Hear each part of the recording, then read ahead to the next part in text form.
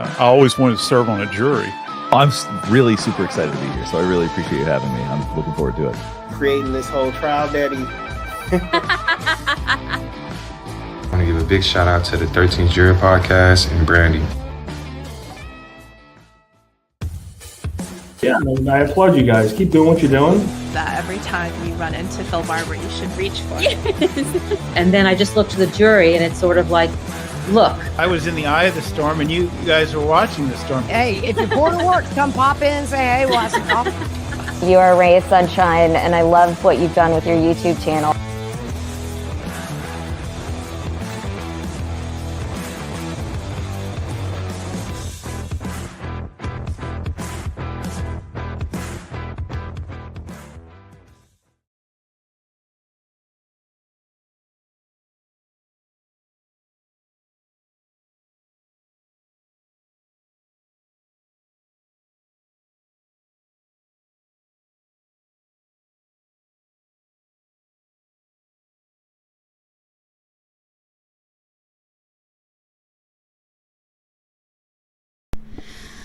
All right, let's see if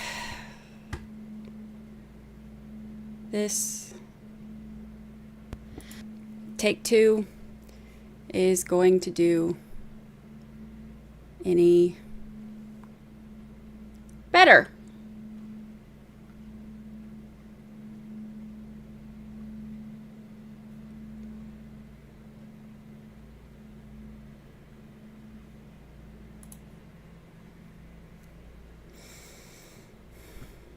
This has been quite the morning. All right. Yes, the theories on Twitter are wild. That is for damn sure.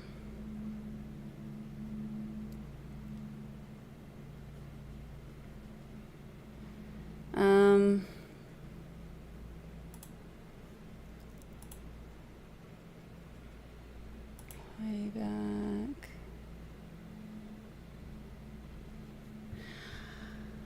All right.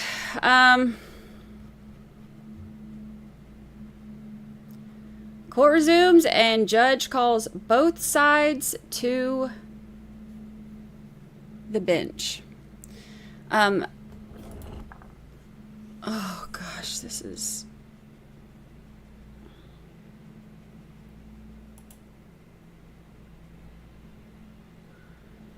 This is just...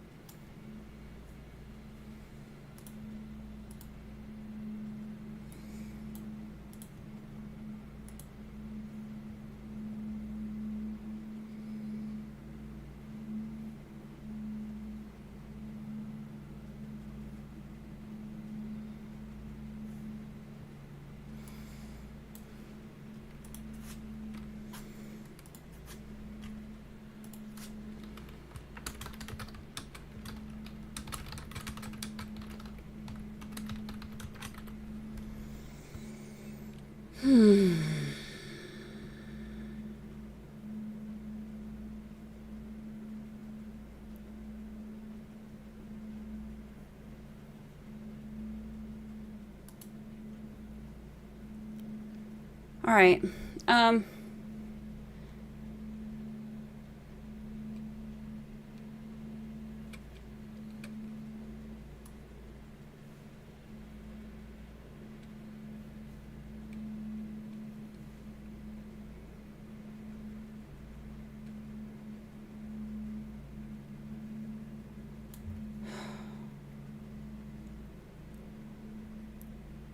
The first juror is now back at sidebar. This is her 4th conversation.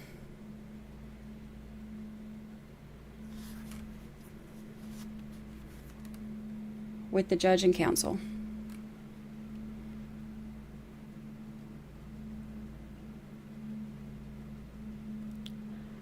Fourth conversation.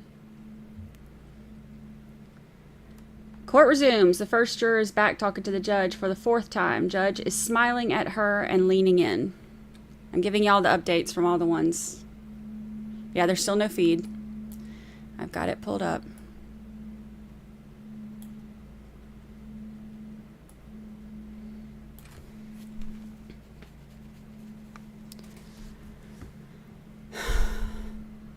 That's the fake smile Bev that they're talking about doing that. Fake smile Bev.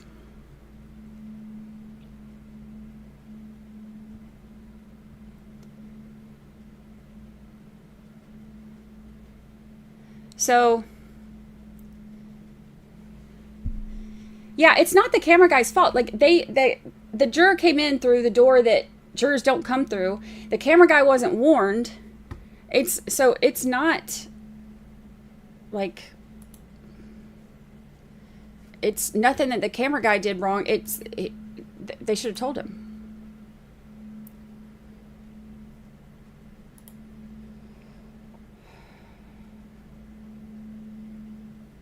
They're going to rehome the camera guy.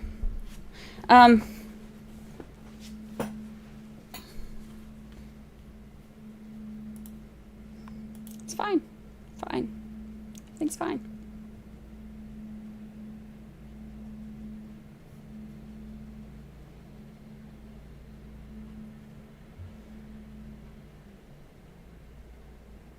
The court clerk is now showing the juror and the judge something. Can't see what it is. Now the juror exits again.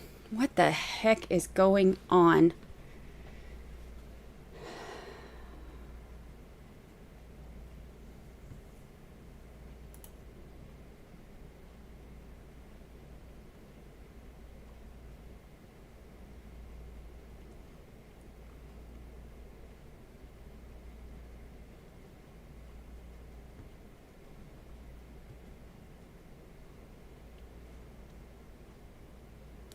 One reporter in the courtroom. Okay, so the other juror just left the courtroom for the fourth time this morning.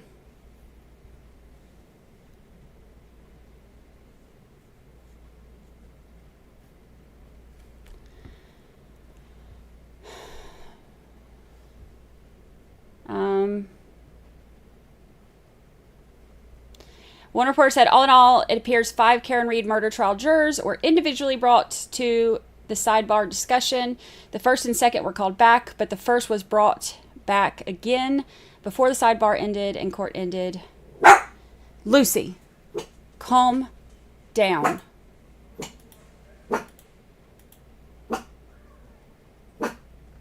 You are so inappropriate.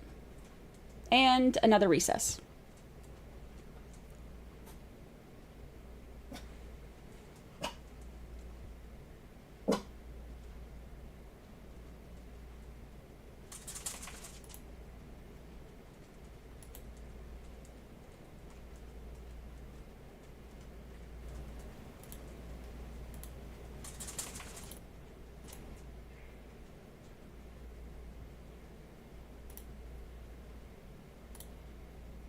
Another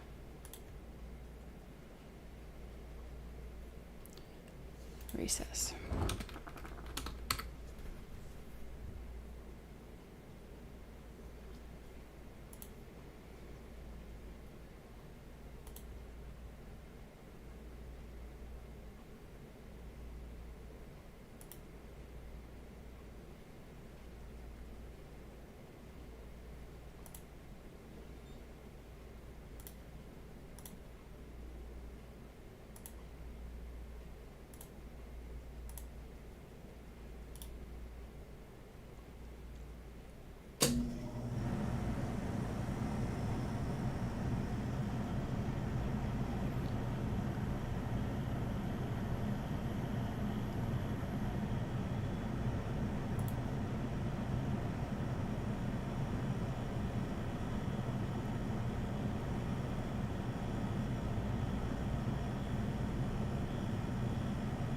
Why is this?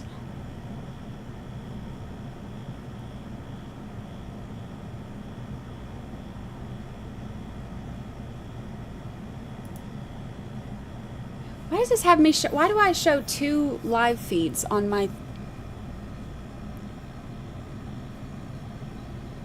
Did y'all know I have... It's got 2 live feeds. What is happening in my world right now? This is like a sign that I should have just stayed my ass in bed.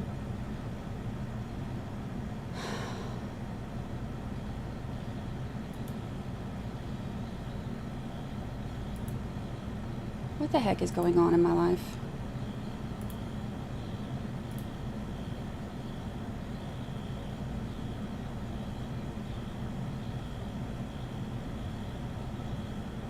Juror exits. Judge calls another quick recess. That one we already heard from another reporter.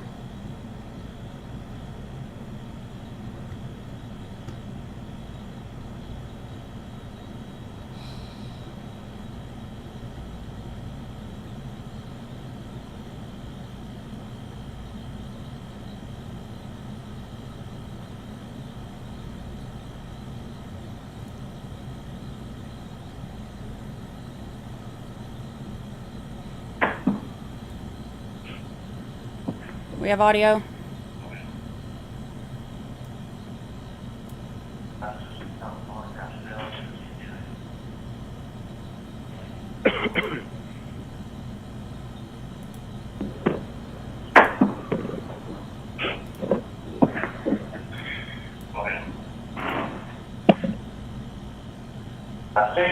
Close down session. 117 Commonwealth versus Karen Reed. I appreciate your patience. Let me ask you those 3 questions.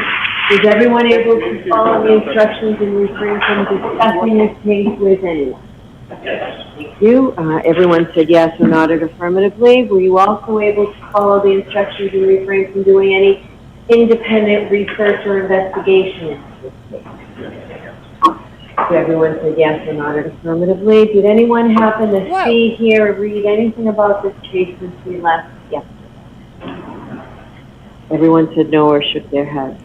So you'll see that there's a juror who is not with us at this point. There are good and sufficient reasons for that juror to be excused. It's personal to that juror. Do not concern yourselves with it in any way. Okay, and we will move on. All right, your first witness, please, Mr. Lally.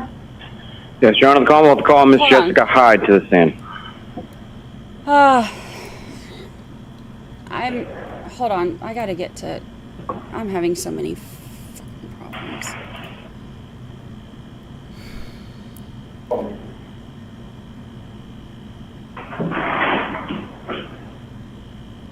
Right this way. Watch your step, please.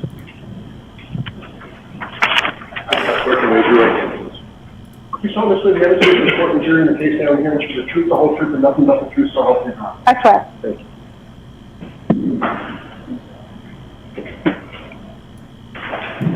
I'm gonna swap to... All right, Mr. Lally, whenever you're ready. Ma'am, if you want that microphone. Down here, and she's the truth, the whole truth, and nothing but the truth, so help me God. That's right. Thank you. I'm gonna swap so we can do CC.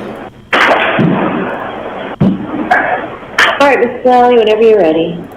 Ma'am, if you want that microphone is adjustable, you can put it pretty much anywhere you're comfortable with, okay? Thank you. Good morning. Morning. Could you please state your name and spell your last name for the jury? Jessica Hyde, Hyde. And what do you do for work, ma'am? I'm a digital forensics examiner. I own a digital forensics firm that does training, services, and research. And the digital forensics firm that you own, what's it called? Hexordia, Hexordia. And how long have you had your own firm? 3 years. Now, Ms. Hyde, if I could ask you to talk a little bit about your educational background and your work history. Starting with undergraduate, where did you go and what, if any, degrees did you receive? My undergraduate degree is a Bachelor of Science in Electronics Engineering Technologies. I was on active duty in the Marine Corps at the time, so I went to several schools. My final graduation was from ECPI. I'm going to ask you to slow down your speech a little bit, if you can. Absolutely. So my final graduation was from ECPI, College of Technology. However, I attended several universities because I was on active duty at the time. And following your undergraduate, where did you go from there?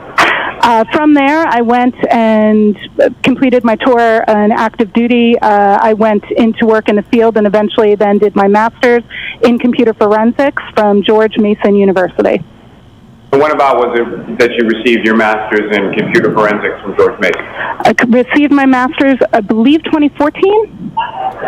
And as far as, you mentioned that you had started working a little bit post-military, but before going to grad school, is that right? Correct. I started working in digital forensics in 2010.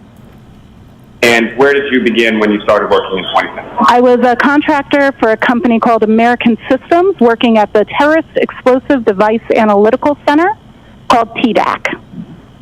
And following sort of going forward to when you received your graduate degree, if you could speak a little bit about your work history since then. Sure.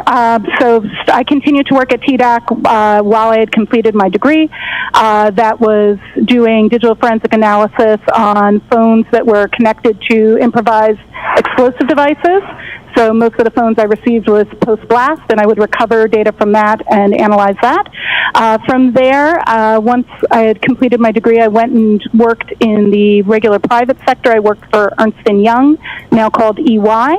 There I was one of their mobile forensics experts, working a variety of cases, everything from insider threat and insider trading. Then I really missed doing more public service work, so I left to go to the National Media Exploitation Center, which is I work there as a contractor under a company called Basis Technology. That organization supports 22 government agencies in the intelligence community, supporting the things that are either the highest priority or the things that other organizations can't support. So we were the center of excellence for the U.S. government in mobile exploitation, and I ran that team there. Now, and then from there, I can go from there.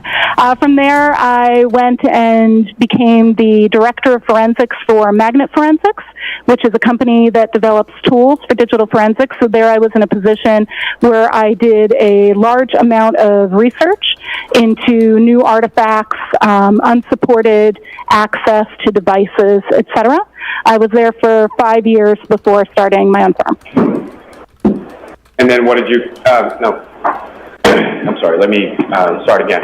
As far as what, if any, teaching experience you have in relation to the field? That is an excellent question. I've actually been an adjunct professor at George Mason University since 2016. I've taught 20 terms in their graduate program. I teach the mobile forensic analysis course in their digital forensics master's program. In addition to your work and your teaching and all your training, are there any professional organizations related to your field that you're a member of? Actually, several. I am a member of the Organizational Scientific Area Committee on Digital Evidence, which is a part of NIST, the National Institute of Science Technology. I am a member of the Scientific Working Group on Digital Evidence, also called SWIG-DE. I am the chair of a project called DFIR Review that does peer review of academic work that's done by practitioners in the form of blogs. I've been chairing that project since 2018, or when it started, with our first publications in 2019.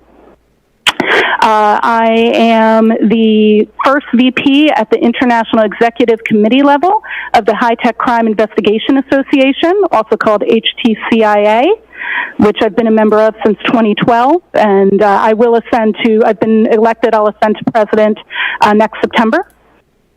I am also, I do a lot of volunteer work. I also am an associate member of the American Academy of Forensic Sciences, AAFS, and I just recently finished my term as an associate editor for Forensic Science International Digital Investigations, which is a peer-reviewed journal in the academic space of digital forensics, and I'm still a reviewer, but I stepped down from my duties as an associate editor. One of the jurors bringing me to my next question, what, if any, sort of articles or publications have you published in relation to this? forensics. Great question. I've published a paper on the standardization of data recovery. I worked on that with Dr. Owen Casey and Dr. Nelson. That was published in Forensic Science International Digital Investigations Journal. I also was the second author on a paper related to the use of AI in digital forensics, artificial intelligence, and I've published numerous articles, blogs, white papers. I probably have published about 20 of those, but just speaking to the peer review work, there's 2. When you say peer review, can you explain to the jury a little bit about what that means or what that process entails? Absolutely. So a peer-reviewed work is when you have a novel piece of research that you then submit that novel, never been presented work to a journal. It then gets reviewed by numerous academic peers. It goes through cycles of revision where they ask more questions. On the standardization of file recovery paper, that process took about 14 months for it to be peer-reviewed by experts in the field, and then it is published in a journal. So you've had both articles that you've authored that have been peer-reviewed and published, as well as you've performed the role of reviewer of other people's work? Correct. I've performed in addition to the publications I've done, I reviewed at least 20 to 30 articles, both in a combination of support for Forensic Science International Digital Investigations Journal and DFIR review. Now, Ms. Hyde, if you could explain to the jury, when you say the term as far as digital forensics, what do you understand that term to mean with relation to what you do? I would describe digital forensics as the analysis of data from any storage medium that can control data, be that a mobile phone, computer, or cloud, for the intention of that data intentionally being used for court. And with reference to your firm, Hexordia, where is that located? What state? We are headquartered in New York State, in Bridgeport, New York, which is outside of Syracuse. We also have an office location in the D.C. metro area in Tyson's Corner, but we have employees in 6 states. And with respect to your duties and responsibilities in regard to your firm, what is it that you do? Great question. So I do perform digital forensic analysis on cases. I currently work on 2 U.S. government contracts supporting 1 digital forensic analysis and 2 novel research and exploitation of mobile devices. So I'm named personnel on 2 contracts, and then I manage another 3. I also develop training for mobile forensics. My courses have been taken by people all over the country, and Hexordia also delivers that training. I also do research and presentations for journals, conferences, etc. So a combination of casework, education, and research. Now, if I could turn your attention to May of 2023. At some point during that month, were you contacted by the Norfolk District Attorney's Office in relation to this case? Yes, on May 4th, I was contacted by Detective Tully via our website about this case. And eventually, was there a contract that was executed and you agreed to do some work in relation to one specific area of this case? Yes, contract was executed on May 9th and work began on May 10th of 2023. And as far as the specific information in relation to this case, what was it that you looked at? I'm sorry. Let me start by saying, what was it that you were asked to look at? I was asked to look at 2 specific Google search terms that took place on January 29th. And with regard to the information that was provided, and we'll get to that in a moment, but with respect to the question that was asked, was it a question that was posed, or were you asked to find some sort of specific response? I was asked to look at the timelines and timestamps related to those Google searches. Now, with regard to what, if anything, was then provided to you, or what, if anything, did you review in the course of your analysis? I received 2 reports. I received the affidavit from Richard Green, and I received the report from Trooper, I don't want to butcher his name, but something along the lines of Nicholas Garino. Perfect. Oh, good. And is it your understanding that Mr. Green was a person that was retained by the defense in this case? Yes, I was aware of that. So you essentially received reports from the state police and a witness for the defense, correct? That is correct. And In addition to those 2 reports, what, if anything else, did you receive in relation to your analysis here? On May 10th, I received via U.S. Postal Mail a copy of the drive with data from a phone that was identified to me as belonging to Jennifer McCabe. It was a full file system extraction from a gray key. And so when you received that information, what, if anything, did you do with it? The first thing I did with that data set after having been retained was I made a forensic copy. I used an ArcPoint Atrio to copy the data from that original disk, which was then placed in our safe, to our working copy drive.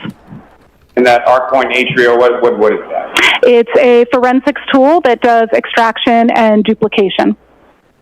And then once that process was completed, what did you do from there? I immediately verified the hash values of my new image to make sure that it matched the hash value of the original image. And what is the hash value? A hash value is an algorithmic numerical representation of the data. So when you have a hash value, that value is unique to a certain set of data. So when you have that same hash value matching, you're ensuring that your copy that you made was correct and not in any way damaged or corrupt.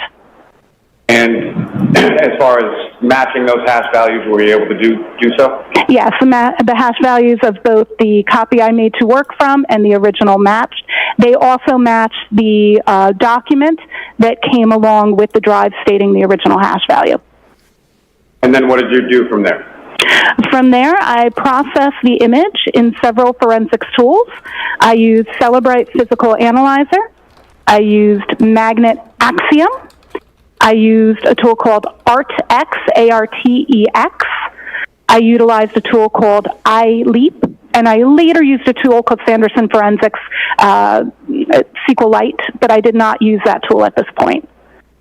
Now, with reference to the tools that you used, that you just went through, are those fairly common tools, or are those tools that are commonly used within your industry? Yes, they are commonly used digital forensics tools that are very standard for other forensics examiners to use on mobile exploitation.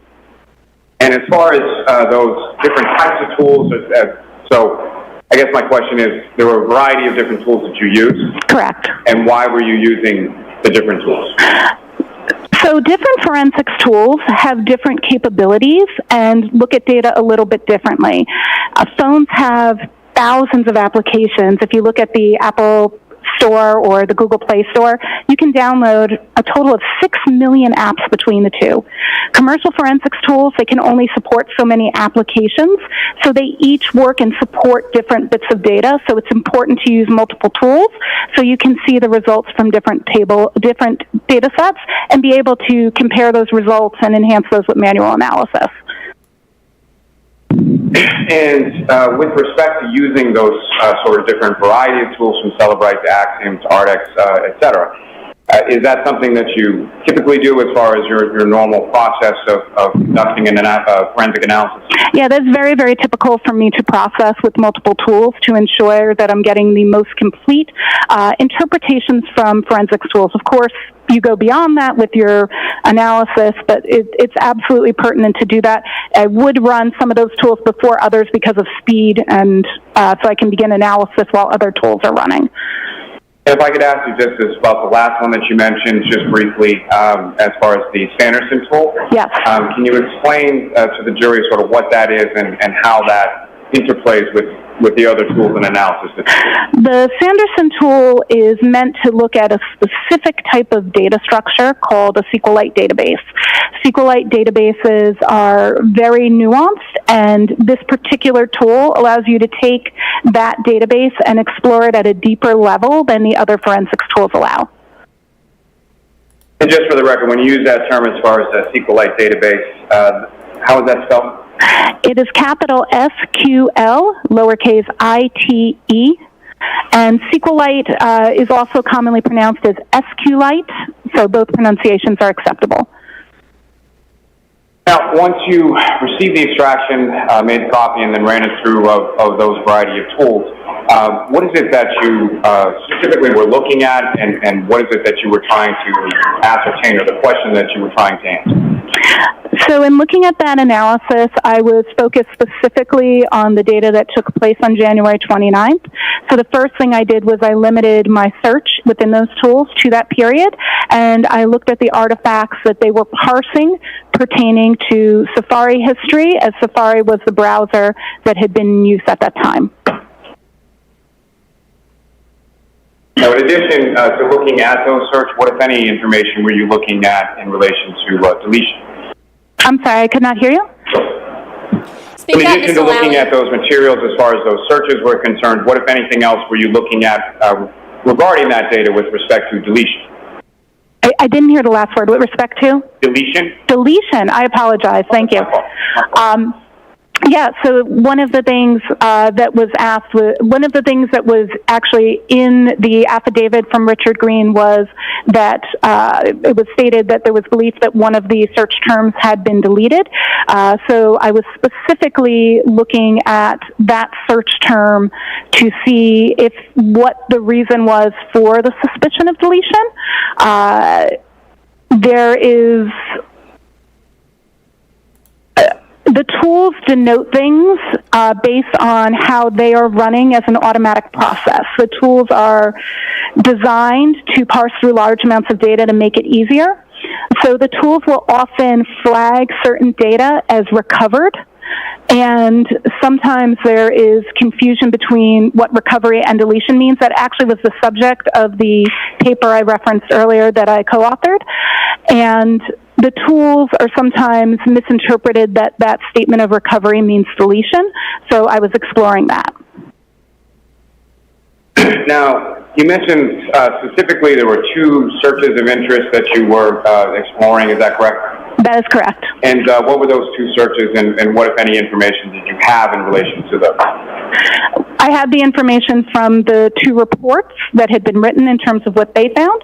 And the two search terms, one was HOS, H-O-S, long to die in cold, and the other one was how long T-I, die in C-L-K-D. And what, if any, information from your, starting, if you could, walk the jury through as far as your analysis, what you first observed, and what your analysis consisted of as it evolved? Absolutely. So when I first looked at it, some of the tools surfaced the data from a specific storage called the, I'll just make sure I get the entire path for you, com.apple.mobile Safari plist. It is very common in mobile devices for it to look like a reverse domain name. Like you normally would go to a site like CNN.com. Typically, those names are like the opposite. So com.apple is going to be representative of a native Apple application. So this particular plist was related to that. A plist is, or called a property list, is a data structure that's unique to Apple devices, and there is data pertaining to Google search, not just Google searches, search history that's stored there. There's also, I found evidence of these search terms in Knowledge CDB. The Knowledge C database is an Apple database that is meant to store information about users so it can determine future functionality, what you're looking for, etc. So that's the Knowledge CDB. It's more of a system-level artifact. And then there was also, and these were the observed search terms, and most of the tools picked up both of those search terms in there. Not all tools did pick up the one that was from the wall, which was the instance of Haslong to die in cold. That's how I'm pronouncing the HOS. If you would like me to clarify it a different way, that's fine. That particular search term was recovered from a SQLite database, the one I later explored, and Celebrite specifically demonstrated and showed that particular search term as a suspended state tab, and that's a really intricate artifact whenever we're ready to explore that. That is the one that was marked as recovered. So those were my initial findings, just looking at what the automated tools parsed.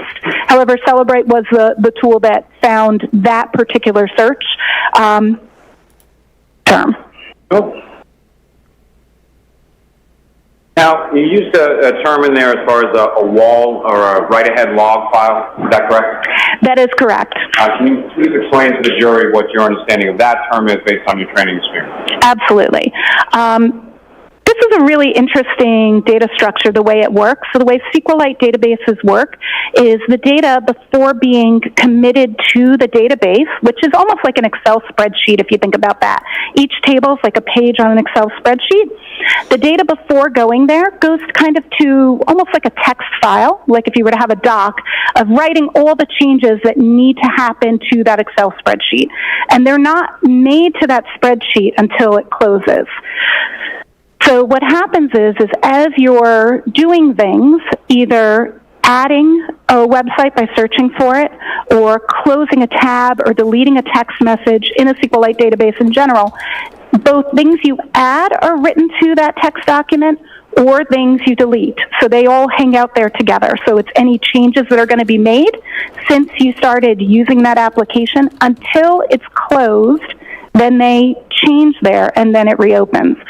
So to make an analogy, if you're in a restaurant and you order some food, the food being the data, and you at the table being the table that the data is going to, when you request that data and you say, I'm adding it, it goes to the area where the waiter or waitress or server is going to grab it from, right? That warming station.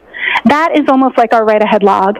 And so different tables are ordering food, and food is constantly being put there. If somebody, maybe their steak came out rare and it needs to be cooked more, when they send it back, it'll also go to that warming area. So you can see there that you've got things waiting to go out to the tables and things being sent back to the kitchen.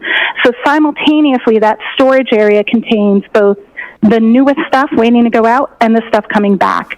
And that's really what a wall file winds up containing: your newest Google searches, your newest text messages, etc., as well as anything that you've been deleted, that you've said was deleted, because the reference in there is going to be delete this entry. And so then all of those don't happen until the application is closed and reopened. If the application's been closed, when we do the extraction, we actually don't get the wall file. We only get the wall file if at the time of extraction that database had not been closed. So that just means that Safari in this instance was still running when the extraction was done. Most of you, when you use your phones, you leave the applications up. So because of that, we have a wall file, and so that wall file is going to contain both the data that's been requested to be deleted and new data. Now, when I say deleted in this instance, I don't mean like you as a user saying delete this old text message. What I mean when I say deleted in this instance is removed from the database. So when we're talking about something like a Safari tab, deletion from the database can occur because you close the tab. We all open tabs when we use our browsers on our phone, and we all close them. And so closing in that instance would be a deletion in the database, but what that's doing is not a user requesting deletion. So I just want to be clear on that term. And to that point, as far as, so when you say something has been deleted, specifically with reference to the write-ahead log or the wall file, that's not something that's necessarily initiated by the user themselves, correct? Correct. And I think that's a common misconception, yes.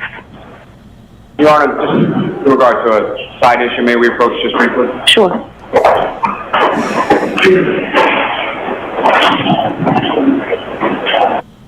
Hi, y'all already got a side issue. So, whoa, I don't do the beeping. So that analogy that she gave with the Excel spreadsheet is the same exact analogy that I used when I was breaking this down in my 227 video from the programmers. Where, like, as you're typing it, you know, it's holding it in a temporary cell, but it's not committing it to the file until you, like, hit enter or get out of that cell. She used this, that's really funny actually, she used the same exact analogy that I did to when I broke it down in the video. She talks faster than any of the other witnesses that we've heard from. And then she said the same thing about the closing the tab or whatever.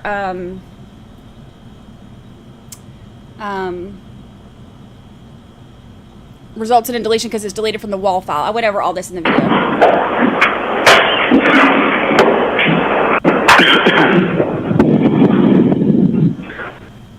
Now, Ms. Hyde, you had used the term earlier in your testimony regarding something within your field called an artifact. Is that correct? That's correct. And can you explain to the jury what you understand that term to mean?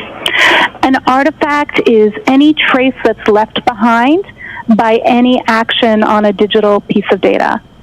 And can you give the jury an example of sort of what an artifact might be or what an artifact might look like? Absolutely. So an artifact of you sending a text message would be that we would find the database where text messages are stored, and inside that database we would see the time and date that you sent it, who it received and who it was sent to. It might not be their name, it might be a numerical representation that we have to tie to another database. Then we would have the message itself. It may be in plain text or it may be encrypted or encoded. And then we may have something called a blob, and that would be a reference to data that's too large to store in the database, so it would be elsewhere. So that would be if your text message included, let's say, a picture or a video. Now, in regard to your analysis and your ultimate conclusions, in this case, you wrote a report, is that correct? That is correct. And within that report, there are a couple of tables and a specific figure, is that correct? That is correct. Your Honor, with the court's permission, if I could, I'd like to publish to the jury Table 1 from Ms. Hyde's report. Okay.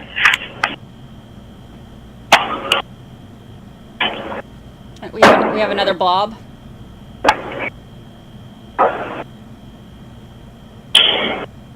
Ms. Hyde, do you have a copy of your report with you as well? I do. Your Honor, with the court's permission, just because I fear it may be a little difficult to see from where she's seated, if she could refer to the table in her report. Thank you. Ms. Hyde, what's up on the screen, and I'm sorry, there should be a laser pointer on the desk before you. Do you see that? I do.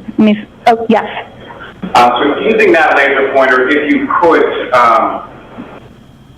draw the jury's attention, or direct the jury's attention, I should say, with respect to what are we looking at in this specific table? Absolutely. So this table here has a couple of different elements that I'm showing in terms of what searches were searched where, and when, and what source of data they came from. So if we look at this first search, I have them in the timestamp order that is associated with the artifact. I want to clarify that we need to discuss the meanings of these timestamps as we go. So this first one that you're going to see is, and I'm just going to reference my paper because of the size, is 0227 and 40 a.m. So that's 2 o'clock in the morning, 27 minutes and 40 seconds. And it is a search for the term HOF, long to die in cold. And that is timestamp in this instance is from the browser state DB, which is right here. The browser state DB is an artifact that speaks to when tabs are moved. So when you're using your browser and you open different tabs, you may have a search that this time pertains to the time that that tab moved. It could be lots of things. It could be you switch tabs. It could be you close the tab. It could be you minimize the application. Depending on the version of iOS, what can be that browser state of the tab that changes this timestamp differs. But what's very special to know about this timestamp is that that is not the time necessarily of the search. If a browser is opened and a single search is made, those will match. However, as long as that browser hasn't been closed, moved to the background, etc. If that browser has had any activity that happens to that tab in terms of application closing, minimizing, this can update. That is what that timestamp is for. This search term is always going to be the most recent search term in that tab. That means the last item that was opened in that tab was HOF long TI die in cold. We cannot tell by this particular artifact what time that search occurred. It is a high likelihood that that tab was opened at this time because there was another search that occurred at 2:27 in the morning. It was a sports site. I cannot pronounce it. It began with an H. Hockomock Sports. Hockomock. Okay, thank you very much for the pronunciation. Hockomock Sports. There were a couple of searches pertaining to that done immediately after, but it appears that that's when this tab was opened and the first search done there. So this search we know was done by this, and we know that it was the last search in the tab because it comes from this source, the browser state DB. And that means that particular timestamp and search pertains to what has happened with the tab. And that's what allows you to open your Safari browser on your iPhone and then open it on your iPad or your Mac and have the same tab. That's the function there. This search here, this is really interesting. So at 6:22:49 a.m., we have an entry in CashDB that is specifically, if we dig into this URL, this is an Apple suggested term. So when you use a browser and you start to type a search you've never typed before, the browser tries to help you and say, are you searching for this? So as the user began to type the phrase in the immediate search after, which is how long TI to die in CKLD, this particular suggestion came up, indicating, in all likeliness, that the search term being typed had not previously been searched, because Apple suggested, instead of a previous search, it suggested how long does it take to digest food. After how long to digest food had been suggested, the user then has a search at that time, 6:23:51, for how long TI die in cold, and that is coming from the mobile Safari plist, the com.apple.mobile Safari plist I mentioned earlier, and the search is also shown in the knowledge CDB. That's commonly what we would expect. We would expect that search to be in both of those, both that plist and that database. Then the... Can I stop you? Yeah, absolutely. As far as the expectation of that being in both of those, the plist and the other database, why is that? That is because the search is not being tracked not only by the plist for Safari, but also by the system itself to be able to do that predictive coding. So in the future, when you start to type how long, it gives you what you searched last time. And with respect to that, how long it takes to digest food? Based on your analysis, was that a search term that was ever entered into this home? Correct. The source of that, if you look at this first line where it says cdn2smooth.apple.com, that's what indicates that this is an Apple suggested term, not a user input term. Sorry, I interrupted you. If you could please continue with the next. Absolutely. The next search that was done immediately after the search at 6:23, the next search was how long TI die in CLKD. Again, we see that search both in the Knowledge CDB and the mobile Safari plist. And then we have, so we see it in both databases. Then, so that's how long to die in cold. Sorry, I was on the next line. Then at 6:24, we get the next search, which is HOS long to die in cold. And we have that search again, both in the Knowledge CDB and the plist. If I were timelining this based on activity as opposed to timestamps associated, what I see here is the beginning of a user typing a search, Apple making a suggestion of how long to digest food. The user does not take that suggestion and rather inputs how long TI die in CKLD. They then make a second search of HOS long to die in cold. That search winds up being the last search in the tab, and that is why we see it in the this particular browser state DB. It should be noted that this is in one of those WAL files and not the raw file. And so as far as toward the top there, and I know we'll get a little more to this in a moment, but as far as that reading is 2:27:40 in the morning as far as the timestamp associated with the search. Why would that timestamp be associated with it if it's searched later on in the morning? Because that table isn't showing the time of that search. It's showing the state of the database. So it's saying that the last time that tab was touched, moved to the background or foreground, was 2:27 a.m. The website, as you search more websites in the tab, that gets updated. So the current state that this is showing is that the tab was moved to the background or opened or some action for the tab at 2:27 a.m. when the Hawkmock Sports, I got it right, Hawkmock Sports website was visited. And then once the Hawkmock Sports website was visited, that tab was in continual use. There are other searches and activity that happens. We don't see that happens eventually. This search gets made at 6:23 a.m., this search at 6:24 a.m. That winds up being the last search in the tab. And because it's the last search in the tab, that's what the final update is and the final status. So when you say last search in the tab in reference to time, in reference to what time specifically? I'm sorry, I don't understand the question. That question, let me rephrase. So as far as the 227 tab is closed and then another search done at 6:23, is that correct? 227 isn't necessarily when the tab was closed. That's in my report. I say that it's undetermined because there's a lot of things that can cause that timestamp to be there, including tab being moved, tab being minimized. I don't know exactly what caused the tab to get that particular entry, but it is not, that timestamp is not indicative of the time of the search or any URL that's visited there. That time is indicative of movement of the tab, and the search is the most recent search. So they update at different times. So I guess my question is, as far as from what your analysis is here, is there any use of that tab between, or is there any evidence or artifact of use of that tab between the 227 timestamp and the 623 timestamp?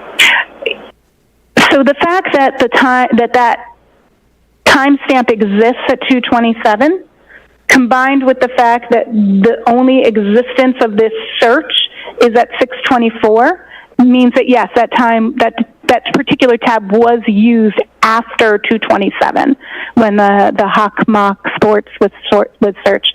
I apologize for not being familiar with that name. That's absolutely fine. Yeah. Now, if I could ask you at this point, you had talked about it was 623. One in particular database having sort of an intricate artifact. Mm-hmm. If you could remind the jury of what that is, and if you could explain that at this point. So the artifact that needed a little bit more explanation and digging was this browser state tab, and that's because if you look at the end of the file name, you'll see it's a db-wall. That means it wasn't in the regular database, it was in the write-ahead log. And to Celebrate's credit, that tool actually parsed the write-ahead log and displayed it where the other tools did not. If you remember before, we talked about write-ahead logs, and we talked about the fact that they can contain data that is both removed from a database and data that's not yet to be committed. And this database, we do not know which that is, but what I did was I manually went through, and that's in the figure, I manually went through and reconstructed the wall files using the Sanderson SQLite tool. And in reconstructing the wall files, I found many. I'll tell you exactly how many if I can refer to my notes. Can I refer to my notes? 1, 2, 3, 4, 5. Approximately 16 instances of that existing in the wall file. Now, what's interesting in that figure is that each entry of something in a write-ahead log gets a unique identifier. So it gets a number, right, that makes it unique.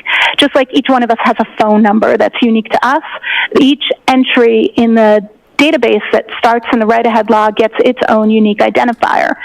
And that unique identifier in this instance in all 16 entries in the wall file is the same, which shows that it's truly only one search, not multiple searches for that search term in terms of what exists in the wall file. So that's the first piece of nuance there, that it only truly was searched one. And you would have to really dig into that wall file to expose that, but I think it was pertinent to know how many times this was searched. I'm sorry. Yes, please. Stop you there for one moment. And Your Honor, with the court's permission, if I could ask Ms. Gilman to publish Table 2 now. Okay. Oh, wonderful. May I look at Table 2? Sure. Thank you, Your Honor. I wish we could see it. And Ms. Hyde, do you recognize what's up on the screen? I do. That is Table 2 of my report on page 4. And if you could, again, using the latest form that you have before you, direct the jury's attention to what, if anything, is significant is depicted in Table 2 up on the screen. So Table 2 here is designed to share with us what each of the locations that can potentially have Safari data, what kind of data they hold. And one of the things that many of us are interested in sometimes is, do these things hold our private searches, like if we're in incognito mode in Google or private searching here. So this table denotes if we're seeing private or non-private searches, if it includes tabs that are open or closed, so that we know which artifacts are giving us what kind of information, as well as what some of the associated timestamps mean. So this was designed as a guide to really understand Table 1 more in depth. So this first one here, this refers to the History DB wall file, and that file has non-private searches, it includes closed tabs, and the visit time there is the time that a user reopened the tab. We don't always have the artifacts we want, and in this instance we did not have that particular one. Then we have the Safari Tabs DB. This has private tabs and non-private tabs, and it shows only tabs that have not been closed. So this is an active tabs database. The next one we have is the Browser State DB and its wall file. And this is the one we were referencing where that we keep talking about where that 2:27 a.m. number is coming from. So this one is going to be non-private searches. It includes closed tabs, which is important, and the last view time. So when an item went to the background. So it's about the tab, not about the search. That's probably the most important demarcation. And one of the issues here is when the tools parse the data, they call the columns what the columns are called raw in the data. Those don't necessarily tell us what they mean. We have to verify and validate what they actually mean. So when I'm saying last underscore view time, that's what the database name is, not necessarily the actual function,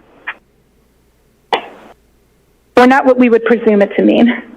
The next one, the last one here, is the mobile Safari plist, and this one actually tells us, the date here gives us the time that something was queried reliably. Now, if I could ask you, if you could just explain to the jury as far as these SQ or SQLite databases, how exactly do they work, and what, if any, relation do they have with regard to data and information with the write-ahead log or the wall file? So SQLite databases work and function as a storage for anything that the phone may need to reference later or that you're doing. They're stored for a variety of things. Most of your third-party apps use SQLite databases, and multiple applications do. So SQLite gets information in, and it allows for that information to be updated, added to, or removed from. So data that's in that situation, that it's sitting in the database, that is what we refer to as live data. Then data that is waiting to be put into the database, that is sitting in the wall, or it has been requested to be removed, that is what's in the write-ahead log, and we call that non-live data because it's not in the active database. So when you're using an application and it's putting that data to that temporary storage area, that wall, that write-ahead log, what happens is then when you request data by going into your contacts, let's say, and looking at the people who are stored in your contacts, right? Your mom, your dad, your brother, your sister, all those people. When you're looking, your best friend, you're looking up their numbers, that data is all stored in that database. So when you add someone, it does that entry to the wall. Now, so if I just added Sally, how do I know that Sally's in there, right? Well, what happens is the interpretation of the SQLite database goes to the wall, checks and sees if it's in the wall, and uses the wall to incorporate it together to present you everything as if it's in there. Then, when you close the application, you close contacts. You don't just put it away like go switch apps. You actually close it. When it closes, all of those changes get committed. So now the items that you've requested to be deleted, that contact you don't like anymore, that X, whatever, their data is no longer in there. The data that you've added is now in there, and now that's all live. Sometimes we can get more complex and recover some of those items that are left over because they are marked for deletion but still sit in the database, or they're sitting on a page that is no longer active in the database. So there's a lot of places that we can recover data from in addition to the wall that exists in the database after something has happened, but that isn't pertinent to this particular use case. Now, as far as that sort of interplay between the SQLite database and the wall, what, if any, sort of, as a forensic examiner, what, if any, sort of complexities arise out of it? Oh, one of the biggest complexities is the assumption that because data exists in the write-ahead log, that a user took an action to delete it. When I teach at the university, when I peer review my colleagues' reports, this is one of the most common mistakes I see. And it's really because some of the forensics tools to indicate that the file has been recovered, they put a big X on it. And that was actually a big subject of that standardization of file recovery paper I referenced earlier. And it speaks about all kinds of files, but actually has a special section on SQLite, specifically because that nuance is often missed by examiners. Now, in reference to that being marked as deleted or misinterpreted as deleted by a user, is there a specific tool of the tools that you mentioned before, as far as Cellebrite versus Axiom versus that has that information that others may not? So Cellebrite and Magnet Axiom, both Cellebrite Physical Analyzer and Magnet Axiom, both have file system viewers that then have SQLite database viewers. I would say that those SQLite database viewers have more of a basic function in terms of looking at data in the live database. They don't allow for deep analysis of the write-ahead logs, which is why in my analysis I use the specialized Sanderson forensic browser for SQLite. And so when you see something like that in a Cellebrite extraction, is there, what, if any, further analysis do you do to sort of look behind? Absolutely. Anytime I see an entry marked as recovered, and I'll use the term recovered instead of deleted, by Cellebrite, and the source is a write-ahead log, I would go and begin reconstruction of the write-ahead logs using Sanderson's forensics tool to get to the meat of, is this something that it has been deleted, or is this something that has yet to be written to the database? You can often see remnants of that based on how many unique entries there are of it. And what the other thing we do is, so I mentioned that when we have the wall file, it hasn't been applied. So if I take the SQLite database and the wall file out, and I make another copy of them. So I've got one copy I'm looking at Sanderson, and I take another copy, and I actually open it. What's cool is it does the commits. So then I have a copy of the database that actually has all those changes. So I now know if the entry was deleted by just comparing the two. So I can do that analysis by basically making the database think it was reopened, by reopening it with a non-forensics tool in that instance, just to see what it would look like in real life. And then I can look at the difference between the two and determine if something was marked for deletion or addition. Now, are there different reasons from your training, your experience, and your knowledge of these systems? Is there different reasons for why it's your conclusion that that particular search or those search terms were not deleted by the user specifically? Yeah, well, there's a couple of reasons. First, the way tabs work from a functional perspective, you can close a tab, but there's not really a user deletion function for the tab. And there was no evidence of other deletion, if that makes sense. I also it doesn't make sense that the term was, I don't see evidence that the term was searched prior to that 624 time. So since the term wasn't searched prior to that 0624 time, the existence of the tab being closed would not mean that that search was deleted, because then it would be evident in the other databases pertaining to the actual search, not the databases pertaining to the state of the tab. Is there a possibility that the tab was closed? Absolutely, but that is not a deletion. Secondly, an existence in the wall file, as we mentioned, could be that it's something new, not something that was deleted. So just its mere existence in the wall file doesn't mean it's deleted. I should say that that same X in the tools, you have to check the file, because it could be from a free list or a free page, in which case, I know we didn't go into those details, nuance of SQLite databases that actually doesn't pertain to this. However, those would be truly deleted items. So there's other places where we would expect potential recovery, not necessary in this instance. And you can have something that's in a wall file and deleted without being in those other locations. Just stating that its existence in the wall file itself doesn't mean deletion. But there are other SQLite things that would clearly indicate deletion that aren't applicable to this particular search. Now, Your Honor, with the court's permission, if I could ask Ms. Gilman to publish Figure 1 from Ms. Hyde's report. Thank you, Your Honor. And again, Ms. Hyde, you recognize what's up on the screen? Yes, this is Figure 1. This is a direct screen capture from Sanderson's tool from the browser StateDB, limited to the Haas long to die in cold search.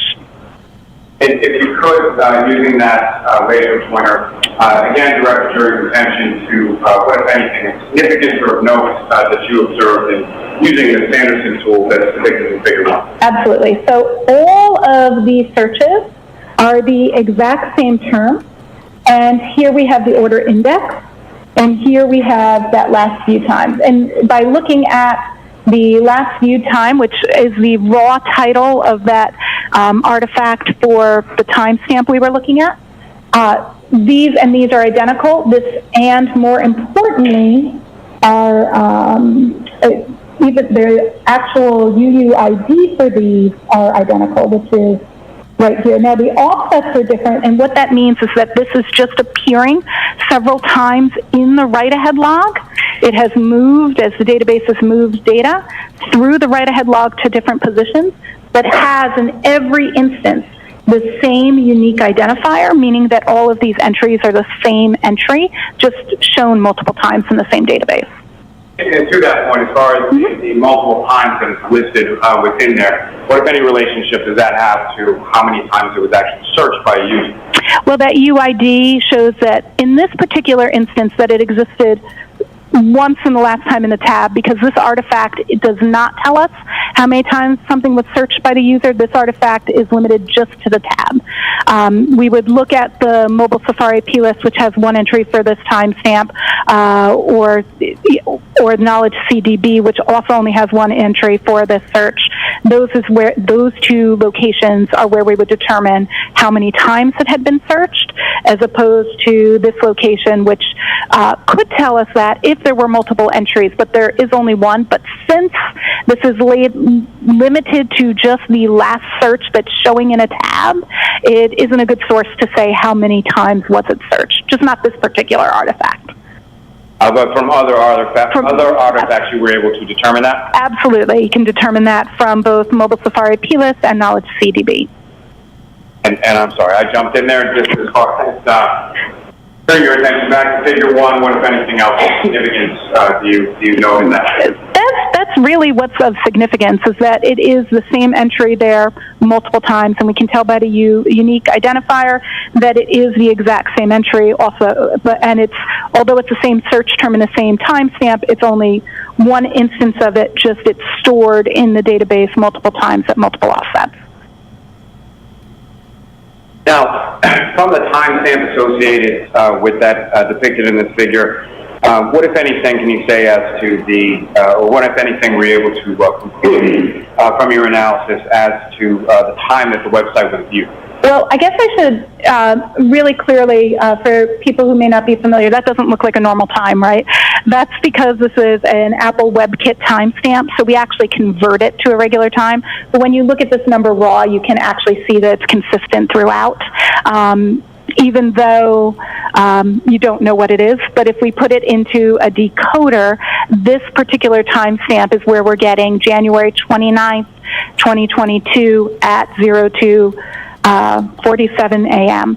And to be clear, just for real clarity, when we actually translate this timestamp, it's in universal time constant, not in local time, but for the sake of conversationalists, I'm using the local time here as opposed to the time in the universal time constant, which is how this artifact is particularly stored. Now, with your analysis, is there some kind of testing that you conduct, or can you explain to the jury sort of what that is and how it relates to your analysis? Absolutely. So with this artifact and being able to determine what this timestamp really means, I actually did quite a bit of testing, which is fun, but that's okay. So we went ahead and took a jailbroken iPhone, and the purpose of a phone being jailbroken is we're bypassing the security protocol so we can monitor the data and its storage in real time and bring the data through. We did this manually in terms of pulling the data out, and we also did multiple forensic images at different stages. We manipulated tabs, we did some Google searches, and then we would close tabs, move tabs, and perform several different searches that we scripted out first, what we were testing, and then checked to see how that timestamp was moving. We even did some really interesting things where we tried... Sorry, objection. Yes. Okay.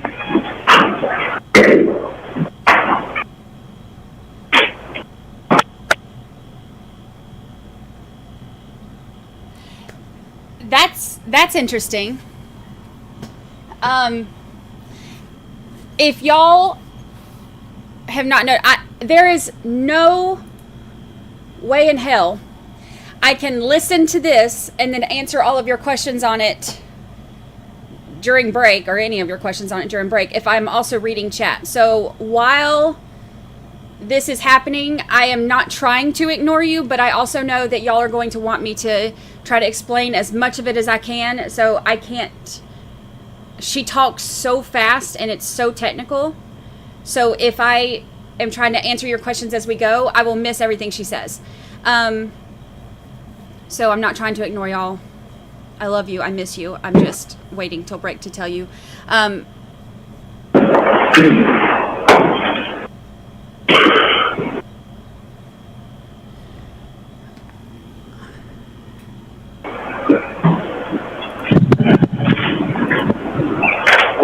sorry.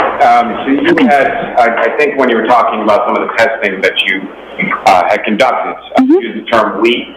There are other individuals that worked on this particular assignment? I had somebody peer review and test my testing. So they didn't work on the case, but as I was testing, one of my team members just validated that I was following my test plan. That's just normal practice that we use peer review. So the testing that you were testifying about is testing that I conducted, correct. But I had peer review by my team member on the script I had made to do my testing.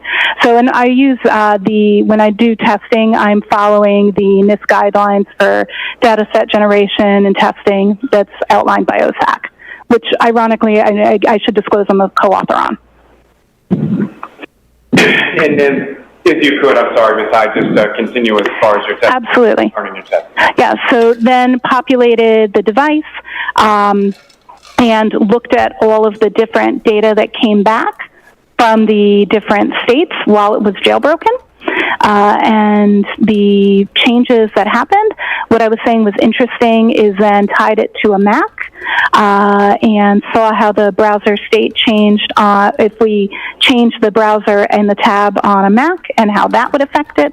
And because we could see the differences, and by we, I mean that I had my testing peer reviewed, because I could see the differences of what the data looked like when I was altering it both in the Mac and on the phone, I was getting differences in those timestamps in those different conditions.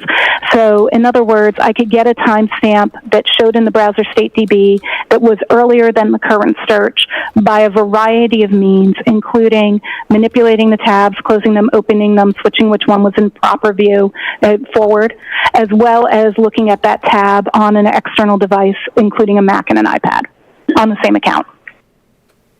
Now, throughout the course of your work, I think you alluded to it earlier in your testimony as far as your experience is concerned. You've had occasion to work both as a forensic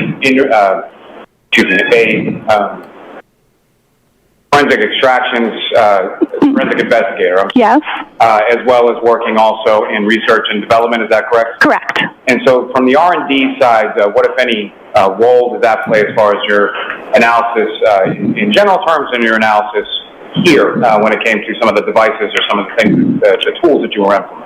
I believe that my experience in research, development, and reverse engineering throughout my career pertaining to artifacts, of course, influences and my analysis processes in terms of wanting to ensure I understand how things work.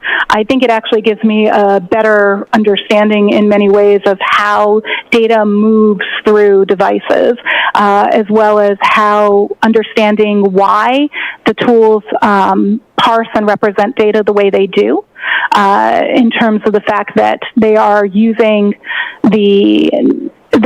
presenting the data as they parse it using the proper algorithms to dissect that data and determine what it is based on testing and knowledge. So I think it actually influences in a positive way the depth that I go through in my analysis. You had mentioned earlier in your testimony that you had reviewed both Trooper Garino's report as well as an affidavit from Mr. Green. Is that correct? Correct. And with regard to the affidavit from Mr. Green, what, if any, issues, of course, of significance did you observe in his analysis? In Mr. Green's analysis, there is a conclusion that is drawn that a search occurred at 02:47 a.m. on January 29th, based on the artifact recovered from browser state DB that Celebrite parses, and there are two errors with that. The assumption that that is the time of the search is a misunderstanding of the browser state DB artifact, because that artifact is not the time of search, it's the time of movement of the tab, as well as the statement that that it was deleted due to the demarcation of Celebrite as recovered. And based on the totality of your analysis, your testing, and everything that you looked at in this case, what, if any, conclusions did you come to?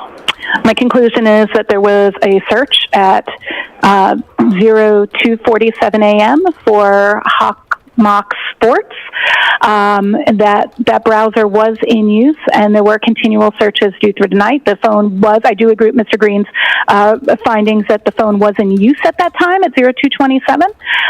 Later, the phone a web search is done at 6:23 a.m. For how long. At that moment, Apple produces a suggestion for how long to digest food. The search is instead completed with how long TI, die, and CKLD at 6:23. A new search is conducted at 6:24 of HOS, long to die and cold, Haas, long to die and cold. That search is then the last search that is made in that particular tab. And that's my conclusion. What, if any, conclusion did you come to in regard to items being deleted pertaining to those artifacts you were looking for? In regards to those artifacts pertaining to those search terms, I had no evidence of deletion. I have a moment, Your Honor? Yes.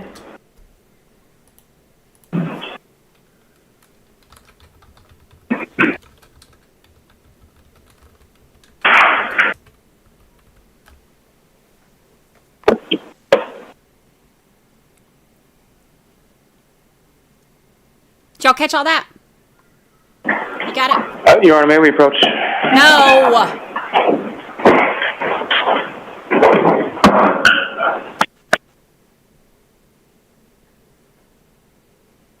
No.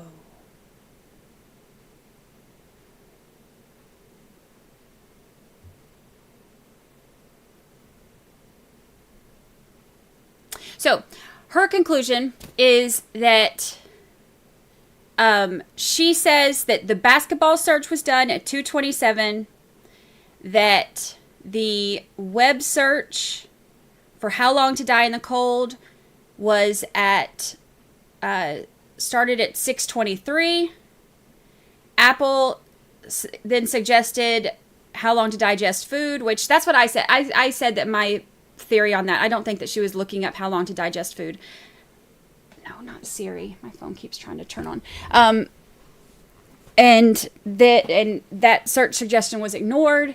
And then she did the search for how long to die in the cold with the wrong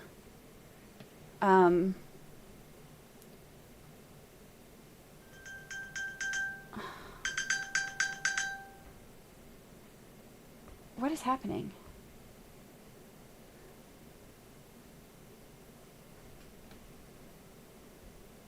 What is happening right now? All right, to the court, please. Yes. That was really weird. That the phone thing came on, and then all of a sudden my phone right here started doing the noise, like the Find My iPhone noise.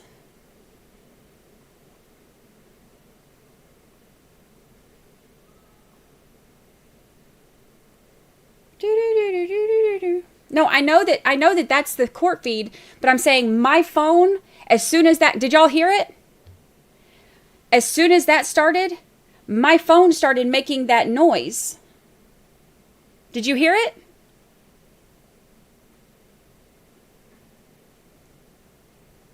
Aliens.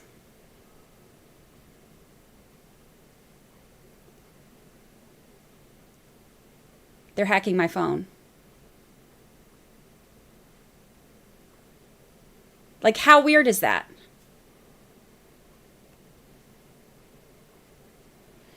I ain't gonna lie, I'm a little freaked out. I ain't gonna lie.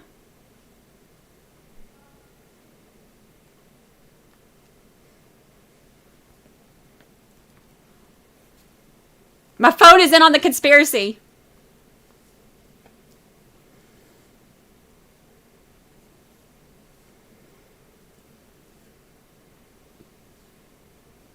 That's really freaky.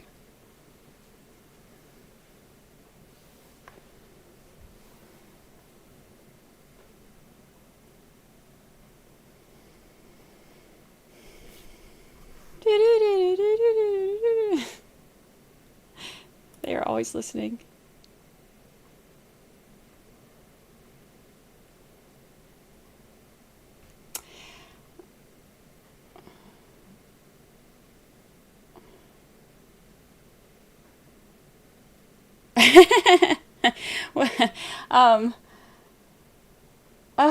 I'm so freaked out. What is my opinion about the witness? Oh, hey, Jessica. I'll send you one of my old Apple employee shirts for protection.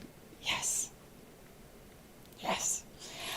So did the search happen at 2:27? She says that the search did not happen at 2:27. She said that her conclusion is that the search happened at her conclusion is the basketball search happened at 2:27 and the web search was done at 6:23. And then Apple, as the web search was being done, Apple suggested the how long to digest food search, which was ignored. And then she finished the search for how long to die in the cold. And then it was spelled the first spelling. And then she went back then she searched it again with the how long to die with the HOS and all that. So she said that there's no evidence of deletion. That is her conclusion. How long to digest that testimony? She kept saying 2:47. I think she meant 2:27, and I'm surprised that he didn't stop and correct that, because she said that multiple times. And I was like, that's going to be confusing, maybe, for the jury. she says that at 2:27 it was at Hockomock basketball or whatever. And that the tab was left open. She says that the tab being hold on. Let me pull my handy dandy notes. My coder just texted me too, and is going to watch this.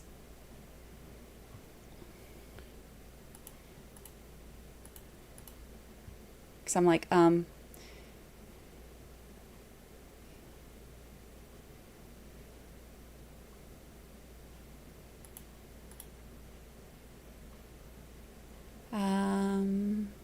Kelly P, no, she never got to come yesterday, so I'm going to see her this afternoon, so I'll get them. I'll post it when I do.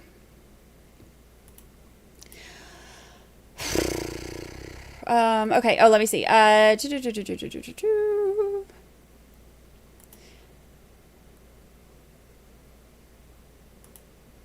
So the last time that tab was touched was 2:27, and since that was the last search in that tab, that's what updated the 2:27 search to. So the thank you, Candace. Thank you. I appreciate it. Thank you. I'll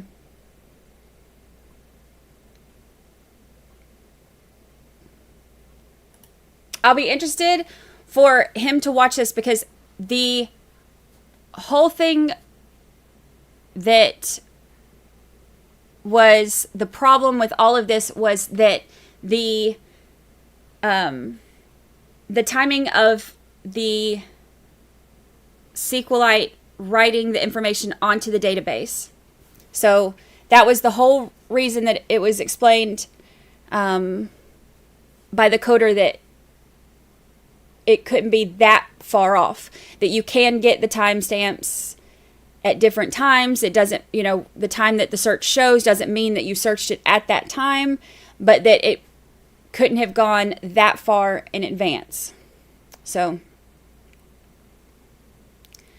but keep in mind, the jury didn't hear from that coder. They're going to hear from a bunch of tech experts. The Apple Cocoa timestamp too is something I want to hear about, because that was one of the things that was mentioned in one of the pretrial hearings, and Jackson mentioned that and explained it very clearly, much more clearly than this lady just talks so fast, and it's so many words. So many words, so fast. So that's why I had to try to kind of ignore all of y'all, because I was trying to pay attention. But, ow. The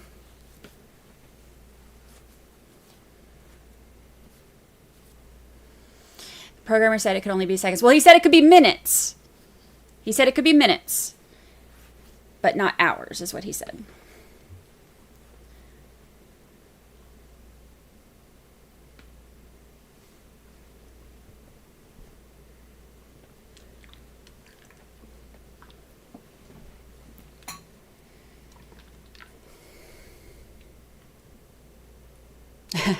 Mary Major said, I'm a nurse. I'm pretty smart. This witness has lost me. It's a lot of words. It's a lot of words. It's a lot of technical stuff. And I was trying to glance, too, at the reporters who were in the room. I was trying to glance at some of the things that they were saying about the juror interactions, or reactions, I should say. And the, I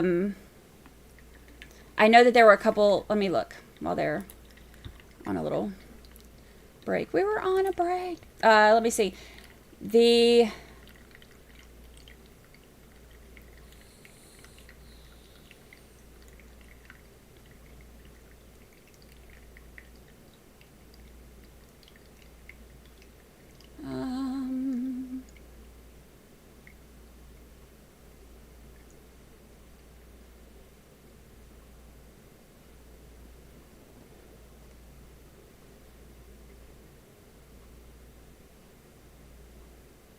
Said Karen Reed is actively listening and taking notes. She just pointed out something on her laptop to one of her attorneys. Hyde is very animated and describes one of her discovery techniques as cool. Okay, so this one says a couple jurors seem entertained. Sue O'Connell said, before she had to leave, Sue O'Connell said, the older juror who seems to encourage these younger tech experts is smiling now, as are a couple of other jurors.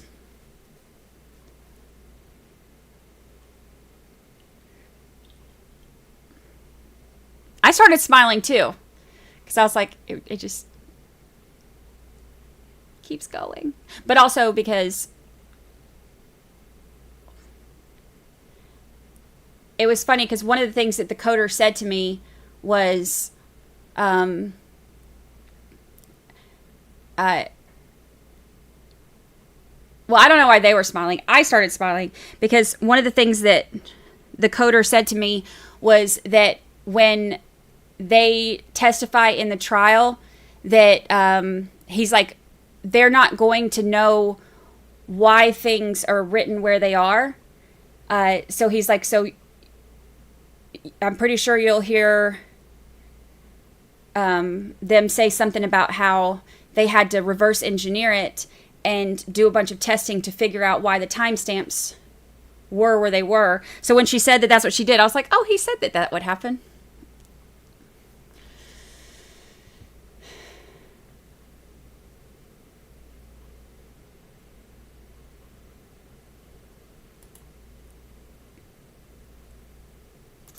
He said that would happen.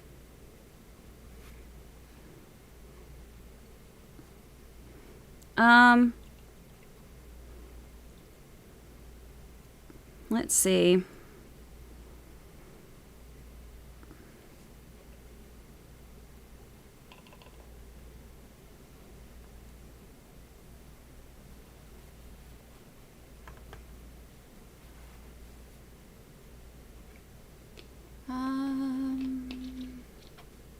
When she reconstructed, what is that? When she reconstructed, there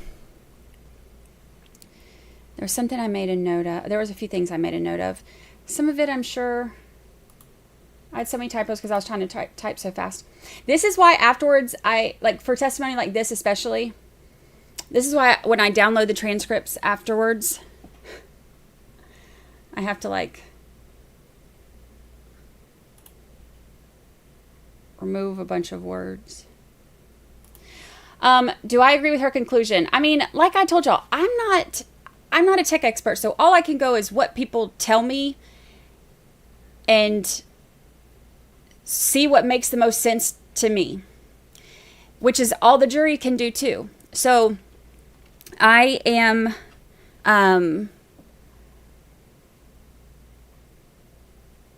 it's hard for me to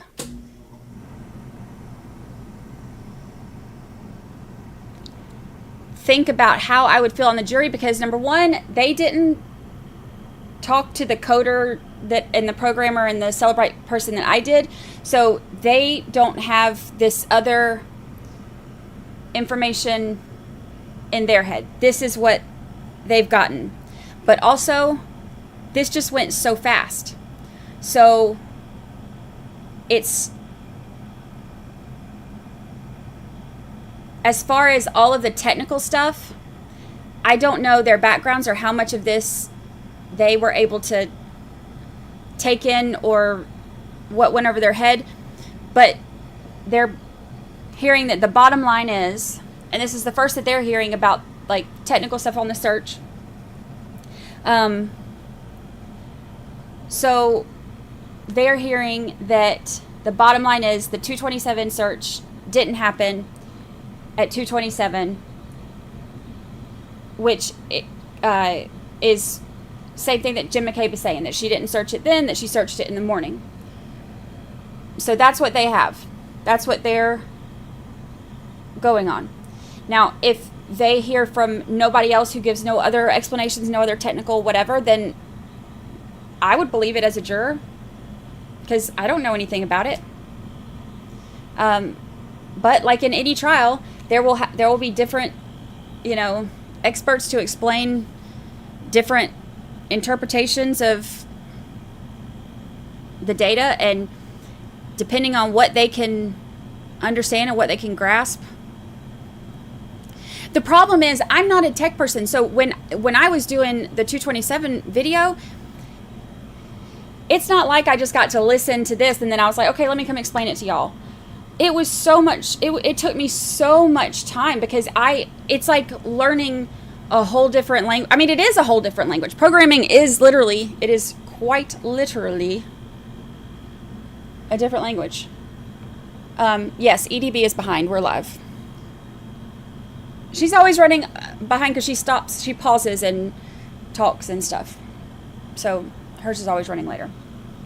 And then she zooms through breaks.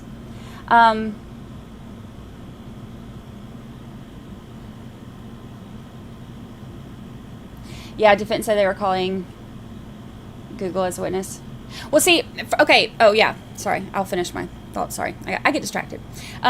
The technical stuff for me, it took me, like, when I asked him, I was like, explain this to me like I'm 5 years old. And then he explained it, and I was like, maybe we should start, like, explain it to me like I'm, like, 2, because that was still, it took me so much, like, I had, like, this whole spreadsheet. Imagine that, me with a spreadsheet. I had this whole spreadsheet, like, trying to understand all of the stuff. It was really difficult for me to understand what the heck, because it's not just like the Apple Cocoa timestamps seem so simple to me. This is the timestamp that this happened. This is how much time it is from, January of 2000. And every single one has a different, that to me is easy. Got it. This, not so much. Cross has not happened yet, no. They are calling Celebrate. They're calling everybody. They're calling everybody. Everybody. Melanie Little just messaged me back.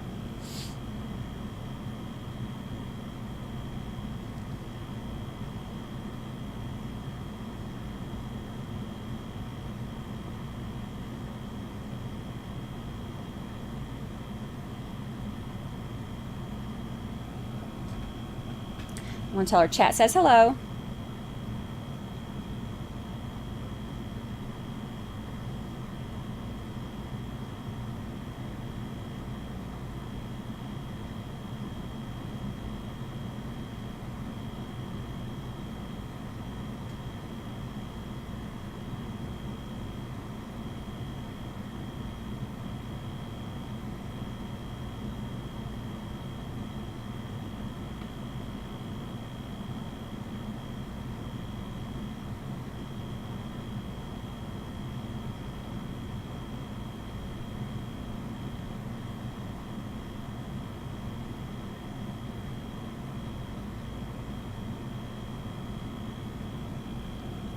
She's so sweet. Am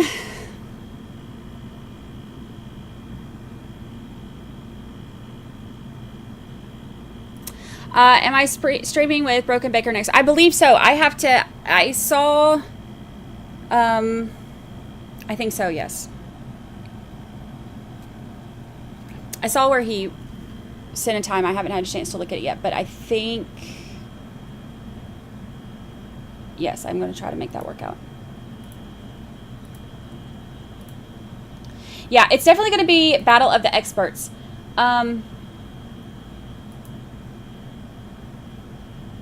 Because this is, I've said before, like, one of the very first things that made me go like, wait a minute, was the time stamp of the 227.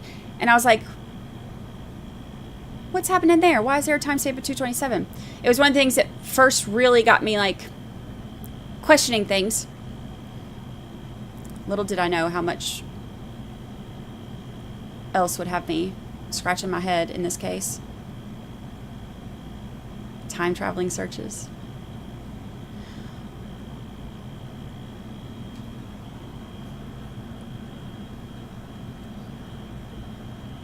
I don't think they're at lunch. They usually don't take lunch until 1.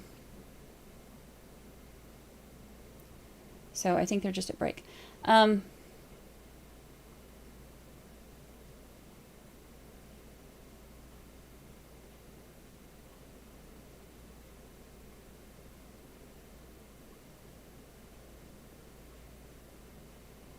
This expert got the most basic thing wrong at the timestamp. Yeah, the 2:47 thing. I'm so surprised that they didn't correct her on that. Oh,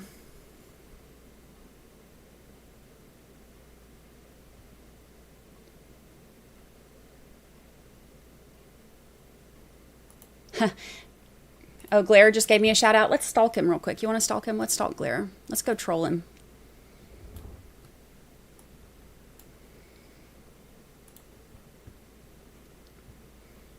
See if he gives me a copyright strike. I love that people are like, even though I've never said if I think she's guilty or innocent, I've said people are like, oops, my voice. I hate my voice. People are so like, people are out there peopling y'all, but it's funny because one of the things that people say that like they know how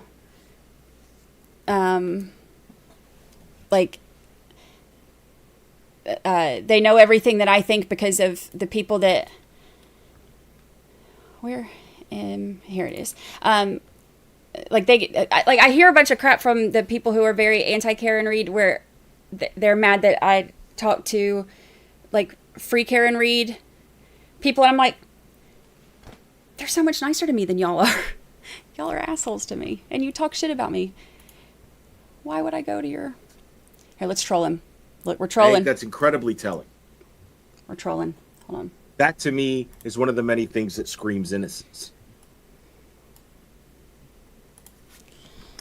Free Karen Reed, 2024, thank you so much. She owns her own private company, right? She also said she is the co-author of some certification entity. I'll wait for Celebrite or someone from the FBI to tell us what happened. Right. I mean, she privately owns her own company, so she's not going to have the same credibility that the expert, that the defense's expert witnesses are going to have. What do trolls say? I'm not very good at trolling. Like, what do people say when they troll? It's weird on my phone. Let me try this. I'm going to refresh. Here, what do people... Give me something mean to say. Like, I don't know how to troll people. What do you say? Screw you and your stupid show? Screw you and your stupid show.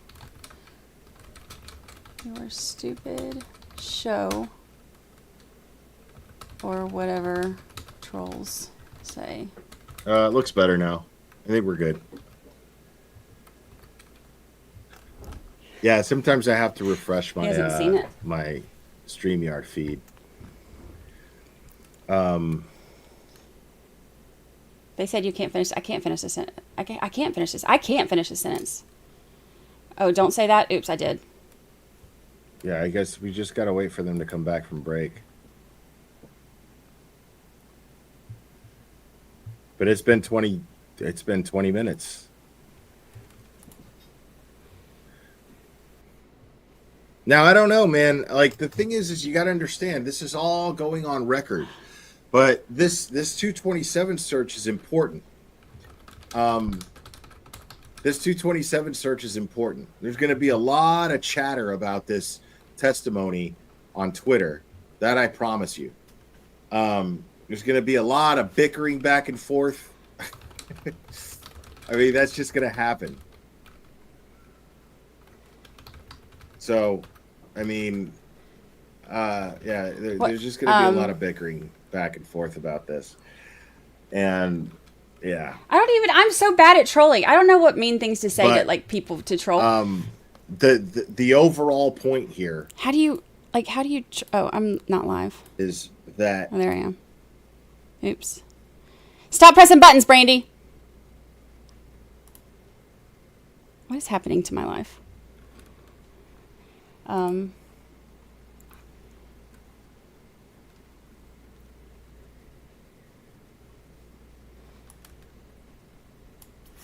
Glare sucks. Wendy Murphy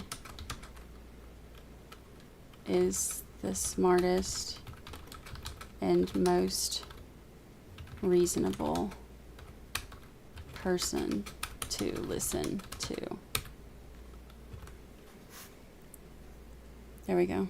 Read is very, very telling. It's very telling. It shows very much to me that the prosecution is not looking to convict Karen Read. They're looking to protect the people that the only place logically you're going to look if you're not looking at Karen Read is everyone inside 34 leave Fairview here Road, and go and the people watch inside there Coffin Dapper on the early morning to hours get of the real January 29th, 2022. Instead of Glare. Brandi says, Glare lies. sucks. Wendy Murphy is the smartest and most reasonable person to listen to. Absolutely true. It's not back on. Stop it. He said absolutely true. I am logged on directly to the feed. Directly to the Zoom feed. So it's not behind, it's not ahead, it's live. And there we go. That's so funny. Thank you, Free Karen Read. Ever meet someone that gossips until they find something?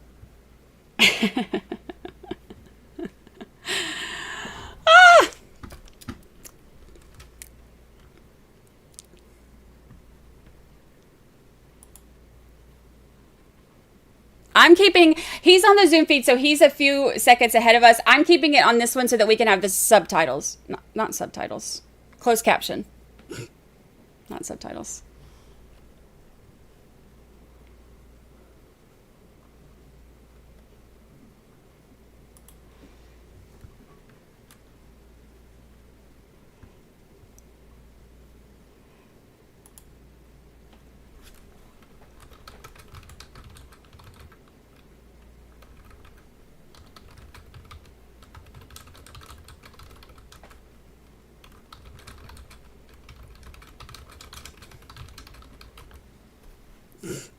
Go listen to Coffin Dapper.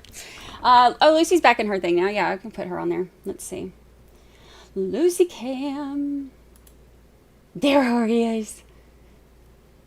Closed captions. Yes. I meant. Oh yeah, you want the biscuit song? I can give you the biscuit song.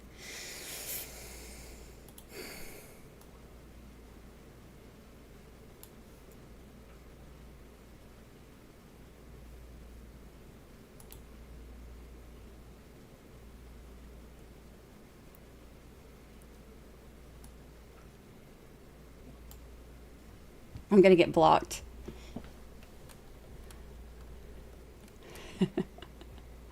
He can't block me. He made me a mod over there. I'm a mod. I'd never been I don't know how to, but he gave me a wrench. I'm just gonna go over there and start blocking people. Oh, he's talking to me. I missed it. I was trying to give y'all the biscuit song. I missed it. Well, she said she was streaming me. Hold on, let me back up a little bit.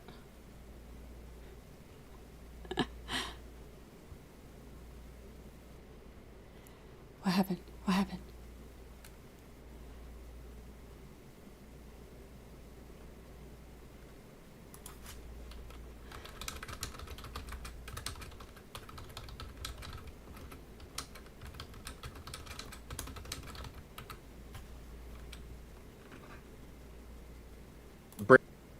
The Zoom link? I could send you the Zoom link. Let me know if you have it already or if you need it. Oh, he was offering me a Zoom link. He's so sweet. I love him. I know he gets some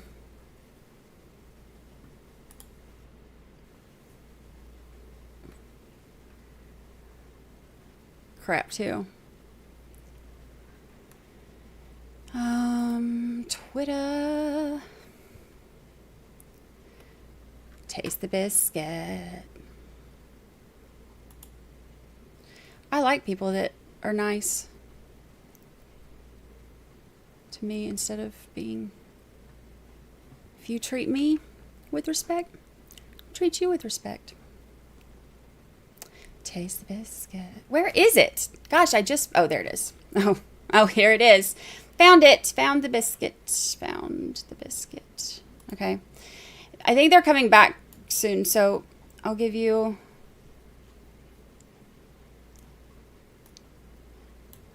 this. This really is like it is ridiculous. Hear ye. God save the Commonwealth. It's just us. Don't mind. Come on in. Have a seat. Grab a biscuit. Taste the biscuit.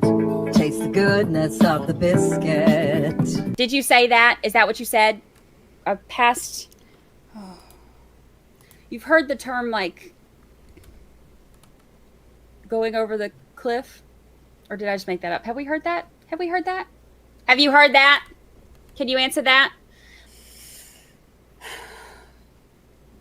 I feel like that's where with the honey sauce. Like you know how there's like it's like, oh, you're walking around and you're normal and you have a normal life, and then there's like a cliff right here. And then it's like pew. We talked about that, Mr. Jackson.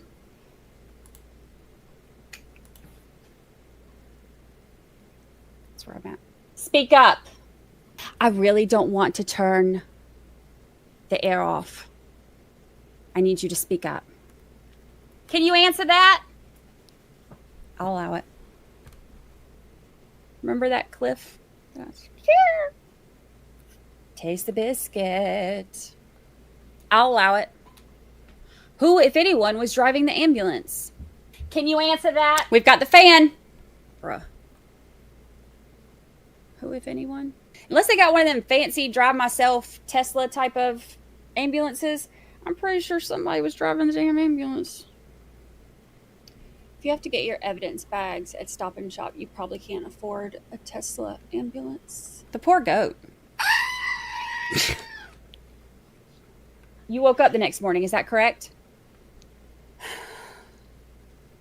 Can you answer that? Ask it another way, Mr. Jackson. Mr. Yannetti, we talked about this. Taste the biscuit. Taste the goodness of the biscuit. It just never gets old. It really doesn't. Say 5. Give me 5. Good girl. Hear ye, hear ye. God save the Commonwealth. So funny. So ridiculous. So ridiculous. We have cameras! Thank you. Maybe seated. Close that.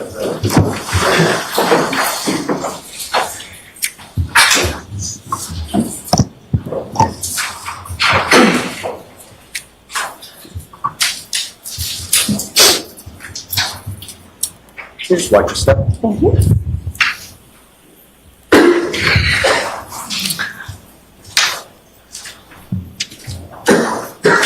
Mr. Lally?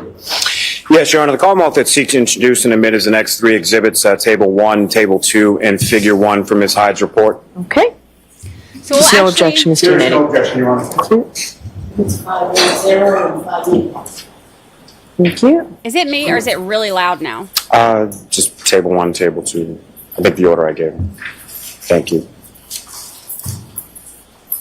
Taste the goodness of the biscuit. And thank you, Your Honor, and thank you very much, ma'am. I have no further questions, Your Honor. All right. Mr. Yannetti? Thank you very much, Your Honor. Good afternoon, Ms. Hyde. Good afternoon, sir. Ms. Hyde, you just spent maybe 45 minutes to an hour, whatever the time period was, explaining to these jurors what is really a complex set of facts that led you to conclude the 2:27 a.m. timestamp on that Google search was triggered by the closing of a tab that I essentially sum that up correctly? Essentially, except it's not a 2:27 a.m. timestamp on a Google search. It's a 2:27 a.m. timestamp on a tab. Fair enough. Thank you. And in the context or in the course of your explanation, you discussed WAL files? That is correct. SQLite database? Yes. plist database? Yes. Knowledge C database? Yeah. plist is not a database, just it's a structure, so just a small correction. Thank you for the correction. Opening tabs and closing tabs, correct? Yes. And other issues related to your analysis of the phone extraction, correct? Would you call them issues? Or well, maybe that's a bad word to use. Other elements. Elements. Fair enough. Yes. Yes. I'm really not trying to trick you. I know I wouldn't be able to.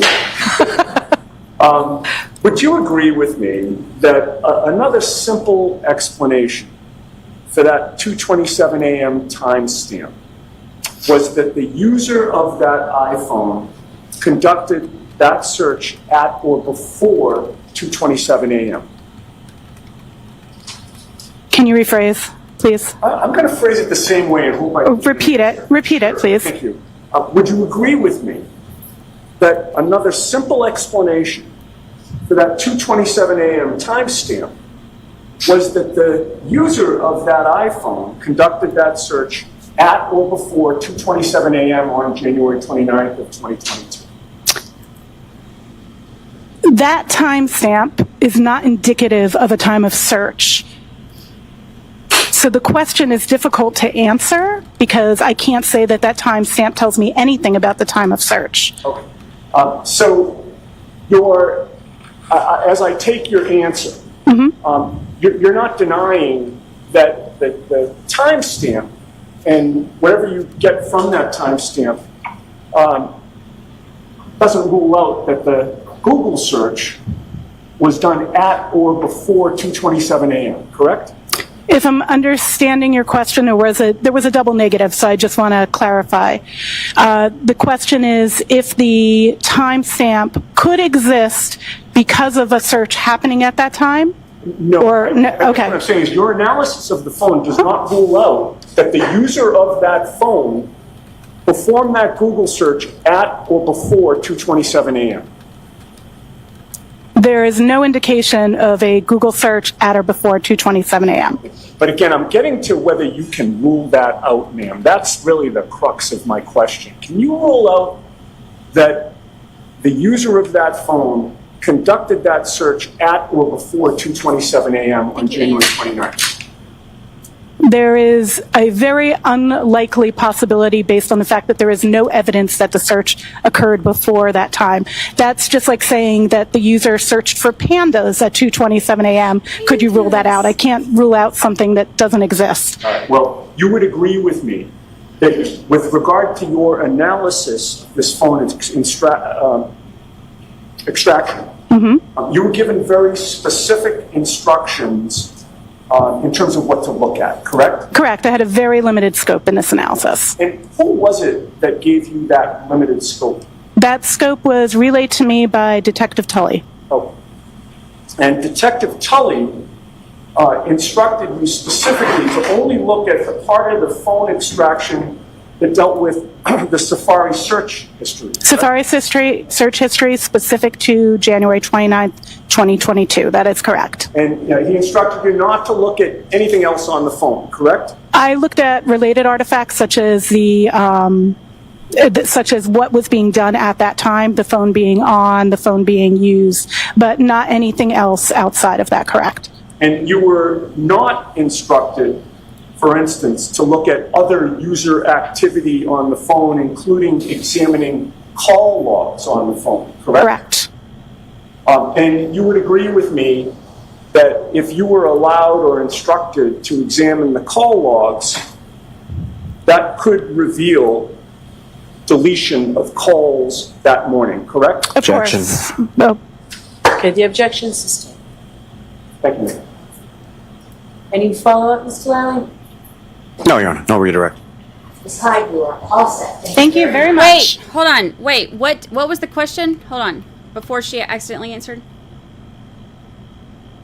Logs that could reveal, and you would agree with me that if you were allowed or instructed to examine the call logs, that could reveal deletion of calls that morning, correct? Objection. No. Okay, the objection system. Thank you. Any follow-up, Mr. I wanted to hear what the question was. She said, of course, she was like, wasn't supposed to answer. Oops.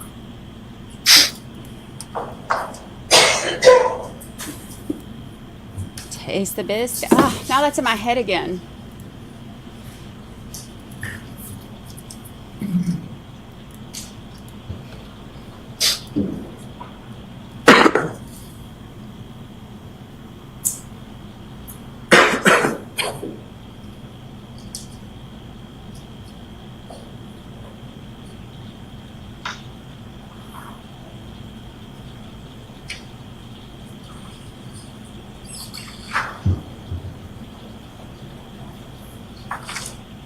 We're all just waiting.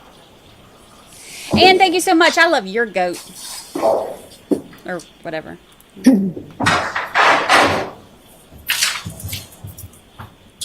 Step back. Just watch your step for me. Next witness. Just officer, the evidence given to the court and jury in the case now here and truth, the truth, the whole truth, and nothing but the truth, so help me God. I do. Good morning. Good morning. Good afternoon. Look at the judge smiling at him. All right, Mr. Lally, whenever you're ready. Thank you, Your Honor. Good afternoon, sir. Good afternoon. Could you please state your name and spell your last name for the jury? Trooper Joe Paul, that's P-A-U-L. And how are you employed, sir? I am currently employed with the Massachusetts State Police. And how long have you been a trooper with the State Police? I have been a trooper for approximately 8.5 years. And 12.5 years. I apologize. And where is it that you're currently assigned within the State Police? I am currently assigned to our collision analysis and reconstruction section, otherwise known as CARS, our recon. And how long have you had that assignment to the reconstruction of the cars? That one's for about 8.5 years. Finally! And with respect to your assignment to that unit, prior to beginning with that unit, let me ask you this first. As far as the cars unit is concerned, about how is that sort of divided up as far as is there certain regions that you would specifically cover? Correct. We have four separate regions across the states. We have Southeast, the Northeast, Central, and the Western. And which of those are you assigned to? I am assigned to the Southeast. And geographically, how much territory are we talking about that the Southeast covers? Anywhere from Boston down to the Cape, Martha's Vineyard, Nantucket, anywhere southeastern part of Massachusetts. And currently, how many troopers are assigned to this specialized reconstruction unit within your Southeast region? Within our Southeast region, we have, I believe we have 9 now. All right, get to it. Tell us how it And happens. is there some kind of on-call system that your unit operates by? Yes. Can you describe that to the jury? So we rotate. We rotate every day. Our on-calls are for 24 hours from 0700 to 0700 the next day. Now, with respect to yourself, prior to you entering into the cars unit, what, if any, specialized training do you undergo in regard to crash reconstruction? So when before I got into the unit, I was sent to 3 separate classes. Each class was 40 hours long. So the first class is basic at-scene crash investigation. Next one's advanced crash investigation, and the other one's traffic crash reconstruction. And with each of these trainings that you underwent prior to being assigned to the cars unit, and some more that we'll talk about in a moment, with respect to each of the trainings that you've been a part of or undergone, is there some sort of certification that you receive in regard to a successful completion of those trainings? Yes, each one has its own certification.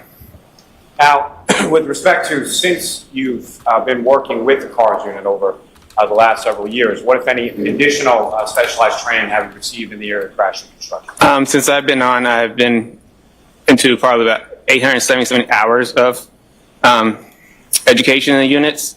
That's anything from bicycle crash investigation, human factors. I'm currently certified through Berla for examiner and a technician. I am a CDR analyst and a CDR technician trainer. Just recently I've attended multiple seminars, and most recently I attended a seminar in Houston on EDR data retrieval. Now, among those other trainings that you received, some of those trainings pertain specifically to pedestrian crashes? Correct. And in addition to the training that you received through the state police, what, if any, professional organizations do you belong to in regard to crash reconstruction? Yes. I am currently part of NAPARS, which is the National Professional Accident Reconstruction Section, and I'm also certified through ACTAR, which is the Accreditation Commission for Traffic Accident Reconstruction. Now, if I can focus specifically just for a moment on the ACTAR certification, can you explain to the jury sort of what goes into that, and as far as that certification is concerned, how does one obtain? Okay, so first thing you do is you got to submit an application to ACTAR to be allowed to take the test, and part of the you got to tell them how much education you've had, how many crashes you investigated, basically anything within the crash investigation world. And then once they find that you're accepted to take the test, then you got to set up a time for the test. We did it as a section throughout our state, and the test is a 2-part test. It's a practical and theory portion of the test. Each part's 4 hours long, and you got to pass both portions to be certified through ACTAR.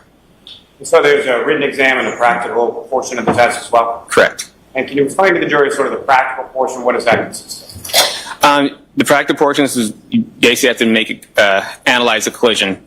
So they give you a simulated crash, and you have to go through and document the evidence. You have to answer a series of questions based on that specific crash, so where you can find the speeds, the distances, times, and everything else related to that collision.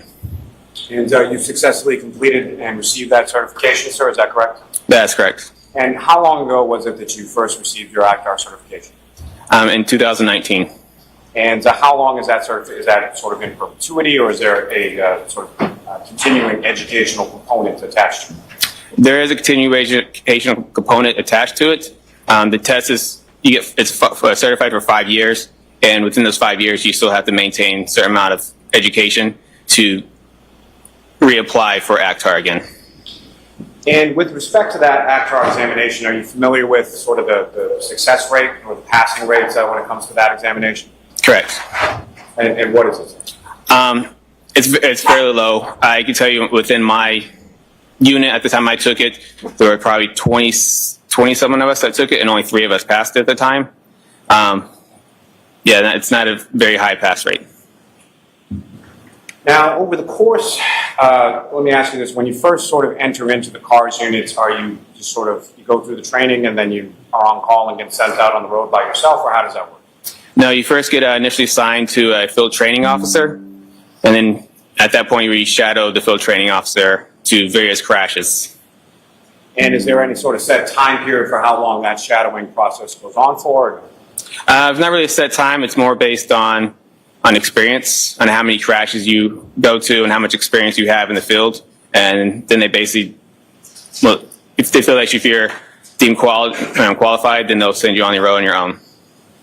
And over the course of your years within the CARS or the Reconstruction unit, approximately how many crashes have you responded to and investigated? As of now, I've been to approximately 196 crashes, and I've probably assisted on another 100, 150 crashes. And of those, of all those crashes that you've responded to, investigated, if you know percentage-wise or number-wise, approximately how many of those have been crashes involving pedestrians? I know I've been to approximately 55 pedestrian crashes, and I've assisted others on pedestrian crashes also. So, 55 out of 196. Now, with respect, if I could, turn your attention to January 29th, 2022. Do you recall that date? I do. And at some point over the course of that date, were you contacted by somebody in regard to a a pedestrian collision that occurred in the town of Canton. I was. And do you recall who was it that first reached out, or how did you first become aware of this?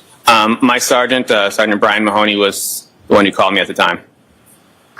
And initially, as far as your involvement was concerned, what was your understanding as the initial request for your involvement in this case? My initial request was to image the airbag control module, do a inspection, test the vehicle, and map the scene out.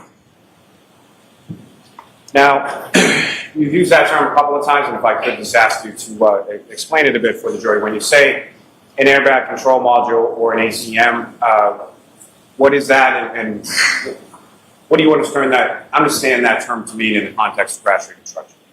The ACM is the module in a car that controls the airbags and the seatbelt pretensioners. And what you were referencing before as far as being a CDR, having taken CDR trainings and being a CDR instructor, what, if any, relationship does the CDR have to ACM? CDR is just the crash data retrieval software. It's the software that we use to image or download an airbag control module. And can you explain to the jury sort of the process of physically sort of how that's done as far as what are you doing to the vehicle in order to download that information? Yes. There are two ways really to download a vehicle. It's either one is direct to module or just direct to the vehicle through the DLC port or the diagnostic link connector. Direct to module, we don't use the direct to module if a vehicle had no power. Then we would have to go directly find the module inside the vehicle and go right to that specific module. But if the car has power, we would go direct to the DLC port, which is the same port that you see when you're like a technician would do the diagnostics on a car. They would plug underneath the steering wheel, and then we'll get there, extract the information from there. Now, once that information is extracted, what, if any, training have you received in regards to reading or interpreting the data that's extracted from? Yes, I've been certified through as a CDR analyst, and I've taken 2 classes on it now. Now, sir, turning your attention to February 1st, 2022. On that date, where, if anywhere, did you go in relation to your investigation in this case? I went to the Canton Police Department. Now, at some point prior to that, were you made aware, or did you do any research into sort of what the weather was like around the time? What was reported to you initially as around the time that the crash occurred? Before that, I know it was snowing and turned to a blizzard at the time. Now, initially on February 1st, 2022, where did you go? To Canton Police Department. Now, sir, at some point in time on that date, did you also have occasion to go to a residence or a street called Fairview Road in the town of Canton? I did. And specifically, there was a address that you were directed to, is that correct? That's correct. And who, if anyone, did you go there with? I believe it was one of the Canton Police officers, Lieutenant Paul Gallagher, I think his name was. I met him there. And without anything specific as to what was told to you by Lieutenant Gallagher, what was sort of the purpose of having Lieutenant Gallagher there with you at that time?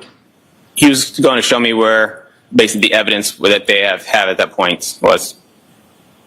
Now, in addition to that, were you also able to, you're familiar with another specialized unit within the state police called the CERT team? I am. And at some points, did you have access to certain diagrams created by Lieutenant O'Hara within the CERT unit? Yes, I was. May I approach the witness, John? Yes.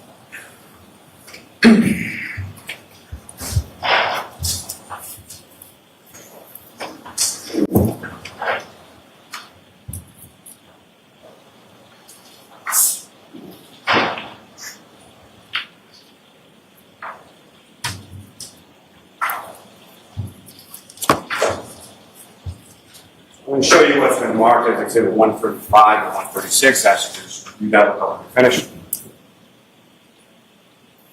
I'm sorry, Mr. Jackman. That's okay. You recognize those, sir? I do. And, Your Honor, with the court's permission, if I could just publish that briefly for the jury. Okay. Ms. Gilman, if I could actually have Exhibit 136.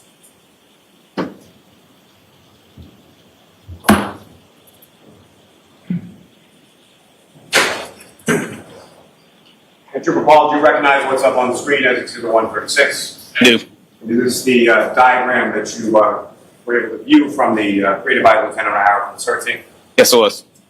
And what's contained, at least from this overhead shot, is that fair and accurate trailer of the roadway or the conditions of the roadway, absent obviously the weather at the time that you went out there on February 1st. Correct. So you can take that. Thank you.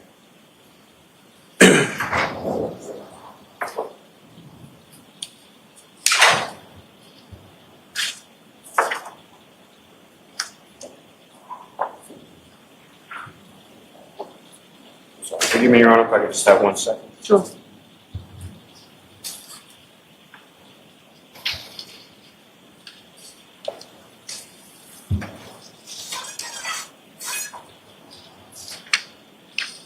May I approach the witness, Your Honor? Yes. Okay, I'm going to do a poll while you So do I'm going to this retrieve that from about you the and search. two other photographs before you actually just look at those with company finished. Yep. And do you recognize those, sir? I do. What do you recognize those to be? They are pictures that were in my report. They're Google images of the roadway. And one facing from the northbound direction, one facing from the southbound, is that correct? That's correct. Your Honor, may I approach? Yes. I'll also introduce the minutes and next exhibit. No objection. Okay. I'll need to.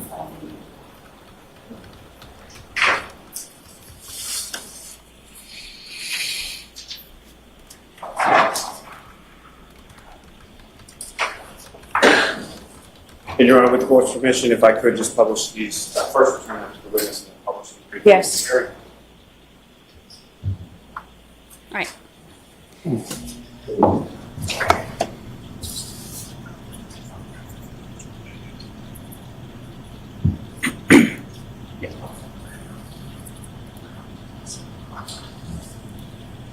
Yeah, they're expected to. The prosecution's expected to rest next week. Trooper, directing your attention to the screen. What you have before you is that, what's up on the screen, excuse me, is that what you have before you now, marked as 582? Yes, it is. And if you could, there should be a laser pointer on the desk somewhere before you, sir. If you could, using that laser pointer directs the jury's attention to sort of what we're looking at in this particular photograph of the road. All right. So this is Ferry Road. It's facing northbound. 34 Fairview Route Road would be onto the left in this area. Now, with regard to the roadway, when you went there, what, if any, observations or what, if anything, did you note about sort of the roadway surface or markings on the roadway or the general overall condition of the road? The roadway was, there's no significant difference, anything significant with the roadway. As far as the roadway material, were you able to observe whether or not it was sort of asphalt or concrete or anything? Right. Yes, it was an asphalt roadway. And as far as the markings within the roadway, what, if any, observations did you make of those? There was double yellow center line, white fog lines on both sides of the edge of the road. Is that what we're going after, the roadways? And then as far as adjacent to the roadway or adjacent to the fog line, what, if anything, did you observe there? So as you look at the picture, the left side has asphalt curbings. These are about 5 inches tall, same on both sides, and there's a sidewalk along the right side of the roadway here. And the side of the asphalt curbings, that's the same side that 34 Fairview is located on, is that correct? Correct. Ms. Gilman, if I could have the next slide.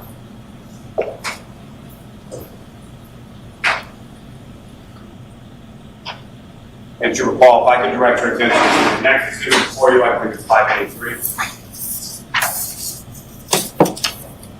And again, sir, what's up on the screen, is that what you have before you, it's 583? Yes, it is. And if you could, again, using the laser pointer, just briefly direct the jury's attention to what, if anything, you know as far as from this perspective. Yeah, so this is the southbound. 34 Fairview would be on the right side here. Ms. Gilman, you can take that down. Can I approach just to retrieve your honor? Yes.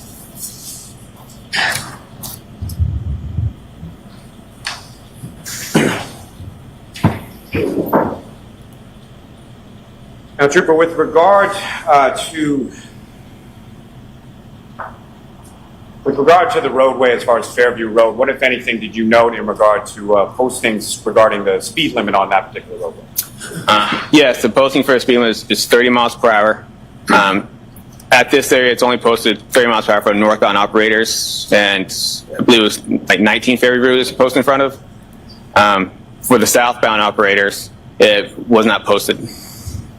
And so for a northbound operator, that would again be someone where the residents of 34 Fairview Road will be on the left-hand side of the road, is that correct? That's correct. And with regard to the width of the lanes, or what, if any, measurements did you take in regard to the lanes or the roadway itself? Yeah, each travel lane was approximately 12 feet, and the overall width was approximately 27 feet. Now, as far as measurements being conducted with regard to the scene, what, if anything, did you use or employ to make those measurements, or what, if any, devices?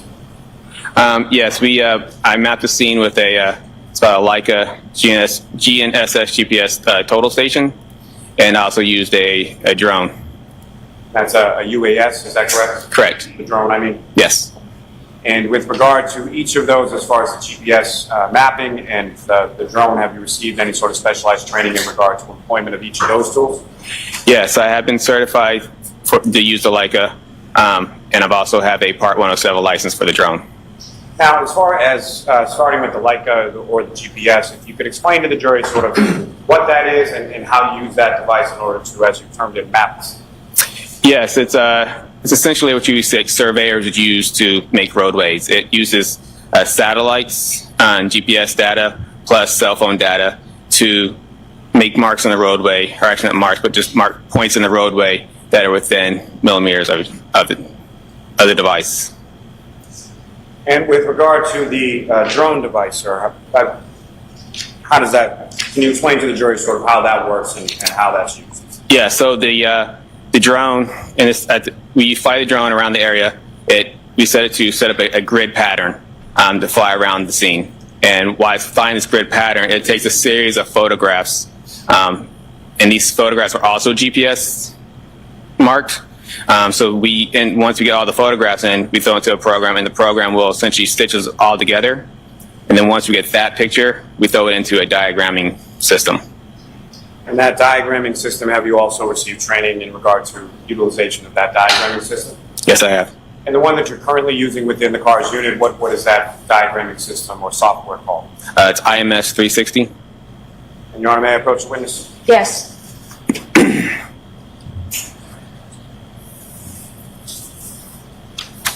Sir, I'm showing you 4 documents, asking you to just review those. Finish. Oh. Oh.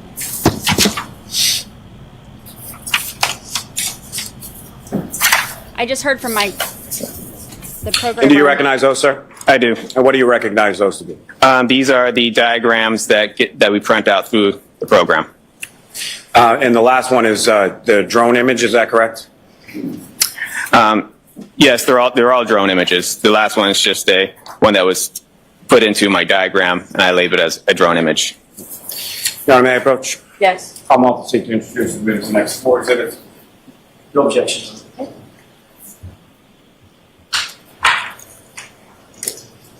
Oh. Oh.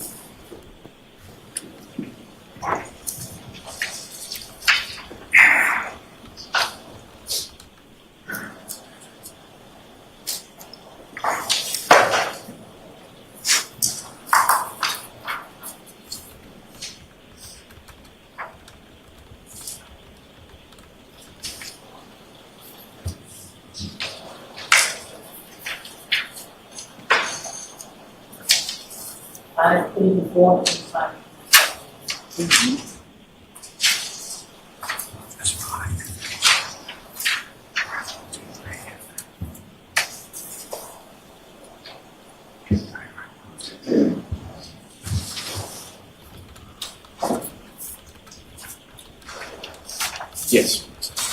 That's my fault. Thank you very much. Sure.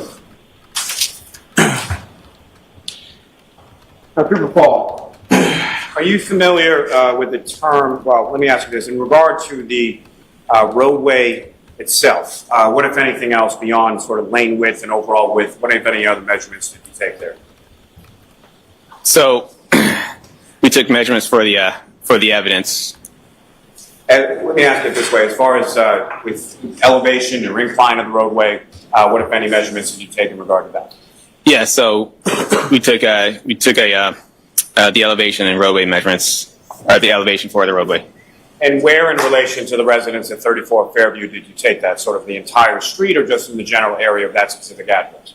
In the general area of that specific address. And from your measurements as far as, well, let me ask you this, how was measurement regarded to elevation or incline? What kind of tool do you use for that? We have a level, the digital level that we'll place on the roadway, and we'll get a measurement from that. Now, with regard to the measurements, I'll go over it at break. The elevation or the incline in the roadway, anything, or what if anything of significance did you find from that? So this roadway had approximately plus or minus 1 to 2 degrees. So nothing significant, is that fair to say? Nothing significant, yes. Now, sir, through your training and experience as a crash reconstructionist, are you familiar with the term related to crash reconstruction called roadway evidence? Yes. And can you explain to the jury sort of what your understanding of that term is and what types of things could be termed as roadway evidence? Roadway evidence is anything that's related to the collision you're investigating at the time. It could be anything from vehicle debris, gouge marks, tire marks, anything that's related to a vehicle or whatever type of crash you are investigating. It could be vehicle or pedestrians. So any sort of anything from either the vehicle, pedestrian as well, is that correct? Correct. So pieces from a vehicle, holding items from a pedestrian, correct? Yes. Now, with respect to both your review of the CERT team diagrams as well as speaking with members of the Canton Police Department, were you able to then plot certain pieces of roadway evidence onto those diagrams that you that I just showed you a few moments ago? Yes, I was. Now, with reference to somebody's phone, you're familiar also through your training and experience when it comes to sound like they pulled up a stream or a pedestrian crashes, as far as sort of the physics or kinematics of how pedestrians interact with vehicles in the course of a collision. Yes, I am. Now, I'm going to ask you just a couple of terminology questions when it comes to items that are involved in a collision, sort of simple Newtonian physics, Newton's first law. Can you explain what that is to the jury and sort of how that pertains to any collision between two objects? The first law? Yes. Yeah, that's the when an object stays in motion or stays at rest, will stay at motion or rest until acted upon by an outside force. Now, with respect to, are you familiar also with a crash reconstruction term called final rest? Yes, I am. And are there different derivations of final rest as far as controlled final rest versus uncontrolled final rest? Correct. And can you explain just first to the jury what final rest means in relation to crash reconstruction, and then what, if any, differences there are between a controlled final rest and an uncontrolled? I thought it was my voice for me. I thought I was yes, echoing. the final rest is what we use for describe the area where a pedestrian came to stop after the collision. It's immediately after the collision. This is where they first stopped. Or a vehicle, usually after the collision, it's where this vehicle first stopped. And a controlled final rest is when an operator actually controls the vehicle to the stop, and as opposed to the uncontrolled final rest is when there is no control. It's usually acted upon by outside forces that will control the vehicle or pedestrian to its final rest. And, Your Honor, with court's permission, if I could publish what's now been marked as Exhibits 584 through 587 for the jury. Yes. Ms. Gilman, if I could first have the diagram last.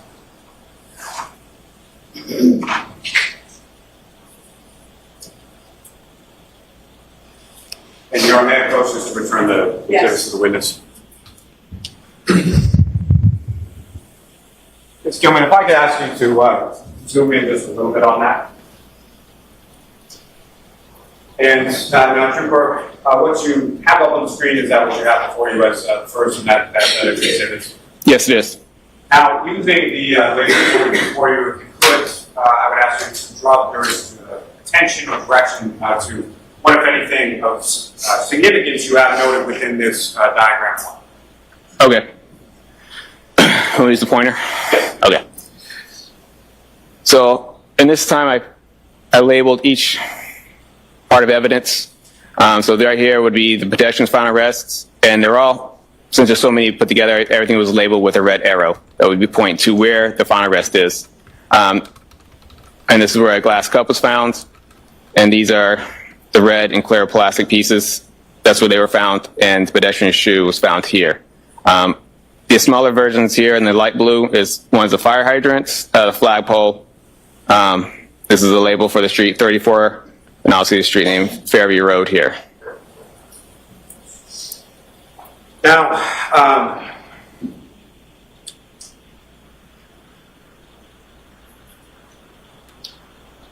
as far as measurements were concerned, what, if anything, were you able to do to measure sort of between different points of roadway evidence, or specifically from the pedestrian or Mr. O'Keefe's final arrest in reference to other items that you have depicted on the diagram?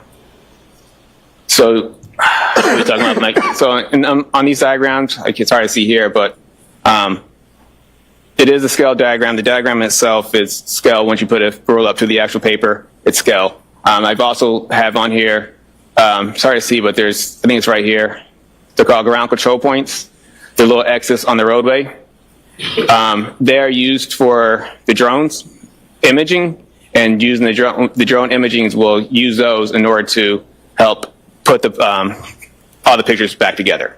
At the time of this, I measured between each point from ground control point 1 to 2 and put it as approximately 50 feet.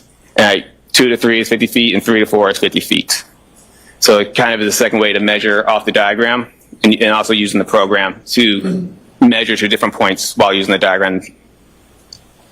And as far as starting with the shoe that you have depicted in this diagram, what was the measurement of the shoe away from Mr. O'Keefe's body? I believe the shoe was approximately, I don't know my thing, it's approximately 10 feet away. Your Honor, with the court's permission, may the trooper refer to his report just for the specific measurements? Yes.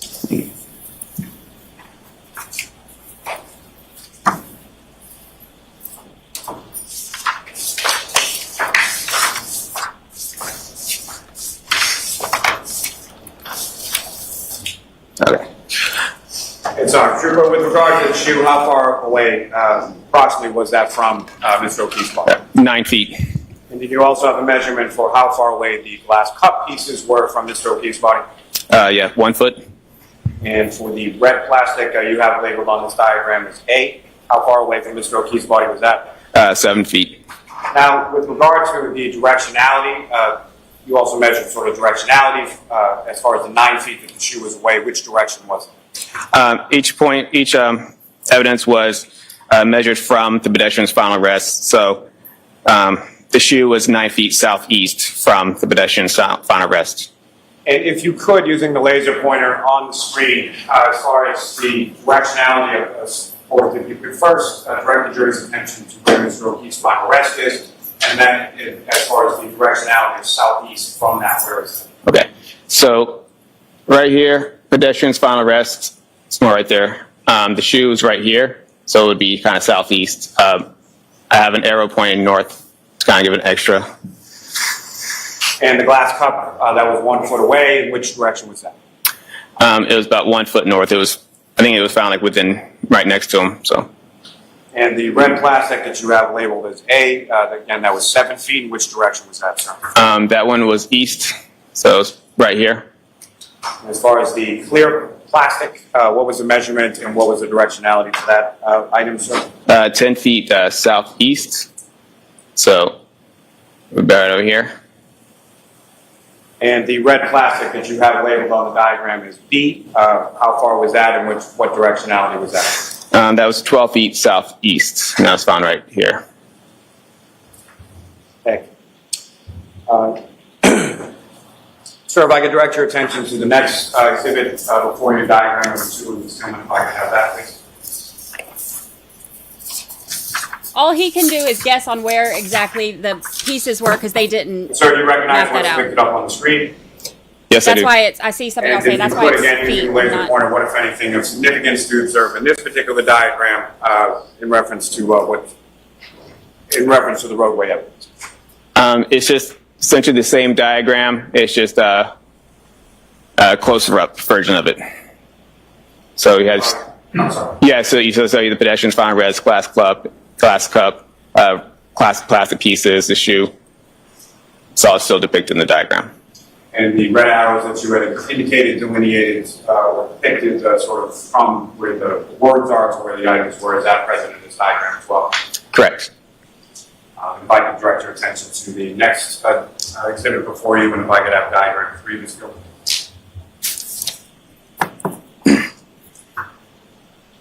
And again, Trooper, do you recognize what's up on the screen? I do. And if you could just describe to the jury what are we looking at in this diagram? So this is just a closer up to the evidence. It's a little smaller scale. And these diagrams are created from photographs sort of with the drone overhead on that date of February 1st. Is that correct? That's correct.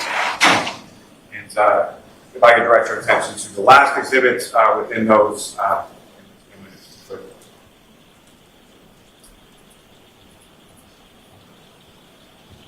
And again, sir, if you could, you recognize what's up on the screen? I do. And could you describe to the jury again using the laser pointer to delineate what, if anything, is significant to observe in this drone photograph and diagram you have on? Yeah, so this is from my report. It's the same diagram. Has the same amount of evidence on here. There's a house. There's a light pole here. These lines here, which I mentioned earlier, were the edge of the road and the edge of the sidewalk. Thank you. Gentlemen, you can take that down. All right, Mr. Lally, why don't we pause here for the lunch and recess? Trooper Paul will have you back with us this afternoon, okay? And if you follow the jurors out, please. Court, all rise for the jury. And jurors, why don't we take 45 minutes? You are muted. I'll see counsel at sidebar.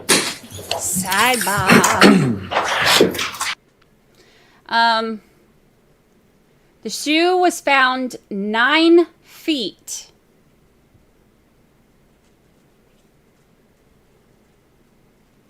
away.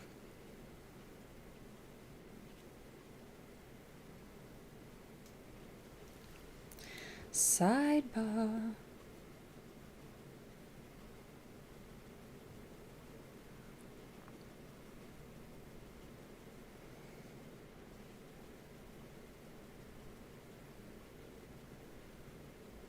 They're taking lunch and recess because they can't be hungry, or else they won't pay attention.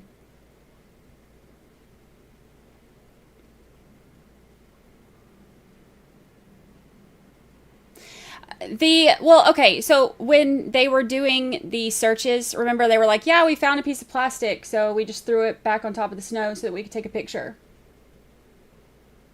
So that's why it has to be like guesses on where it is. It's not because he did anything wrong. It's because, shocker, police didn't map it. Like,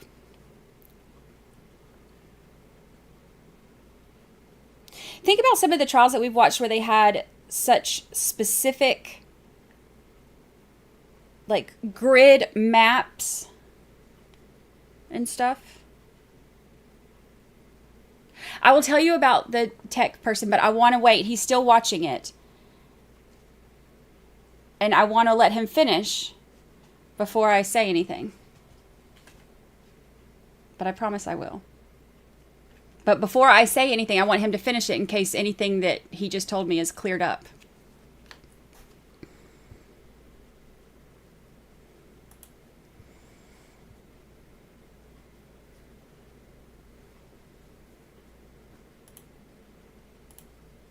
I know.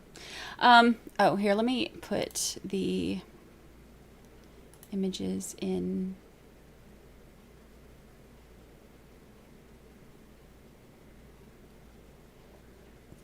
What did I just answer?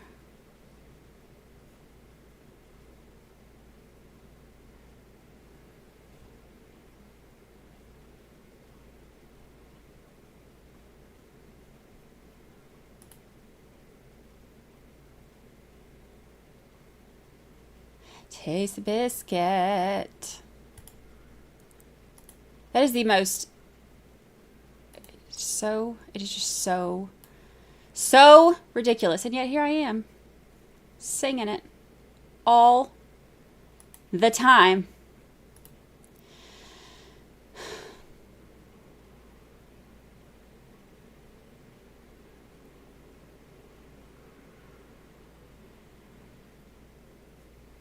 Yes, yes, exactly. Perfect example. For example, in the Draconis trial, the garage was mapped out to the inch, and she wasn't even found in there.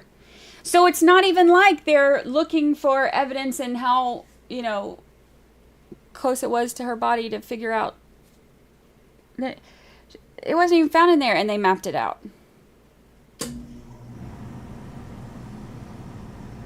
Queen Oliver, thank gifted membership. Thank you so much, Queen. Thank you.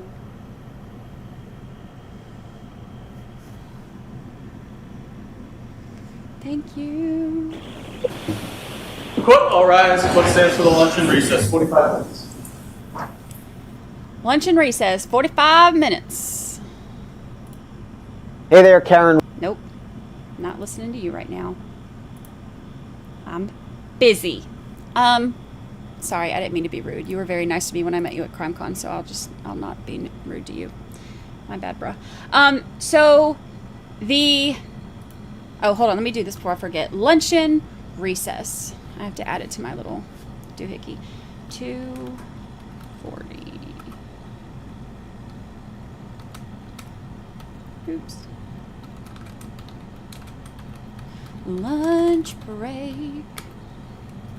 Have y'all ever noticed, like, by the end of the week, especially when I'm super tired, I start singing everything?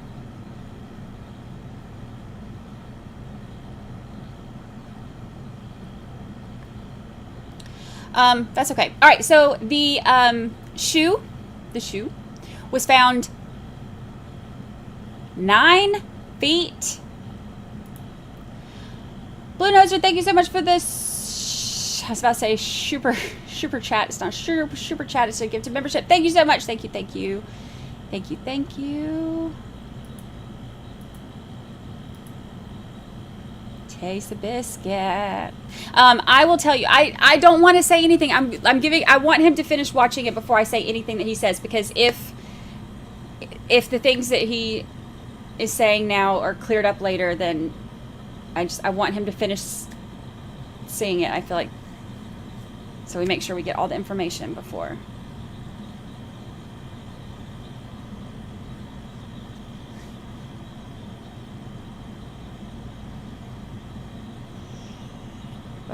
Before I say anything.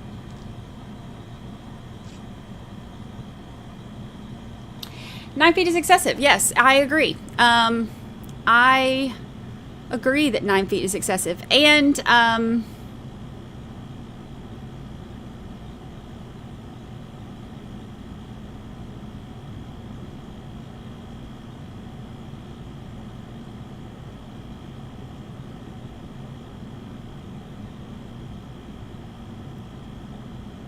also I'm confused because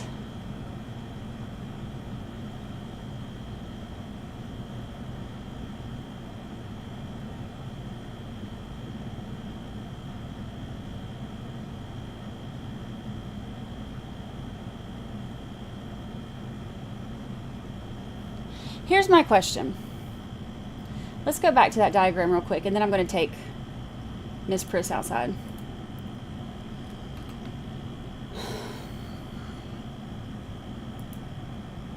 Here's my question. Fix your face. I can't fix my face. All right, here's the shoe, right?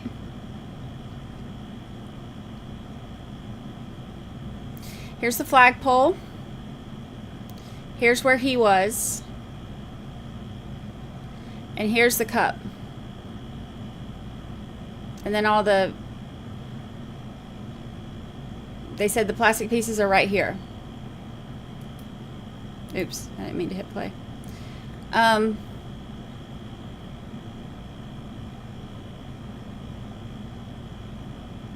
My question is, if the shoe and the taillight pieces are over here,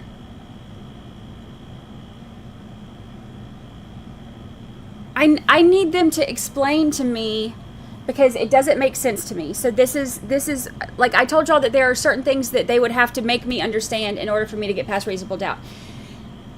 This is one of those things.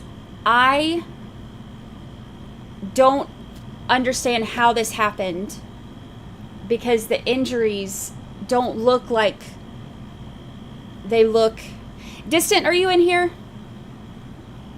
Are you in here? Hello? Hello? Hello?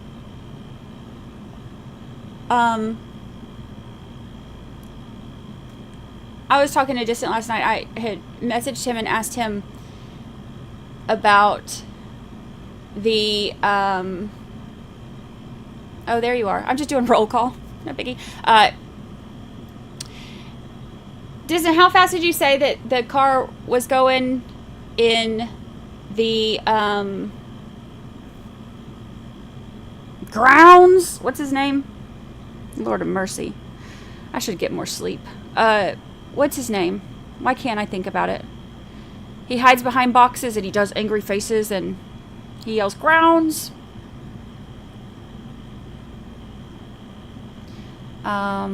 Brooks. Yes. Thank you. I'd asked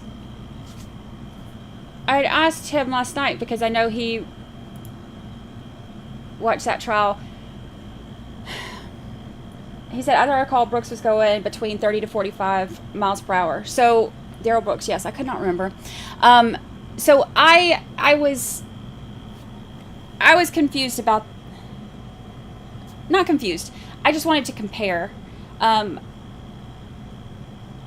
I know that obviously that's faster than, I mean, I may not be the smartest, in every room I'm in, but I am smart enough to know that 30 miles an hour is faster than 24 miles an hour. So I know that it's not the same thing, but I wanted something to compare it to. And the damage to his car and light and the injuries and stuff like that. That's one of the things I was kind of curious, just as a comparison, to talk about, like, another big case that involved, car damage and stuff.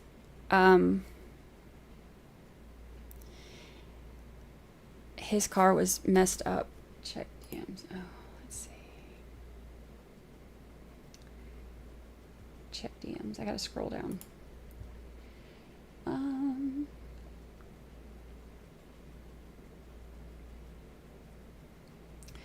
The hood was bent up. Don't recall. Headlights being broken.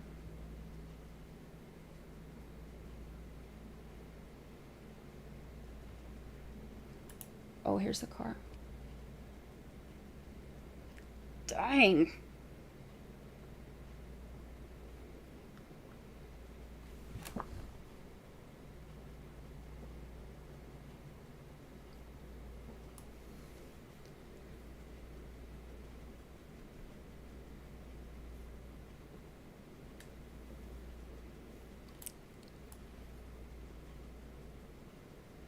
That's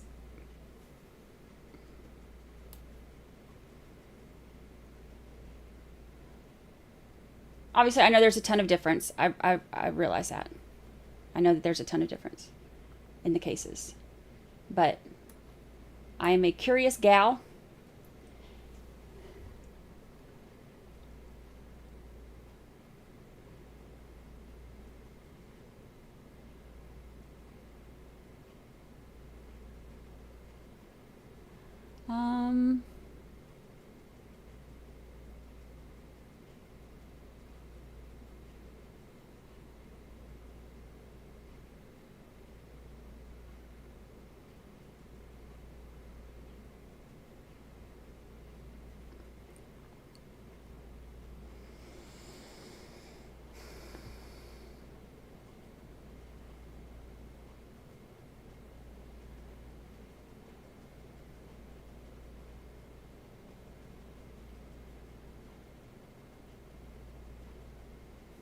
See, and I was looking up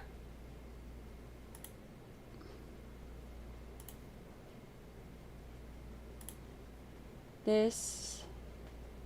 Gosh, oh, here's the other side. See, we were discussing this last night and couldn't remember specifics of it, but and again, that is not 24 miles an hour. It was, what was it, between 20 to 30 or something, and it was more than one person. It was, so it's not the same. I'm not saying it's the same. So before anybody's like, oh my God, she's over there saying that because this, no trolls. Not what I'm saying. But I was curious about the speed of it because of the severity of the injuries, because that was, and then when I started talking about that, then I started getting interested about the damage too. But my whole thing started with, let me go back. The whole thing started because I was looking up the research on the impact, speed, and pedestrians' risk of severe injury and death.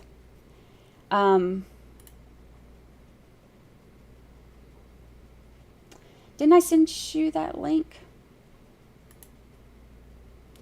Oh, I didn't send you the link, did I? Dang it! Hold on, let me pull it up again. I thought I sent it to you last night.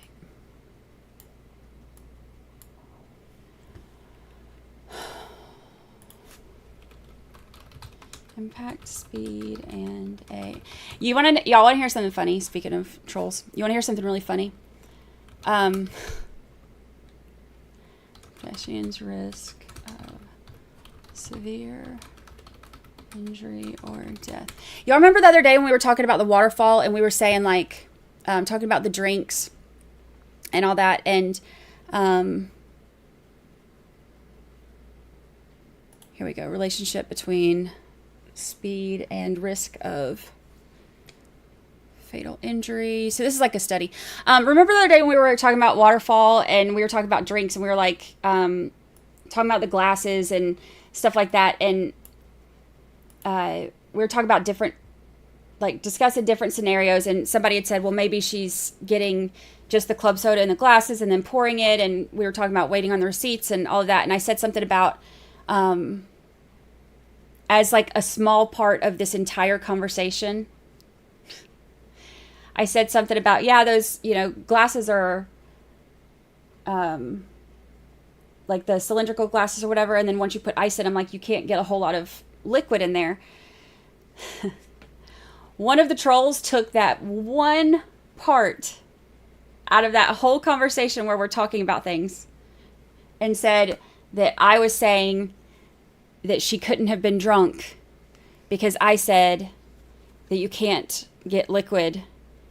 You can't get enough liquid in the glass because of ice. How funny is that? Isn't that hilarious?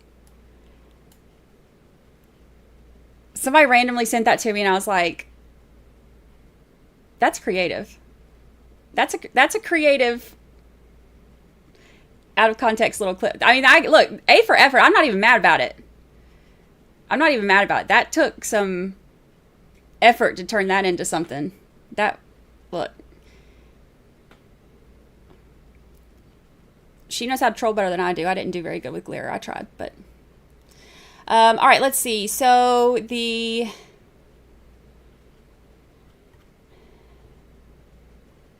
conclusions. Taste the biscuit. Okay, here it is. All right, so the conclusions of the study. So I'm not going to go through all 60-something pages, but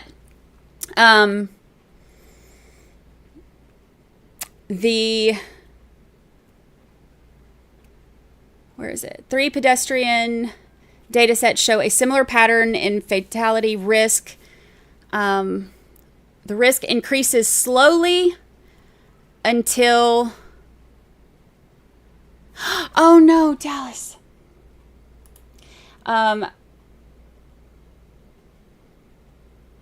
oops, where'd it go? Well, that's not funny. I don't get all those people and their needs to conjure their, truths. I don't even, bless their hearts. Like, look, and here's the thing. If people want to take that and clip it, okay, like, that's creative. A for effort. I am not, I'm not even mad about that. The people who believe or choose to believe that I really said that in that context and said, like, those are not the kind of people that we want in here anyway. The people who just, that's not our people anyway. So it has no effect on our community. But I am impressed. Dallas, going to Scotland Monday for 2 weeks. We'll miss the verdict. Love this chat. Y'all are the best. Oh, no. Well, maybe you won't, because we don't know how long it's going to take them. Maybe we could tell them, if Auntie Bev gives them a whole bunch of breaks, then, you know,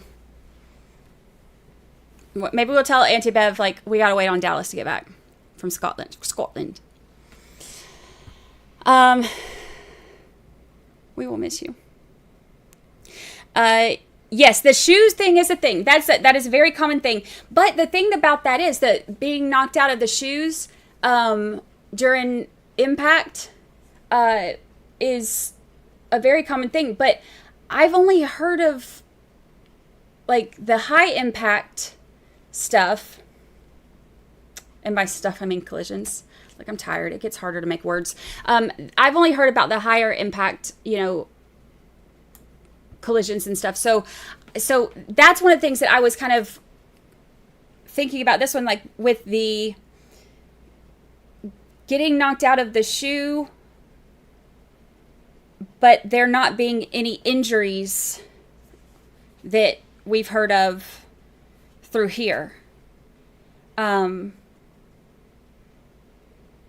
So I mean, when we hear the medical exam, look, maybe the medical examiner is going to, like, surprise us and be like, yeah, there's all these things that have been left out of every other thing ever. The reports are wrong. How many times have we heard that? So, you know, the two main things we were waiting on, three main things: cell data, the Reconstructionist, and medical examiner. So,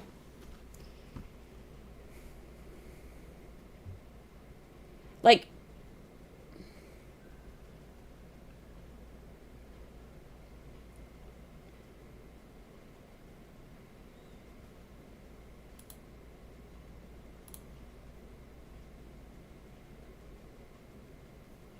I don't know.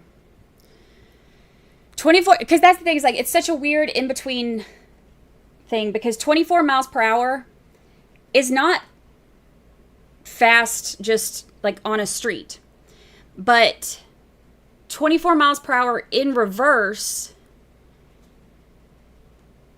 like 24 miles per hour to me, and this is just to me, seems fast in reverse, but it seems slow for like an impact. Not slow for an impact, I guess that's not the right way to say it. Like, slow for an impact that would have put him 9 feet ahead, I guess is where I'm trying to get with that. And that's why I wanted to look up this report, because it says that the increase between, the risk increases slowly until the impact speeds of around 30 miles an hour. And then above this speed, risk starts to increase rapidly. And then the increase is between 3.5 to 5.5 times from the increase is between 3.5 and 5.5 times from 30 miles per hour to 40 miles per hour.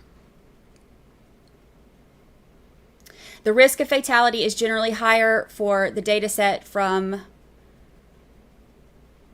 that indicate. Oh, the risk. Oh, from the 70s that indicate the risk of pedestrian fatality has reduced over the last 30 years. That doesn't surprise me either, because like, think about getting hit by a 1970 something. 1970, they're driving around big old steel boats. So, now you get hit by like a Kia. It's, I mean, not that it wouldn't do damage, but it's just not, it's not the, anything made in the 70s wasn't built for impact. It was built to, I had a 1970 Chevelle Super Sport. 454, big block in it. Beautiful. I love that thing. Anywho, even though the risk of pedestrians being killed at 30 miles per hour is relatively low, approximately half of pedestrian fatalities occur at this impact speed or below. So the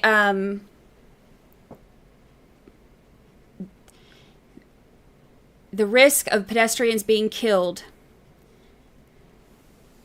at 30 miles per hour is low, but approximately half of pedestrian fatalities occur at this impact speed. The risk of a belted car driver being killed, oh, well, that one doesn't matter. That's for inside the car. But anyway, that's why I wanted to look at that, because I was curious about, because 24 miles an hour seems not far enough to propel, or not fast enough, sorry, to propel forward, or backward or whatever, you know what I mean, to propel out. So I started researching last night when I got off of the stream with LTL. I started researching about the impact speeds and how it can, the risk of serious injury and all of that for the impact speeds, because it's hard for me to picture it, because all I can think of is like the reenactments and stuff that we've seen, and I don't know about impacts on cars and all of that.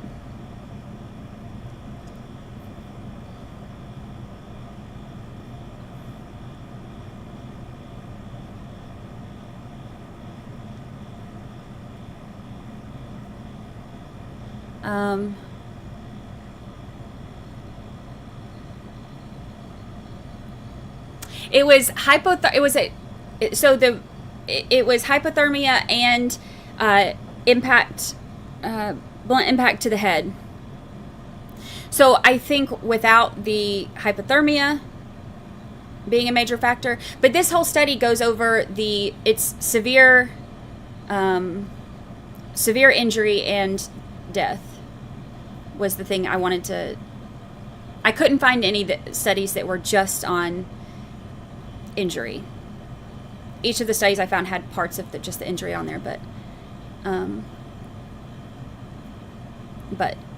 without the hypothermia part.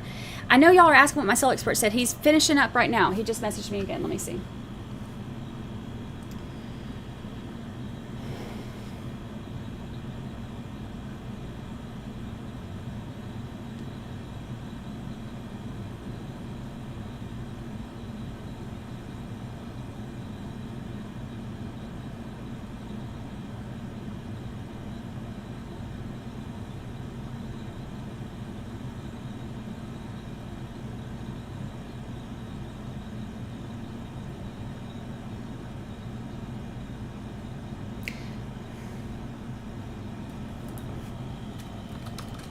Let me take Lucy out real quick, and then I'll come back and I'll see if he's done, and then I'll tell y'all what he said.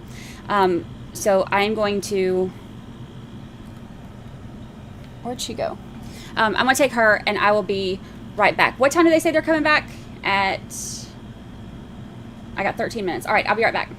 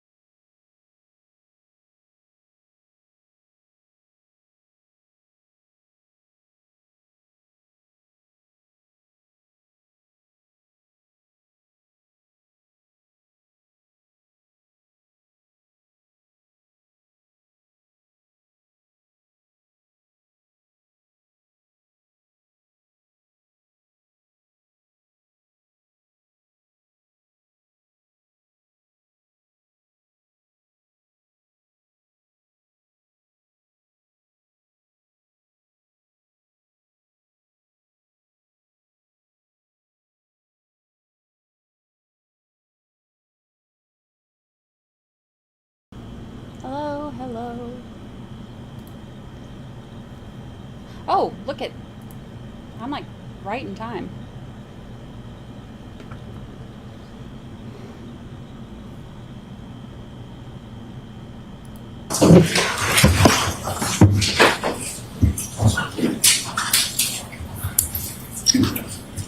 Hello. Just watch your step for me.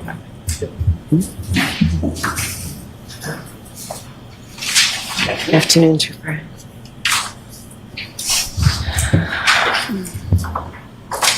That's the second time in a row my timing was like perfect. All right, Mr. Lally, whenever you're ready. Your Honor, with court's permission, may we have Exhibit 587 back up on the screen? Yes. And Ms. Gilman, that's the drone image.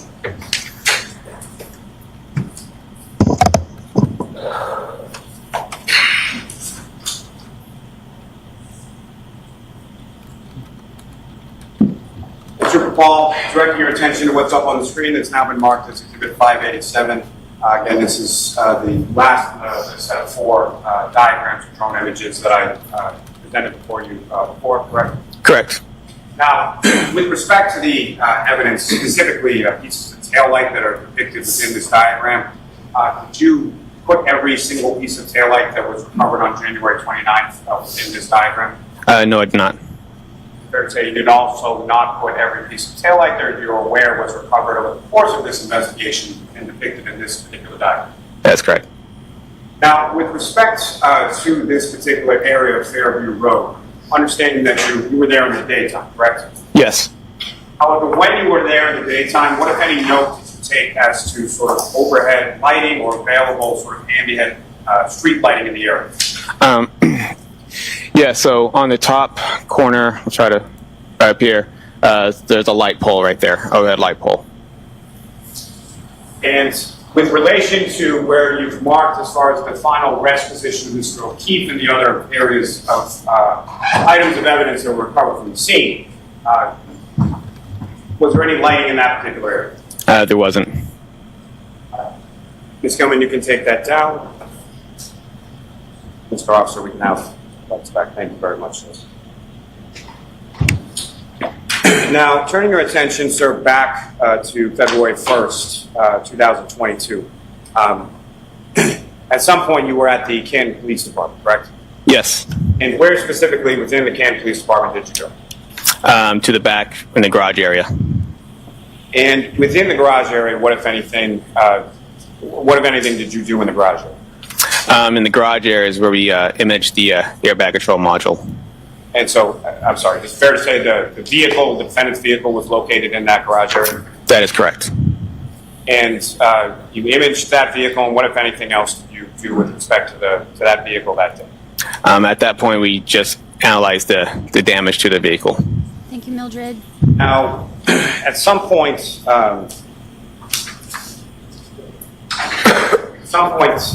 did you perform any sort of mechanical inspection of the vehicle? Yes. And was that day or at some later? It was that day. And was that within the garage area itself, or where did you perform the mechanical inspection? We analyzed a little bit of the steering and the brake pedals while it was sitting in the garage. Then we did testing with it on the in the driveway next to Canton PD. Now, sir, starting with a visual inspection of the vehicle.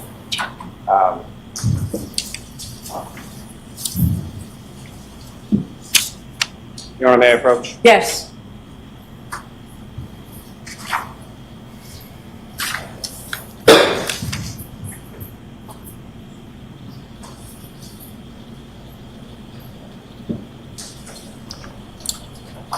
I'm showing you two photographs. Ask you to just review those, look up when you finish.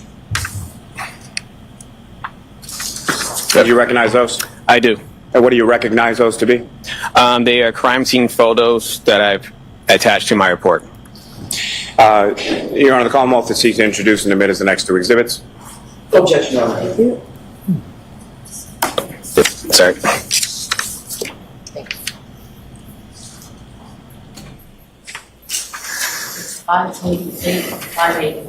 Thank you. Your Honor, may I return those to the witness? Yes. And Your Honor, with the court's permission, Yes. Thank you.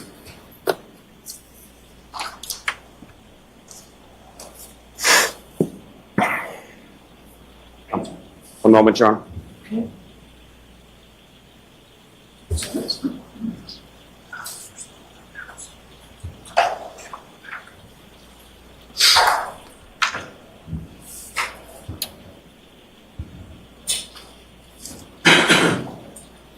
And Trooper Paul, do you recognize what's up on the screen right now? Yes, I do. And what do you recognize as? That's one of the crime scene photos that I attached to my report. And what's contained in this, is that a fair and accurate portrayal of sort of the front of this vehicle, looking at it from the passenger side? Yes. And Ms. Gilman, if I could have the next photograph, please. Trying to move the closed captions. There's like not a good place for them. And Trooper, do you recognize what's up on the screen now? Yes, I do. What do you recognize as? That's a crime scene photo that I attached to my report with notations that I made on it. And what's contained in this photograph, is that a fair and accurate portrayal of what you observed in the rear passenger side area of the defendant's vehicle in the garage on February 1st? Yes, it is. Now, step back a little bit here. With regards to what you've noted within this, if you could, using the laser pointer before you, just direct the jury's attention to what, if anything, of significance you observed in your inspection of this area of the Lexus. Okay. So on the left side here, I put down that scratches, and there's a dent there. The broken taillight here was here. There's some scratches on the bottom right rear bumper here, and there was glass from a cut back on the bumper. As far as the glass on the bumper, what, if any, observations did you make of that in relation to the vehicle itself? Yeah, it appeared to be from a cup as opposed to any glass that came from the vehicle. Objection. So I'll strike the first part of the answer, but the second part will stand. I have no objections to the second part. Thank you. Now, with regard to the dents that you've delineated within this photograph, did you take any measurements from the ground as to where that was located? Yes, I did. And how far did you measure the dent to be approximately from the ground? Approximately 48 to 50 inches from the ground. And what, if any, measurements did you take as far as from one part of the vehicle to the other, as far as where the dents were located? Yeah, so it was approximately 19 inches from the right side of the vehicle. Now, the scratches that you were talking about before, where were they in relation to the dent? Right above the dent. I can see right there. That's my hand shaky. Now, as far as you obviously also made observations of the driver's side tail light as well? Yes. And so, from what you observed of the driver's side tail light versus the passenger side tail light, what, if any, observations did you make as far as the color of the pieces that you found missing from the passenger side tail light? As compared to the left side of the tail light? Yes. So on the left side of the tail light, there was red and clear plastic pieces. Now, the scratch marks along the bumper, did you take any measurements with relation to them? Yes. And specifically, did you take measurements from the ground to where they were located? Yes. What did you measure those? They were approximately 27 to 28 inches from the ground. Thank you, sir. Ms. Gilman, you can take that down.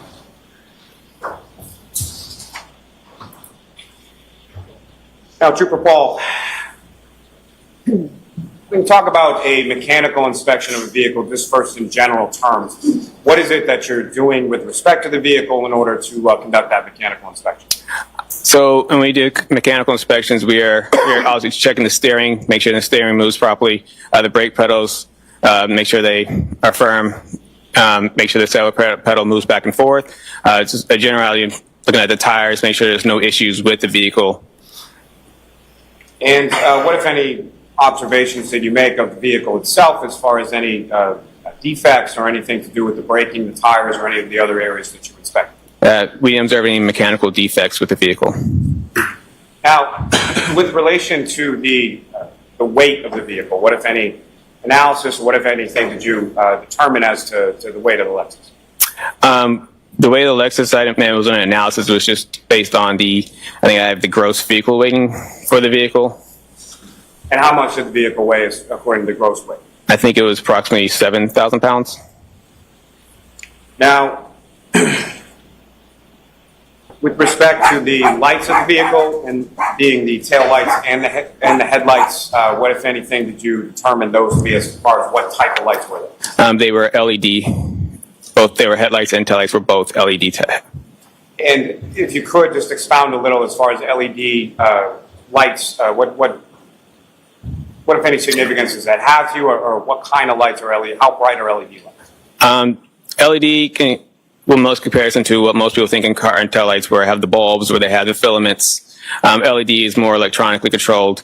There's a sensor that will light up, as opposed to a bulb type headlight and tail lights. Now, are you familiar with an organization called NHTSA? Yes. And what does NHTSA stand for? It's the National Highway Traffic Safety Administration. And what, if anything, did you do with regard to NHTSA in respect to this vehicle itself? We run the vehicle through NHTSA to see if there's any recalls on the vehicle. And what, if any, recalls did you discover when you ran this particular vehicle through NHTSA? There were no recalls.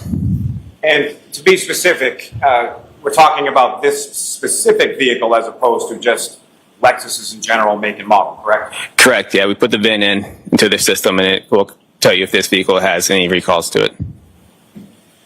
Now, you indicated on February 1st at some point you did some testing with the vehicle, is that correct? Correct. And where was that testing done, and what did it consist of? It was done in the parking lot of Canton PD on the same day. We did a forward braking test, a reverse braking test, and a reverse acceleration test. Now, the parking lot of the Canton Police Station where you did this, what kind of roadway surface was that? It's an asphalt surface. So similar to the asphalt surface at 34 Fairview Road, is that correct? Correct.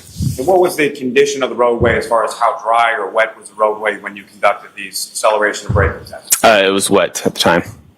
And with respect to your understanding of January 29th, 2022, with the asphalt surface in front of 34 Fairview Road, what was the condition weather-wise as far as that roadway surface at the time of this collision? At the time of the collision? Yes. What I understand is it was snowy, so the asphalt road had been fairly wet from snow. Now, when you conducted these acceleration and braking tests with the defendant's vehicle, what, if anything, what, if any, tool or what, if any, implement did you use in the course of that testing? We use a device called it's called a V-Box. This one's a V-Box Sport. The device is attached to the windshield, and then it's also attached by an antenna that goes to the roof. And then basically V-Box, do you want to explain what a V-Box is? Please. Okay. So a V-Box is it measures performance for the vehicle. It uses GPS data to measure the speeds and its location. Use that it'll give us how fast we were stopping, a drag factor for the roadway for that specific vehicle and type of road, and acceleration factors. So we attach that to the windshield, just kind of give me a way to check its acceleration and check its performance. And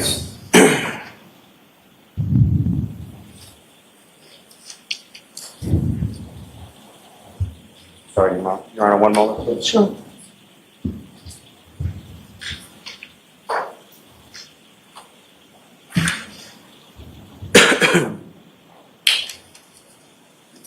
So the V-Box is attached to that vehicle, so it's what specifically is it measuring? So yeah, it's using the GPS data to apply its location, and so it's measuring its speeds and using the speed and the location, putting that together. And once you use the app through the V-Box and set certain parameters as you can go, I want 30 miles per hour, 20 miles per hour, 10 miles per hour, and it'll set your vehicle. So when you go to 30 miles per hour, it'll tell you what you're doing at 30, what you're doing at 20, what you're doing at 10, and then it'll know if you're doing braking or acceleration tests. And it'll use those numbers that you have to give you, your acceleration factor or braking factor for the vehicle. And so from the V-Box Sports device that you use, and you've received training as it applies to using that device? Yes, I have. And certification as well? It's usually just training on it.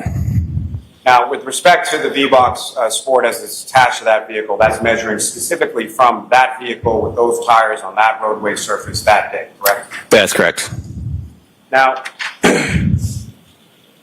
with regard to that testing on that day, you did some acceleration or reverse acceleration tests, is that correct? Correct. And how many of those tests did you conduct? 2. And describe to the jury sort of how you conducted those tests or what speeds you were using or sort of that process of the 2 reverse acceleration tests that you conducted that day. So the reverse acceleration test we conducted, we set the parameters up to I believe 25 miles per hour. So what we did is we try to come from a stop at 0 and then press the accelerators all the way about as hard as I could press it and try to go back and see how fast I can get to 25 miles per hour and see what the performance it did at that time.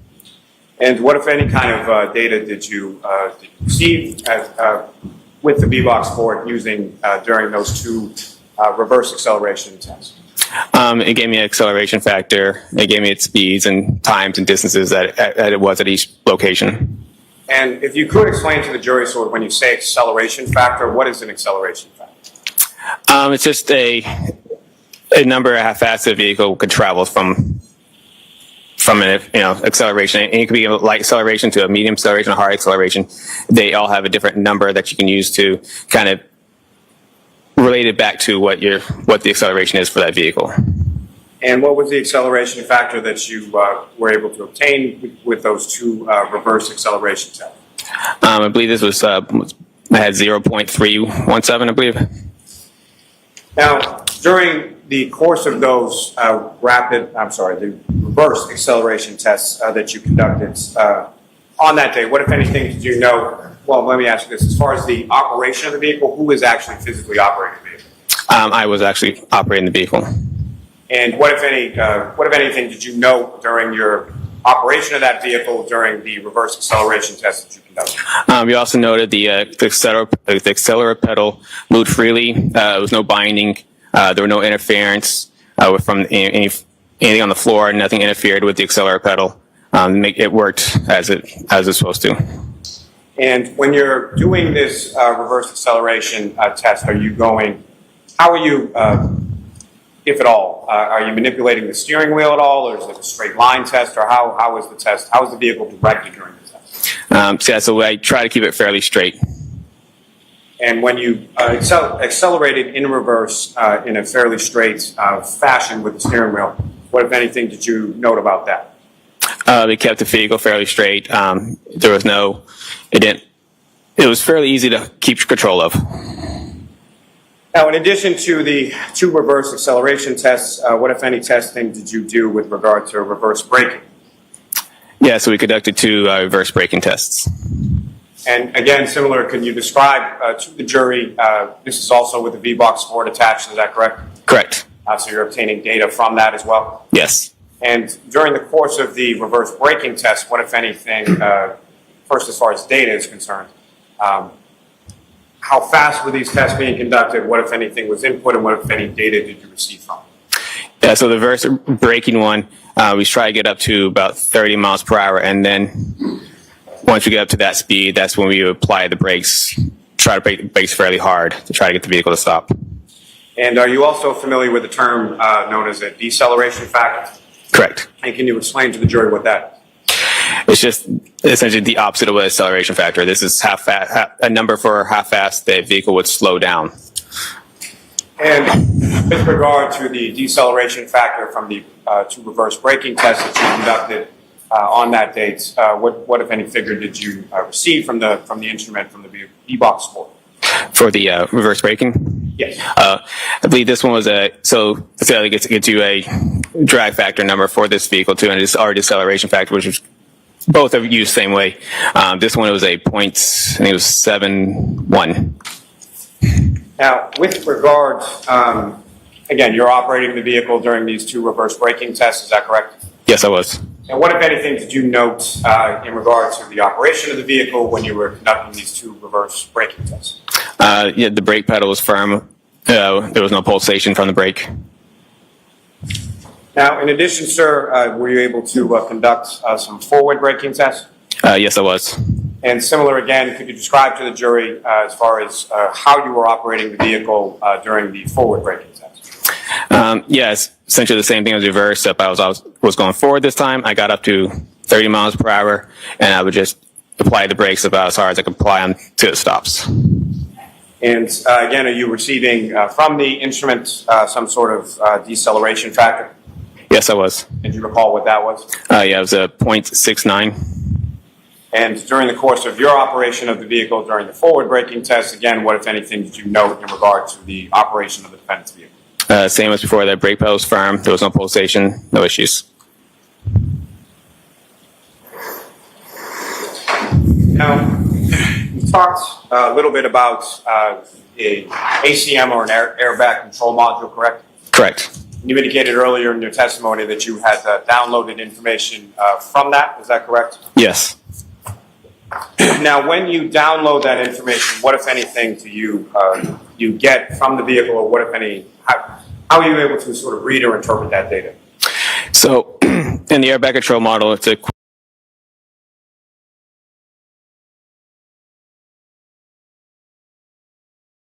with a spot event data recorder on EDR. And then that data from the EDR, we will use the BOSS CDR software and will attach to the vehicle. And then that software will basically extract the information or image the information that's in. I muted it when Lucy was barking. Look, he got two what if any's and a sort of all in one question. And that's impressive. Even for Lally. Even for Lally. In the module. And so that information could range from getting us speeds, if there was braking, if there was, steering wheel movements, basically like looking for change of velocity, that type of, so there's a lot of, information around the vehicle. May I approach you? Yes.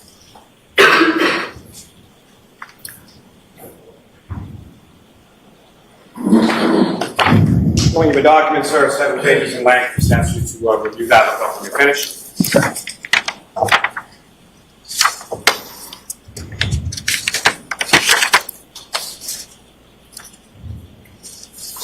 And do you recognize that document, sir? I do. What do you recognize that to be? This is the document that gets printed out through from the airbag control model through the crash out retrieval software. Thank you. May I approach again, Your Honor? Yes. I'm up to seek to introduce the minutes in that exhibit. No objection. Okay. 590.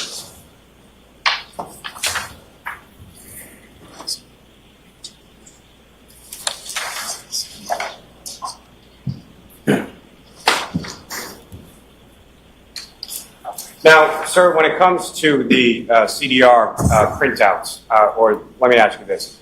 When it comes to the airbag control module, who is that designed to protect or to apply to in respect to safety measures with the vehicle?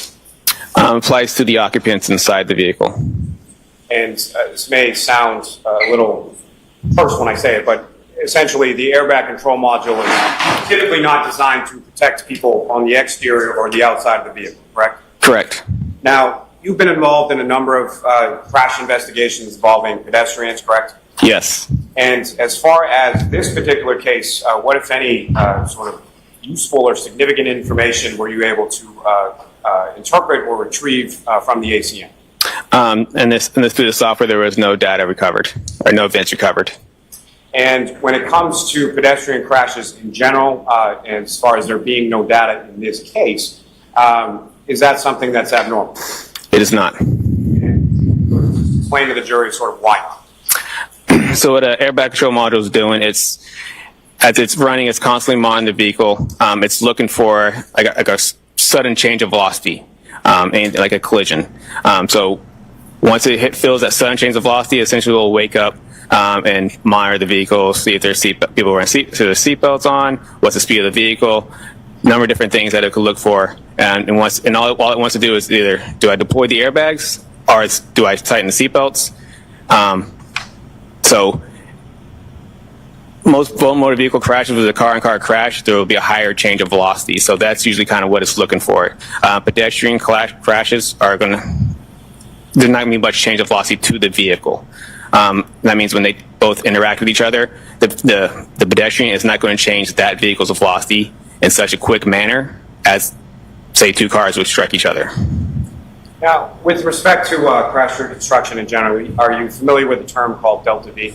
Yes. And can you explain to the jury sort of what that term means as far as what is a delta V and what is it measured? So that's kind of what I was saying about the change of velocity. It was a change of velocity. And I mean like change of velocity, like it's also going to be within a certain amount of time. So change amount of speed within a certain amount of time. So. And with respect to vehicle as it applies to crashes or collisions involving pedestrians, and I think you've said a little bit about this, but what, if any, impact on the velocity of the vehicle would striking a pedestrian typically have? Very little. Now, specifically when it applies to pedestrian collisions in general, are you familiar with the concept of linear momentum? Yes. And can you explain to the jury sort of what that is and how it applies with pedestrian crashes in general? Linear momentum. Momentum is essentially when two objects interact with each other. They come in with momentum and they leave with momentum, with essentially the same momentum. And linear momentum just means something that's in line with each other. Now, as far as we talked a little bit earlier in your testimony about roadway evidence, when it comes to your experience with pedestrian collisions, what, if any, relationship does that linear momentum have in relation to roadway evidence that you would expect to find at a scene of a pedestrian collision? So when a pedestrian strikes a vehicle, they will go in the direction where the vehicle was traveling. So if the vehicle is traveling one way, the pedestrian strikes, it will go essentially that same way, depending on what part that vehicle strikes. Now, as far as other items that the pedestrian may either have in their hand or other items of looser fitting clothing, what, if any, experience do you have as far as observations of those on collision scenes involving pedestrian collisions? Yeah, so it's not uncommon for pedestrians to lose essentially any sort of loose clothing. So, shoes, belts, hats, anything that's not very strapped on very well, could leave the body. And as far as directionality is concerned, when it applies to that linear momentum that you were speaking of before, those sort of loosely held or handheld items, or would glasses be included within that as well? Correct. So those types of items, as far as directionality is concerned, what, if anything, can you tell the jury about that? Yeah, so they will go in the same direction the pedestrian travels post-impact. We usually use that as kind of a post-impact path of travel for the pedestrian, showing that this is the direction that they would have traveled from where they got struck. Now, are you also familiar with the Reconstruction terms known as area of impact and point of impact? Correct. And can you explain what those terms mean in a crash reconstruction context for the jury? Yeah, so an area impact is essentially the area where the crash happens, where these two vehicles or vehicle pedestrians, where their initial impact happens. Point impact is the same thing, it's just more down to like that specific point at a specific area. Area can mean a little bit broader in that sense. And what are some of is this something that is delineated somewhat, at least by roadway evidence? Correct.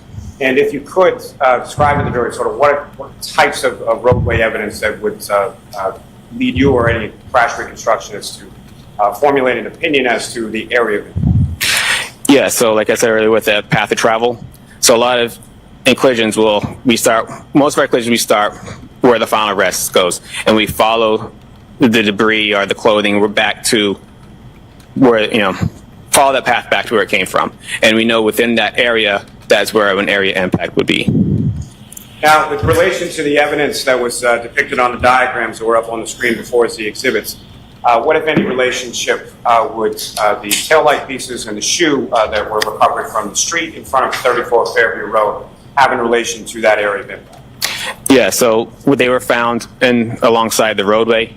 So I know that they were found, the area of impact had been somewhere within the roadway and probably somewhere at the beginning, just prior to the beginning of the first point of evidence that we found. So somewhere towards the first point of evidence contained within that debris field, is that correct? Correct. Now,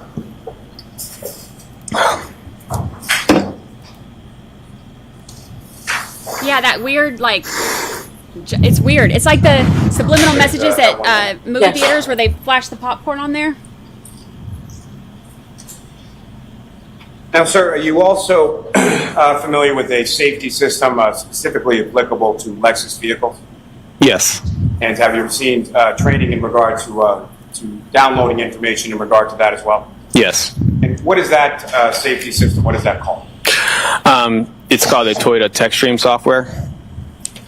And so the Toyota TechStream is a software similar to the crash data retrieval or CDR software that you're talking about, but just specific to a Lexus? Yeah, but it's between Toyota and Lexus has software. The TechStream it's similar in the fact that they both record data to the vehicle. TechStream was created by Toyota for their technicians to diagnose vehicles and use that information to help, any kind of mechanical issues that they would have with the vehicle that they can do when you bring your car to them. They can look at the TechStream and just kind of find out what caused the mechanical issue. Now, with respect to the Toyota TechStream data that's available, what kind of data are we talking? So, TechStream, they obviously the diagnostic stuff, so they're looking for any engine defaults or anything else. But they also have what's called a vehicle control history in it. Sorry, I missed that. Called what? A vehicle control history. Thank you. And the vehicle control history it's basically monitoring people's driving behavior. So it has certain, they call it triggers that they have listed, and when those triggers are met, they will record data related to that trigger. And what type of data, in general terms, what type of data are you able to recover through the Toyota TechStream tool from the vehicle control history? Yeah, so that each trigger, you can record, it's the same as you get your speeds, brakes, if the accelerator pedal's on, look for steering wheel angles, engine RPMs, all the information that you have related to vehicles. Now, in addition, is it possible with vehicles that have, some vehicles made that are accessible through this Toyota TechStream, including Lexus, which I should say, I'm sorry, so Lexus is manufactured by Toyota, correct? That's correct. So in some vehicles, Toyota or Lexus vehicles are made by that manufacturer, are equipped with camera systems, is that correct? Correct. And again, in general terms, what, if anything, in relation to the camera system is it possible to collect from the vehicle controllers? The camera systems in certain vehicles can record photos, like little grainy black and white photos. And were you able to recover any black and white photos or photos of any kind from the defendant's vehicle in this case? I was not. Now, with respect to the sort of physical process of the downloading using this Toyota TechStream tool, can you explain to the jury sort of how that's physically done or what you're doing to the vehicle in order to download that information? It's the same process, just different software as we would for the airbag control module. As I said before, we plug into the DLC port and then up that software program, and we follow the steps and we extract the information from the vehicle. Now, the extraction of the Toyota TechStream data in this particular case, when was that accomplished? For this one, I believe it was February 2nd, 2023. So a year and a day after you had conducted the braking acceleration test and inspected the vehicle in the Canton Police Department garage? That's correct. And so as far as the timing of that being February 2nd of 2023, why was that? I was, at the time of my initial inspection, I didn't really know much about TextStream at that point. So over time, I kind of learned about TextStream, and so once I learned about it, and I thought this is relevant to our case, and I looked more into it and found that it is relevant. So, and the Toyota TextStream, as far as that applicability or that tool, is that a relatively newer tool in the area of crash reconstruction? It is getting fairly newer, as in, like, it's getting spread out. It's getting bigger. It first got created on one vehicle in 2014. So it's been slowly trickling into the Toyotas and Lexus vehicles over time. But it's definitely gotten bigger within the past couple of years. Now, with regard to this information, when you were then able to download that information, you received some data, is that correct? That's correct. And you mentioned that it goes, or it's measured sort of by triggers, is that correct? That's correct. And from the data that you were able to obtain from the defendant's vehicle, what type of data were you able to retrieve as it relates to the vehicle control history? Yes, so this had like a page and a half full of triggers that over the vehicle's time span that it captured. And with respect to the triggers, how many triggers did it capture? It's like a page and a half. I don't know exact numbers of how many triggers that was on each page, but there was, it's at least a good page and a half full of triggers. Your Honor, may the trooper refer to his notes in regard to that? Trooper, if I could direct you, I think it's page 9 of your report. Okay.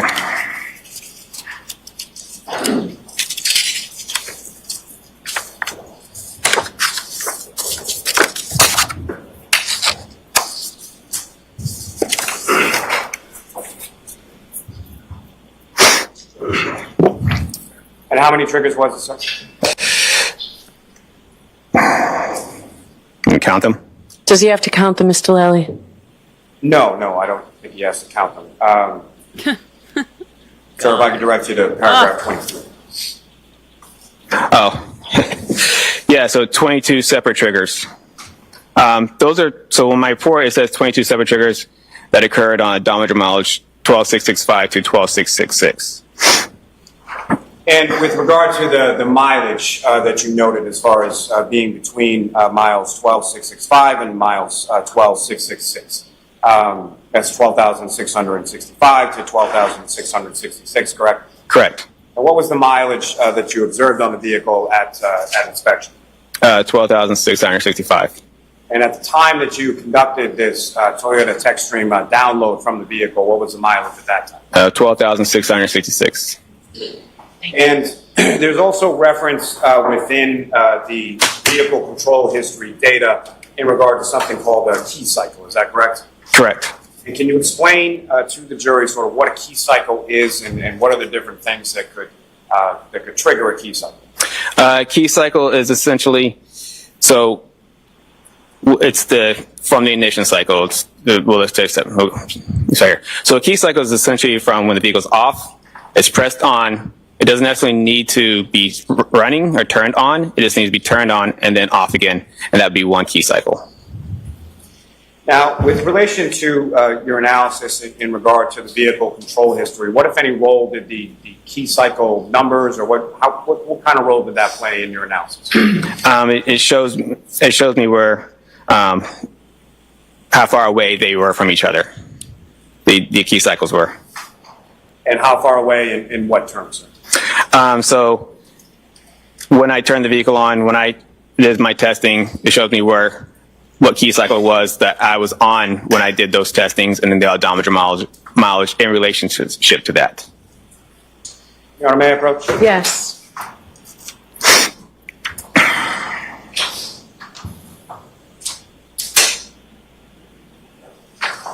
I just want them to I'm showing you the document. show how it.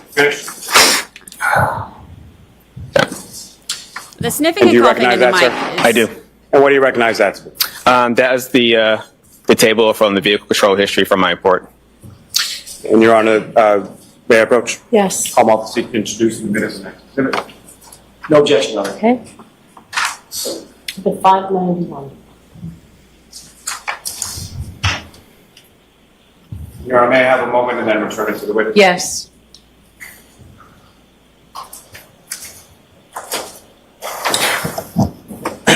Your Honor, with the court's permission, if I could ask to publish this for the jury.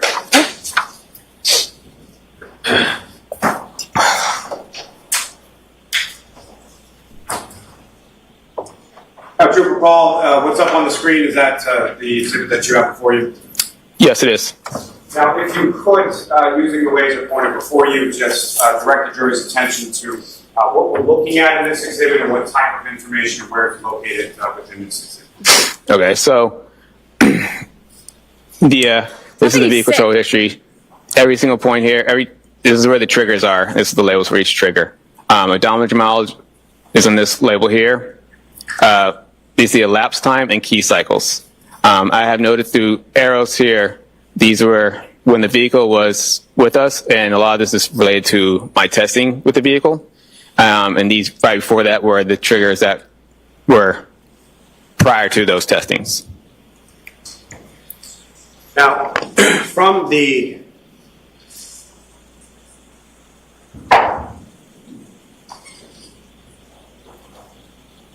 within this table, sir, there are two triggers recorded at odometer mile 12,629.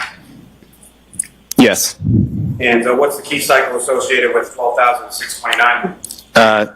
1,162.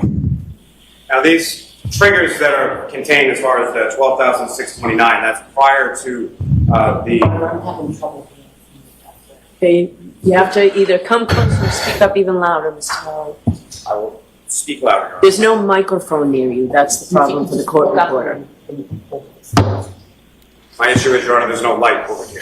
All right, so let's turn the light on and then you can ask your question, then we'll turn the light right back off, please, Hunter. Thank you, Your Honor. My apologies. So that odometer mile, as far as two triggering events, at 12,629, correct? Yes. And that occurs prior to the 12,665, 12,666 during the course of your braking and acceleration test, correct? Correct. And the mileage difference between those two, did you do that math? Yes. What was the mileage difference between the two? 36. And how many key cycles were different between your testing and that odometer reading of 12,629? 2 key cycles. Now, as far as the, what if any information did you have and where did you get it in relation to the defendant's vehicle's path of travel prior to those odometer readings that you noted when you did your yeah, so I was told that where she traveled afterwards or prior to that, I was noted their locations, and I used those locations through Google to get a mileage for them. May I approach her? Yes. No.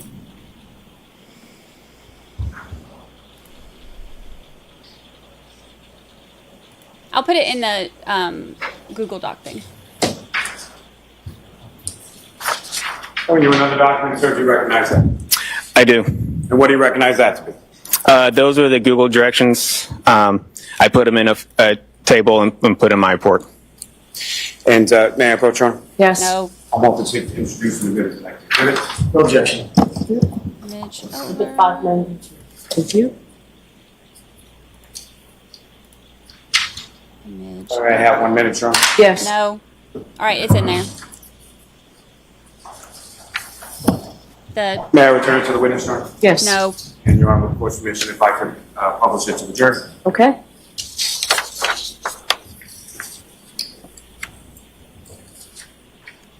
Someone, if you could, enlarge to make this a little. Now, Trooper Paul, do you recognize what's up on the screen as the next exhibit before you? Yes, I do. And these are, again, if you could explain to the jury sort of what we're looking at here and how you came to these mileage tools. Yes. So when I got the directions, it showed that we got from 34 Fairview Road to 1 Meadows Ave. And when I put that address onto Google, it gave me suggested routes. So I put each suggested route on there and the time it took. So I did that with every direction from 1 Meadows Ave to Waterfall to 12 Country Lane, and 12 Country Lane to 1 Meadows Ave, and then 1 Meadows Ave to 345 Country Hill Drive, North Dighton. So I did that for every single one and find suggested routes, so which is labeled in all these boxes here. And then at the bottom here, I did a total distance, and I did a min and the max distance of, the minimum was 36.1 and the max distance of 38.8. All right, so I'm going to ask you to take that down for a minute, and I'll see counsel at sidebar, please. Why?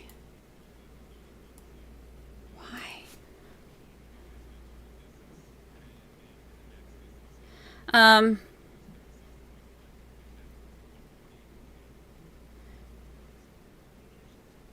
that stupid Biscuit song in my head non-stop. Okay, I'm putting these in there. It's easier for me.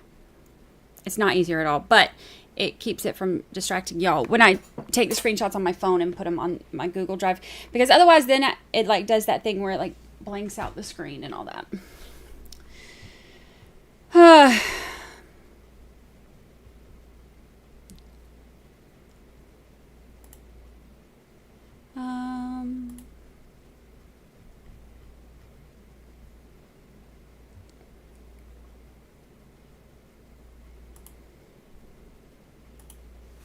Oops. Taste the biscuit. Ah! Stuck in my head non-stop. All right, so here. Sorry, let me add the other one. I got distracted. I'm adding the other one now.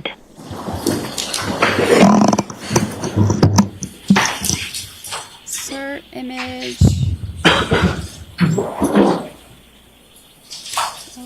Now, in addition to those distances there depicted in that exhibit, sir, yeah, that's. Have you also looked at a mileage or distance between? I'm sorry. The first up there was as far as 34 Fairview Road to 1 Meadows Avenue. Is that correct? That's correct. And that gave you sort of 3 different routes of travel. Is that correct? Yes. And the minute of the max was 2.2 to 2.6. Correct.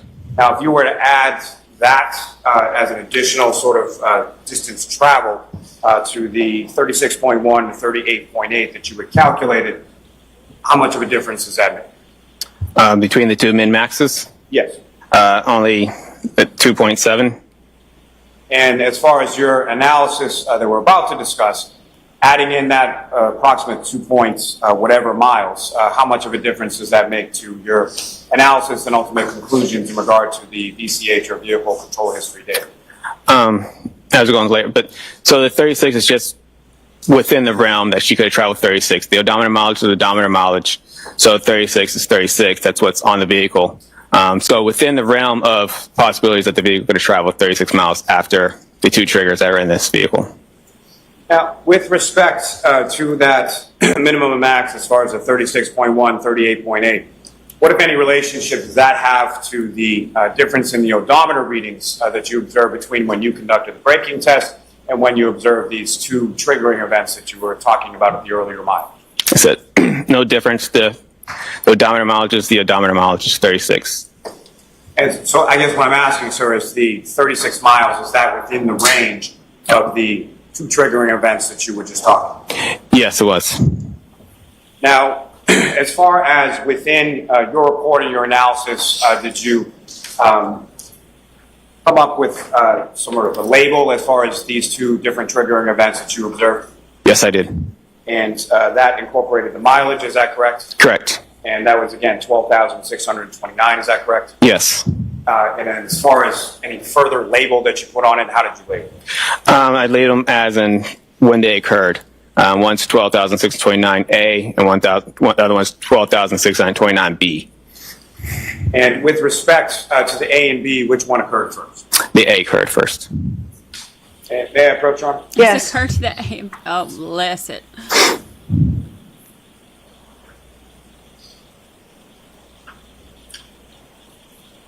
He did say your analysis. I'll show you another document asking you to do that. Finish. Okay. What, do you if recognize any? that? I do. It's the data chart from the 12,629 miles A chart.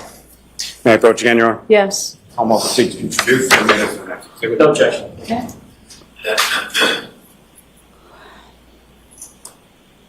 The 593.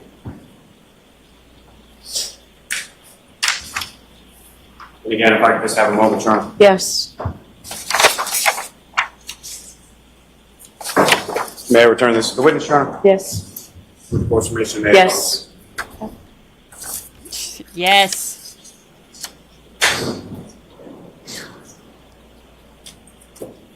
Okay, so with the document before you, what's now up on the screen, do you recognize that as what's now been marked as the next exhibit? I do. Is if you could Hold on, I got to screenshot this one on describe here. to the jury I'm not sort going to be of able to do what it on these my... rows indicate as far as what information is there, and if you could, using the laser pointer, direct the jury's attention to On what, my if phone is anything, easy. of significance you observed in this as far as 12,629 miles A. Okay. So each row, starting from the top, is the vehicle tow history time, which is the time that's recorded in the module itself, or in the software that gets recorded as each time, and it's recorded as seconds. This time is the time from the start of the key cycle. So it starts off with 652.8, and each one is incremented in approximately half-second increments up to, let me show it, right here where the trigger, this is what's called where the trigger happened. So right here is where it kind of goes from 4.5 to 4.6, and it goes up to 5, then everything after that is about half-second increments from each other. Recorded 10 seconds of time, which is labeled in this one, total time of 10 seconds. And I'll just put time from trigger, just kind of label it back to, here's the trigger right here, and that's the time between each one. Sorry if I can read this right. So and right here, this is the vehicle speeds. The blue is just labeled because that's the speed, zeros are labeled as the light blue is 0. So if I could read this. So this starts from, shows that the vehicle is traveling at 9.9 miles per hour. It's slowing down to about 0 right here, and then stops for that time, and then increases back, speeds back up to, it goes up to 6.2, and then slows back down to 0, and then back up to 1.7 to, I think it's 8.7. If I can read that right. The next below for us is miles per hour to kilometers. This is the accelerator opening ratio, which is really where this trigger comes from, because the trigger is labeled as the accelerator pedal opening angle is medium to higher immediately after shifting to reverse. All right, they label it as R. If I could stop you there just for a second, sir. As far as the accelerator pedal opening angle, can you explain to the jury sort of what that term means and how that relates to sort of the operation of the vehicle? So the accelerator pedal is, the part where everybody puts their foot on and gets the vehicle to go. So the pedal, so this is what's showing how far the pedal was actually pressed by the operator of the vehicle. And that gives you a percentage of that. So if it was, if zero's not pressed and 100%, it's all the way down. So they label the trigger, I think 30% is medium to higher in this way Toyota labels it. So then that's where you'll see the trigger is around 31.5%. And it also shows from the beginning, goes from 0 and increases up to 50.5%, and that's 5 seconds. That's only a little over a second past the trigger. It's up to 50%, and then back off, and then back onto the accelerator again, up to 34%. Now, as far as this data is concerned for the VCH data from the Toyota tech stream, what, if any, information are you able to glean as far as directionality, as far as forward, reverse, left, right, things like that from this data? So on this label right here, so it shows the shift position signal. 1 is forward and 2 is reverse. So this right here is showing the vehicle was in drive and going forward, and then the vehicle got shifted into reverse, and then back to drive again.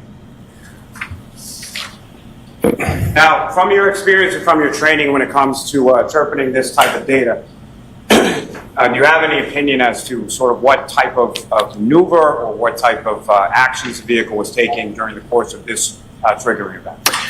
Yes, this appears the vehicle was slowing down and making a U-turn. Because also the other thing into it, it shows steering signal. And the steering wheel showed that she was driving left and then right and the back left again. And also when she's on the brake switch. Thanks. Ms. Gilman, you can take that down. And Your Honor, may I approach? Yes.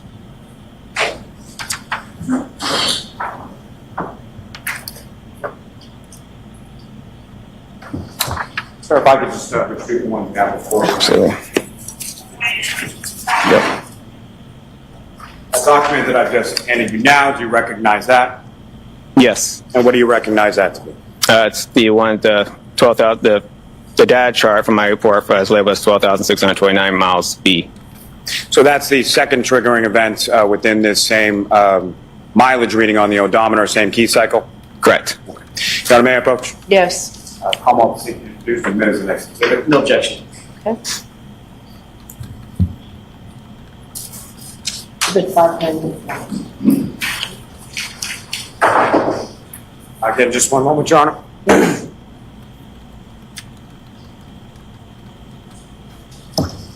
May I approach the witness? Yes, and for the sake of taking the best use of our time, if they're in evidence for the rest of this afternoon, both of you can then just ask to, just go ahead and put them up and not ask for permission Thank each you. time. And Ms. Gilman, if I could.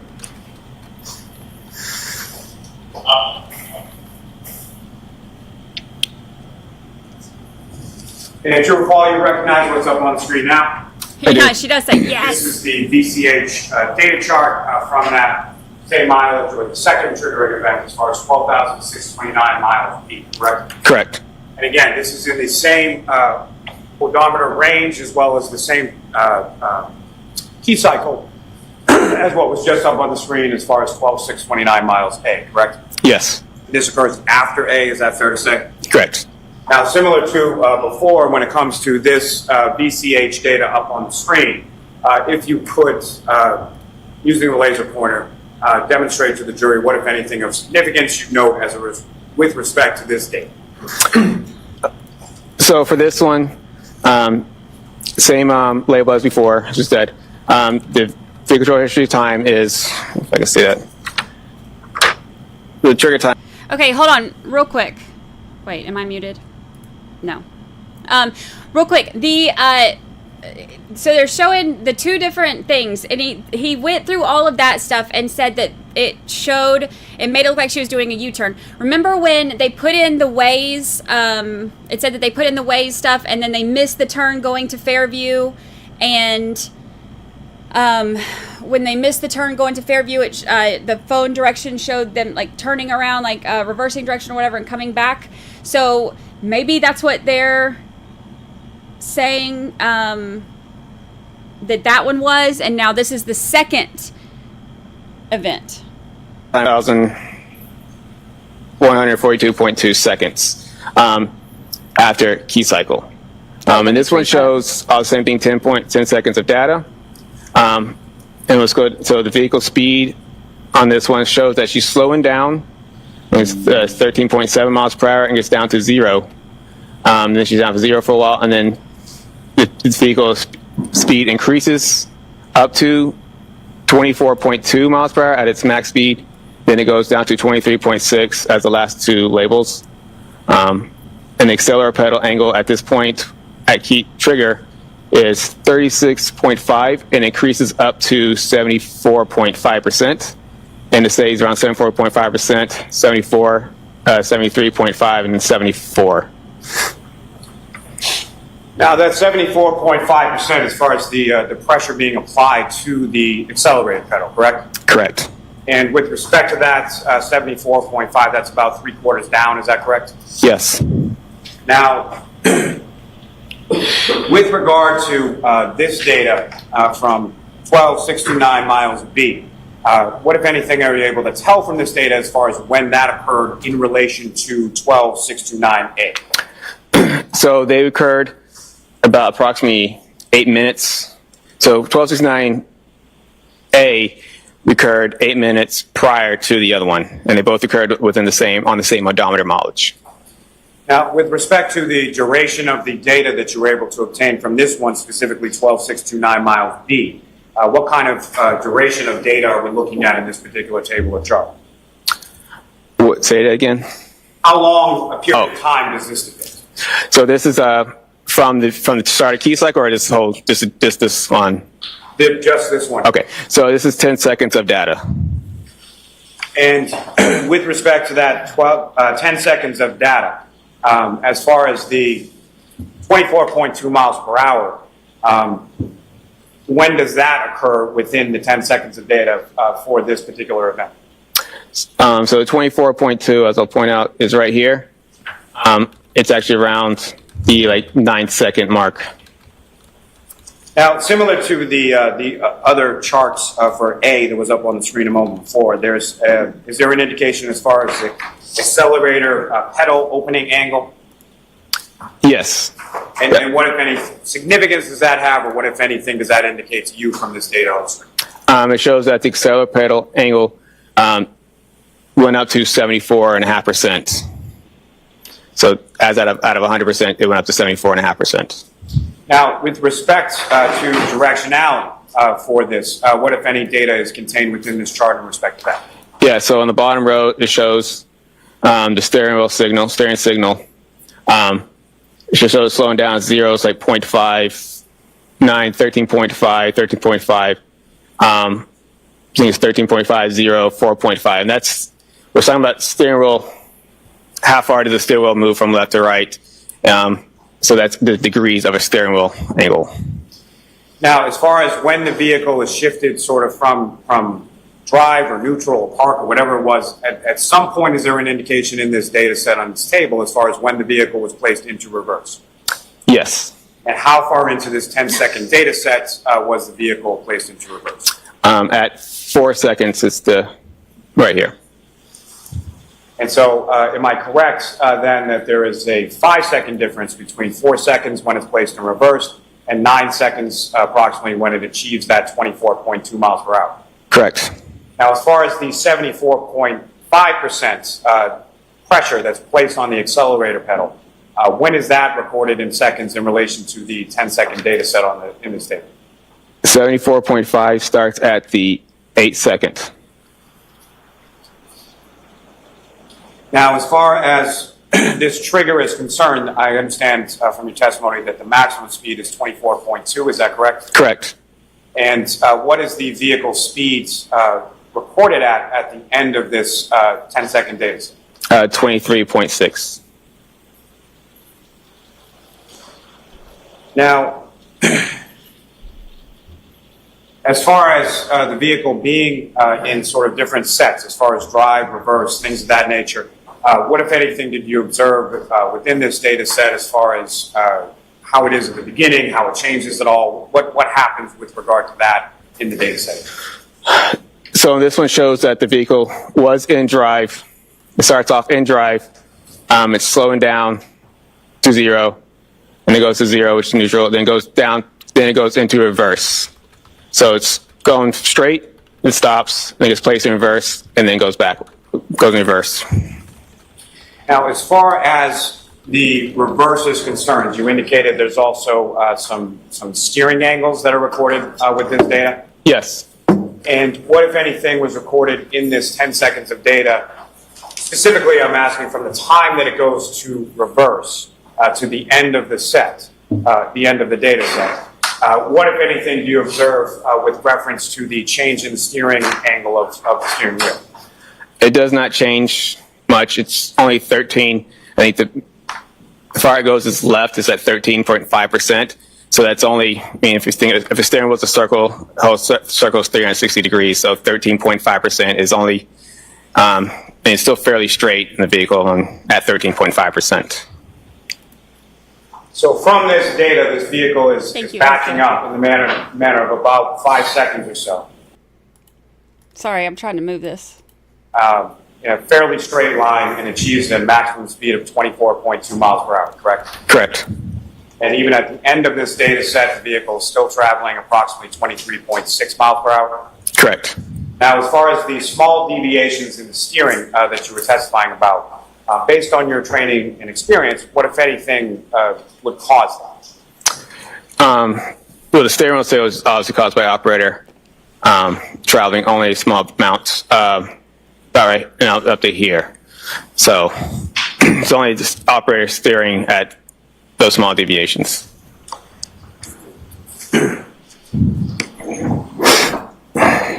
Your Honor, may I approach? Yes.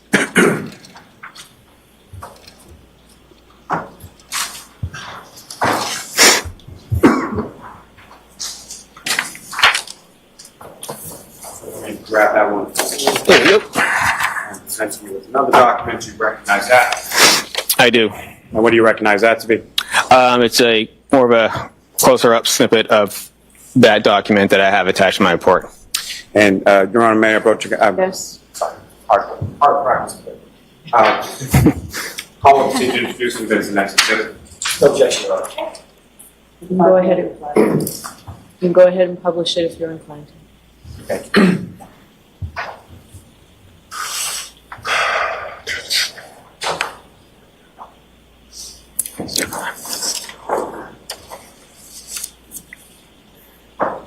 To recall from what's depicted up on the screen as this next exhibit, if you could, using the laser pointer, just direct the jury's attention to what, if anything, of significance you observe in this portion of the data. Yeah, so I circled in here the drop from 24.2 to 23.6, and also the steering wheel signal went from a left at 4.5 to a right 4.5, so positive to a negative. And also the same thing with the accelerator opening ratio kind of stays consistent at 74%. May I approach again, Your Honor? Yes. No.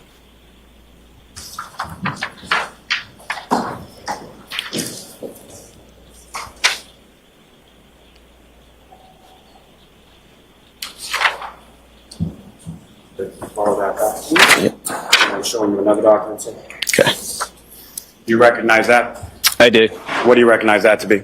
It's a vehicle control history distance chart. I have calculated and attached to my report. And may I approach again, Your Honor? Yes. I want to see if you can submit the next exhibit. No objection. Okay. So go ahead and publish it if you're inclined.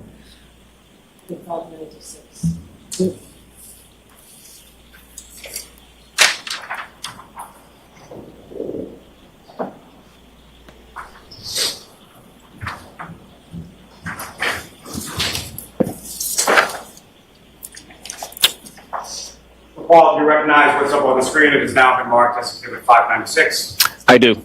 And again, if you could, using the laser pointer, let me ask you this first. As far as this table and this information up on the screen, I should have asked you this before. How was this table created, and what, if anything, does this illustrate? Yeah, so this illustrates from the chart of 12,609B. I started from when the vehicle was placed into reverse, and when it immediately goes from 0 and travels up to the sniffing. Travels up to 23.6. Just that's like the last part of that last chart we had. And what, if anything, were you able to do as far as distance travel, and how were you able to determine that? So I used this vehicle speeds and the time, and calculated a distance that the vehicle traveled during this time.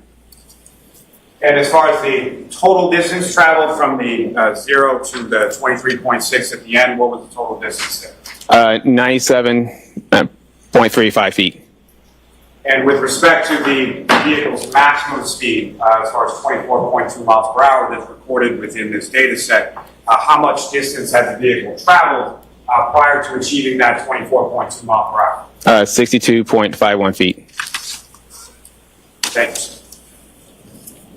May I approach this to retrieve, Your Honor? Yes.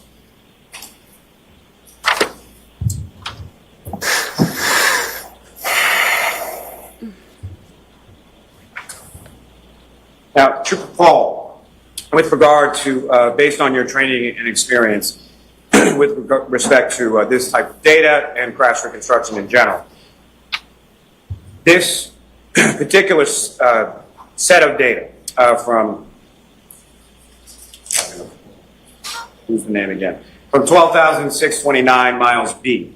What, if any, type of collision is that data set consistent with, and why? Yeah, there's a point in there where it appears to be consistent with a pedestrian strike. And why is it that your interpretation of that data you feel is consistent with the pedestrian strike? It's the sudden change of speed at 24.2 to 23.6 in a half second, while the accelerator pedal is still at a consistent 74%. And also the steering wheel angle goes left at 4.5 degrees and also goes right to 4.5 degrees and then goes back to left after that. So right at that spot is something that's consistent with a pedestrian strike. Now, with respect to Mr. O'Keefe, the pedestrian in this collision, what, if any, data were you able to see or review in relation to your reconstruction analysis in this case? Say As far as Mr. O'Keefe, what, if anything, did you learn about his injuries? Like what types of injuries he had? Yes. Yeah, there were blunt force injuries. I believe it was abrasions, lacerations, and blunt force injuries. And the injuries that you observed or that you were informed about, you learned this from the medical examiner, is that correct? Correct. And with respect to the injuries that Mr. O'Keefe was recorded as having sustained, according to the medical examiner, what, if any, relationship did those injuries have to you in relation to a pedestrian collision? Sorry, say it again. As far as the injuries that you were informed by the medical examiner that Mr. O'Keefe had sustained? Yes. What, if any, relationship did those injuries have in relation to a pedestrian collision? They are consistent with a pedestrian collision. And how so? Due to, we can break down each injury, due to the arm, the lacerations of the arm from the tail light, the dent where the scratches for his hand could be. Those are something that would be consistent with this, in this particular case, with striking the Lexus. Now, specifically with reference to this case, what, if any, analysis did you conduct with regard to kinematics? Yes, I did a kinematics analysis in my report. Kinematics deals with the aspect of motion. And I'm sorry, if you could expand upon that just a little bit and explain to the jury sort of what a kinematics analysis is. So kinematics analysis is, like I said, it deals with the aspects of motion. Pedestrian crashes get labeled in certain types of how they interact. So in this particular case, I kind of labeled it as it's a forward projection crash with a side swipe. And what I mean by forward projection means that when a pedestrian gets struck by a vehicle, well, basically their principal impact forces are above the pedestrian center of gravity, as in this case where you get the higher back of the vehicle. When you get struck by something like that, it projects you forward in the direction of the vehicle. And in this situation where he gets more struck through the side of the vehicle on the taillight area, that it projected him to forward and to the left due to this more of a side swipe manner. Now, with respect to you mentioned the height of the vehicle, as far as the shape of the back of the vehicle, what, if any, relationship does that have in regard to you sort of labeling this as a forward projection / side swipe collision? Yeah, due to it being pretty flat, it's not the front of the vehicle where you have the hood and the pedestrian staying above the hood. It's the back of the vehicle. It's pretty flat and it's pretty higher up. Now, with respect, you also made aware through your review of the medical examiner's report that there was injury to the back of Mr. O'Keefe's head. Yes. And based on your training experience in particular with pedestrian collisions, what, if any, significance did that have in relation to your opinion as to how Mr. O'Keefe interacted with the defendant's vehicle? So when you look at the damage, he would have interacted with that left side of the vehicle. And when he got struck by the vehicle on the left side, it would have caused his vehicle to rotate kind of counterclockwise. And then when that rotation, he could turn into his back, and his back could have struck the ground. I noted at the scene that there was asphalt curbing, which could have, somewhere he could have struck his head in there, or somewhere along any of the pavement would have caused damage. Most forward projection crashes have damage on both sides of the body. Why is that? Due to them get projected forward, so they get hit from behind, they would have damage to the back, and then when they get projected forward, they get damage to the front. So, I mean, in this case, he got projected and got spun counterclockwise due to where he got impacted the vehicle. But how did he get projected without the... Now, with regard to the vehicle speeds, kinematically speaking, from your analysis in respect to that. Hold on, I'm still, unless I'm trying so hard to pay attention, because this is what I've been waiting on, because I need the car and the medical stuff to make sense to me. If he was projected, how did he not have...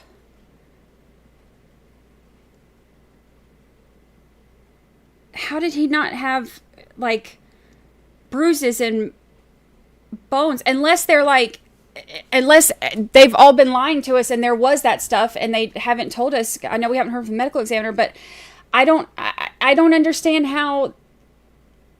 I still don't understand. What, if anything, can you say in relation to, just in general terms, as far as the pedestrian collision is concerned, how much of that vehicle speed would a pedestrian be assuming in the context of a pedestrian collision with forward projection?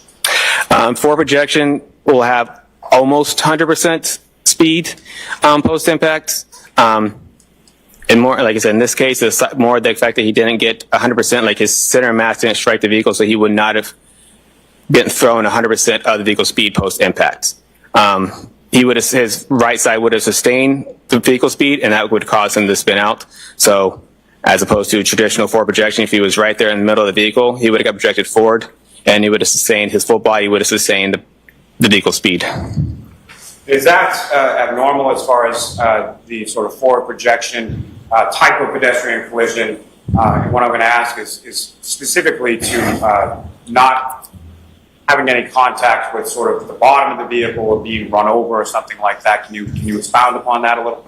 Yeah, due to the side swipe manner that projection off to the left, it wouldn't show that he would have been, the car would have ran over him and traveled over him.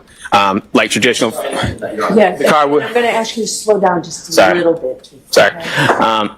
Yes, so due to the situation in this scene where he got projected to the left and body rotated, it would have rotated away from the vehicle, and his body would not have traveled under the vehicle, as you do in like a lot of traditional forward projection crashes. The vehicle would get tracked forward ahead of the vehicle, and that vehicle could possibly travel over that pedestrian. So that is not what you found in this particular pedestrian collision, correct? Correct. I know you've mentioned it a couple of times, but if I could ask you to just expound a little bit when you're talking about center of mass and how that relates between sort of a pedestrian and a vehicle in a pedestrian type collision. So pedestrians, almost every object has a center of mass. Pedestrians is the same. So a pedestrian center of mass is essentially to the half the body, and you would also put down, is around the chest area, just below the chest area would be a center of mass for a pedestrian, and they all range based on height and body shape. And so where on someone's body typically would a center of mass be located? Usually just around the chest area or just below the chest area. Now, if I could turn your attention, Trooper Ball, back to February 1st of 2022, when you were at the Canton Police Department. You mentioned that, or you testified earlier, at some point that you went outside to an asphalt roadway surface and conducted some forward acceleration and rear acceleration braking tests, correct? Correct. Now, in addition to that, what, if any, other testing did you do with respect to that vehicle on that particular date in that location? We checked the cameras, and we did backup visibility analysis with the cameras in the vehicle. And again, if you could, just in general terms, first, just describe for the jury, when you say visibility analysis, typically speaking, what are you doing in a visibility analysis? In the visibility analysis, we are trying to see what an operator would see in their vehicle. looking for, in this particular case, we were trying to see if the operating vehicle would be able to see a pedestrian behind the vehicle. And also in this, where we have backup cameras, we're trying to look at the cameras and see what would the cameras pick up as we would go into reverse. And in fairness to the defendant, at this particular time when this visibility analysis was conducted, it was during the daytime, is that correct? That's correct. Your understanding of the crash is that it occurred at night, correct? Correct. Now, as far as a visibility analysis, typically would you be looking to recreate as close as you can to the conditions at the time that the collision occurred? In most typical cases, yes. And why were you not able to, were you able to do that in this case? We were not. And why? Due to was most, like I said, it's mostly done when we're trying to see what a pedestrian would, an operator would see a pedestrian.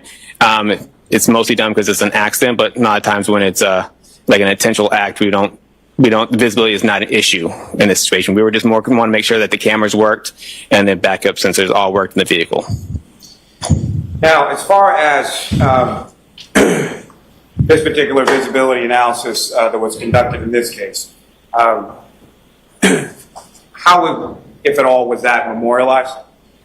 It was recorded when the crime scenes trooper recorded it.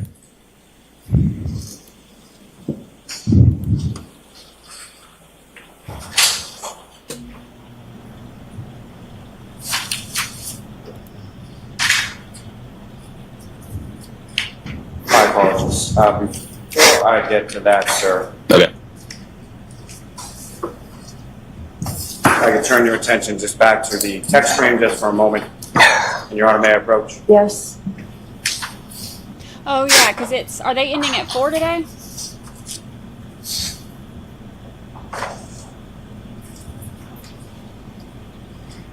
I don't know. I think 4.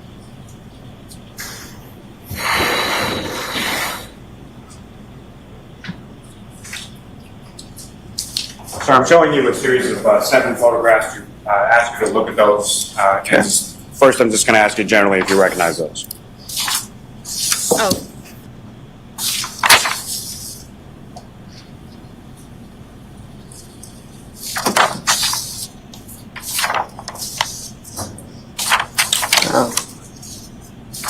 Yes. And what do you recognize those to be? It's the inside of the vehicle. Appears to be taking out the, showing that taking out the infotainment system. The what system? Infotainment system. Infotainment. And the last photograph there, what, if anything, does that depict, sir? That is the module for the infotainment system. And what, if any, involvement did you have in respect to this investigation in regard to the infotainment system? I didn't have anything. That was Trooper Nick Marino's did the infotainment system in this vehicle. And you indicated earlier in your testimony that you had training as it relates to Burla, correct? Correct. And what, if any, relationship does Burla have with respect to the infotainment system? They had tools to forensically diagnose the infotainment systems. And if you know, are you familiar with whether or not that was able to be accomplished in this particular case? It was not. And do you know why not? Because they had to go to, I think Burla didn't have the equipment, so they went to a... Sustain. Speak for Burla. Your Honor, may I approach? Yes. Now, as far as those photographs, they're an accurate portrayal of what you observed in the vehicle during the time that you were conducting your testing? Yes. Your Honor, I'll seek to introduce them as the next step in exhibit. Any objection, Mr. Jackson? I'm sorry, I was writing a note. What are those 5 photographs? 7. 7. No objection. Oh, interesting. The behavior panel has started covering this trial. That's interesting. I would like to see some of their analysis too. I like watching stuff like that.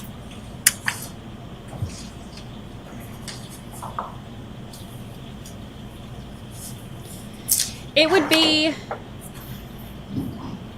a lot easier if the time and date column on everything wasn't blank.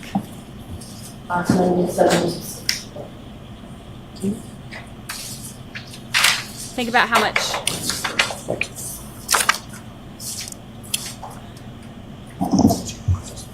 easier that would be.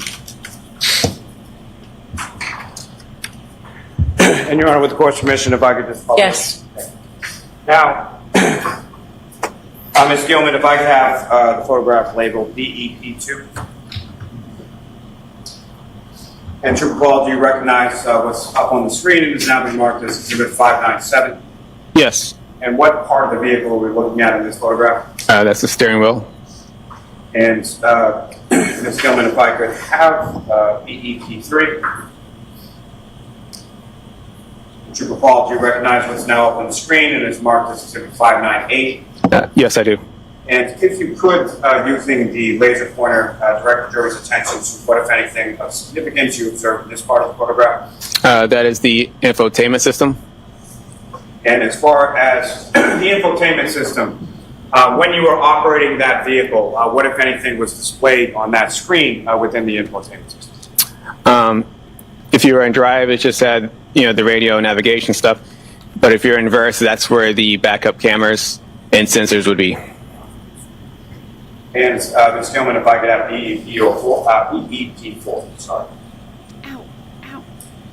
And Trooper Paul, do you recognize what's up on the screen as Exhibit 599? Yes, I do. And what, if anything, are we looking at in this? That's the push button start, the ignition. So that's how this vehicle is started. It stops essentially as a push button start, is that correct? Correct. Ms. Gilman, if I could have BEP2. Trooper Paul, do you recognize what's up on the screen as now marked as Exhibit 601? Yes. If you could, using the laser pointer, direct the jury's attention to what, if anything, you observe of significance in this vehicle. Yes, that's the infotainment system. It's on, show satellite here. Looks like that's the navigation. Thank you. Ms. Gilman, you can take that down.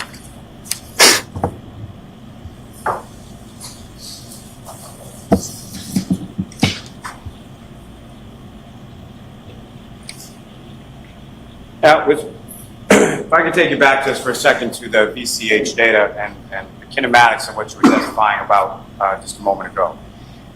You had mentioned that with respect to the injury to the back of Mr. O'Keefe's head that is consistent or could have been caused by striking his head on part of the pavement or the curbing, is that correct? Correct. Now, as far as your training and experience in pedestrian collisions that you've responded to and investigated on prior occasions, as far as weather, as far as the coldness of the ground being frozen, what, if any, impact that have as far as in relation to the injuries to the back of Mr. O'Keefe's? Objection.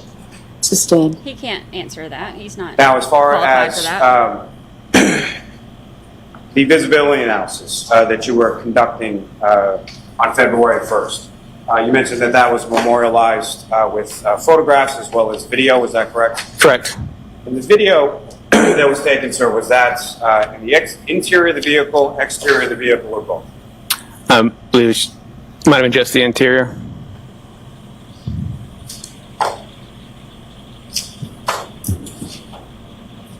May I approach, Your Honor? Yes.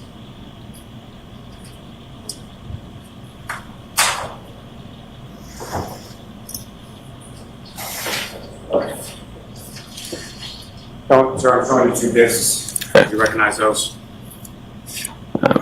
Yes. And those are the recordings of the visibility or the braking and acceleration tests from February 1st, both interior of the vehicle, exterior of the vehicle. Is that correct? Yes.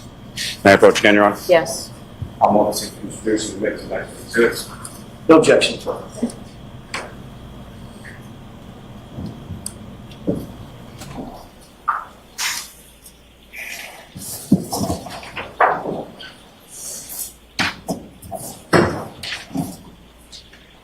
So forward. Before we get to those videos, Trooper, may I approach again, Your Honor? Yes.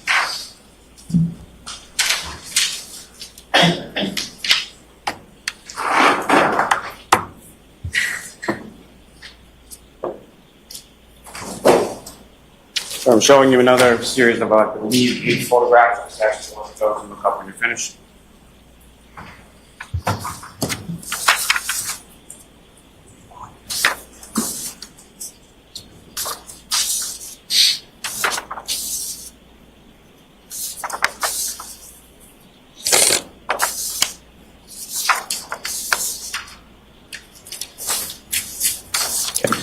And do you recognize what's depicted in those photographs, Trooper? Yes, I do. And what do you recognize those to be? Those are photos from the backup cameras and sensor tests. May I approach again, Your Honor? Yes. I want to seek to introduce the minutes next. Minutes. Okay. No objection.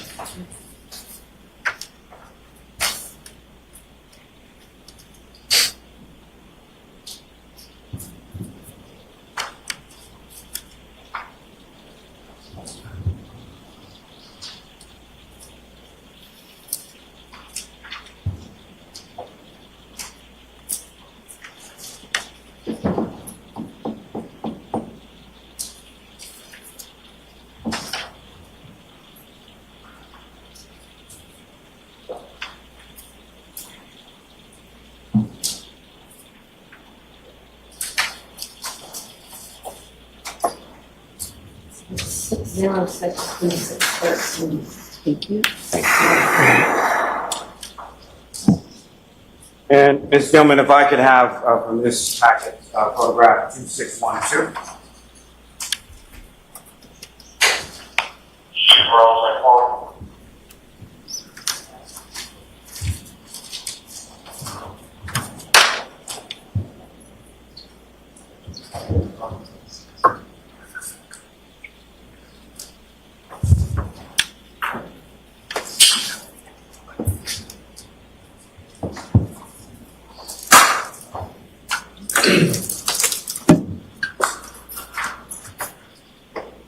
Trooper, if you could, please describe to the jury what we're looking at in this photograph that's now been marked as Exhibit 606.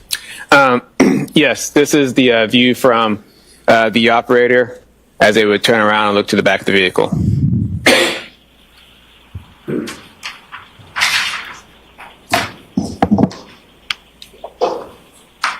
And Ms. Gilman, if I could have photograph 2616.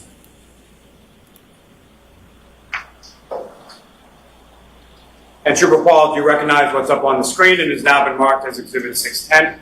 Yes. And can you please describe to the jury what, if anything, we're looking at here? Yes, that's the view inside the vehicle showing the infotainment system and the backup cameras on it.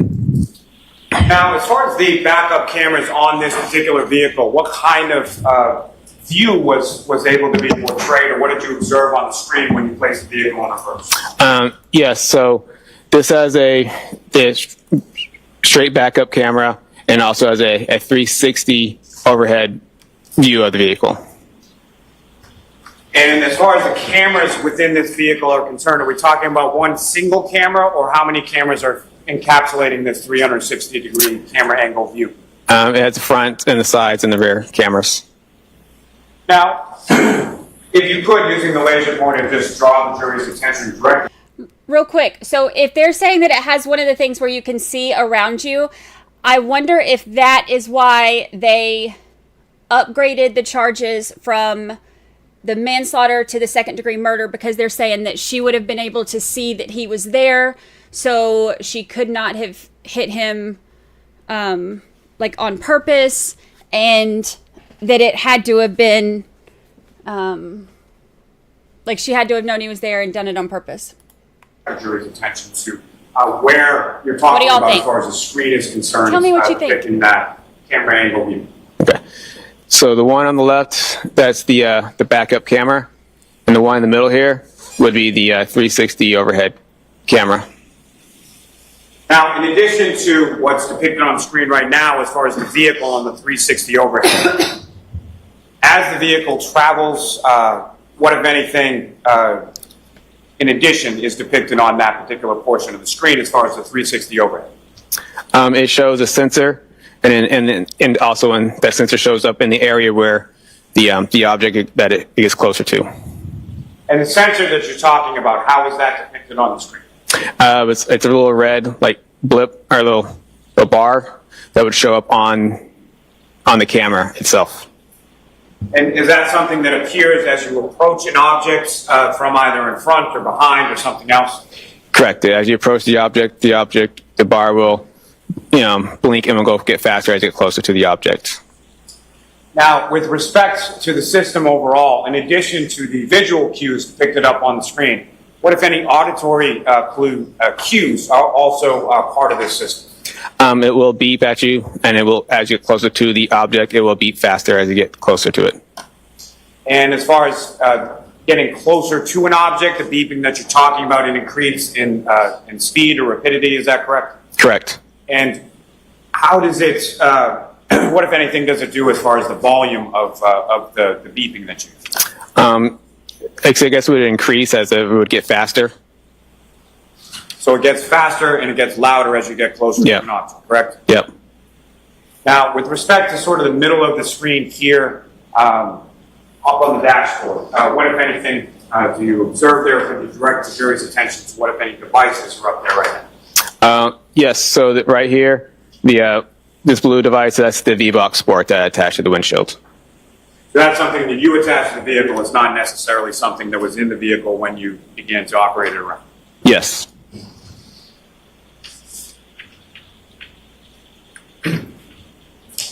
Ms. Gilman, if I could have photograph 2618.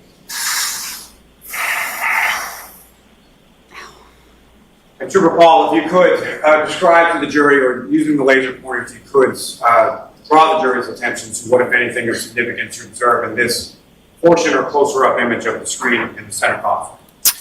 Yeah, so this is one on the left here is the backup camera, and the one in the middle is the 360 overhead camera. The bars and lines are showing the path of the vehicle. Okay. Ms. Gilman, you can take this down.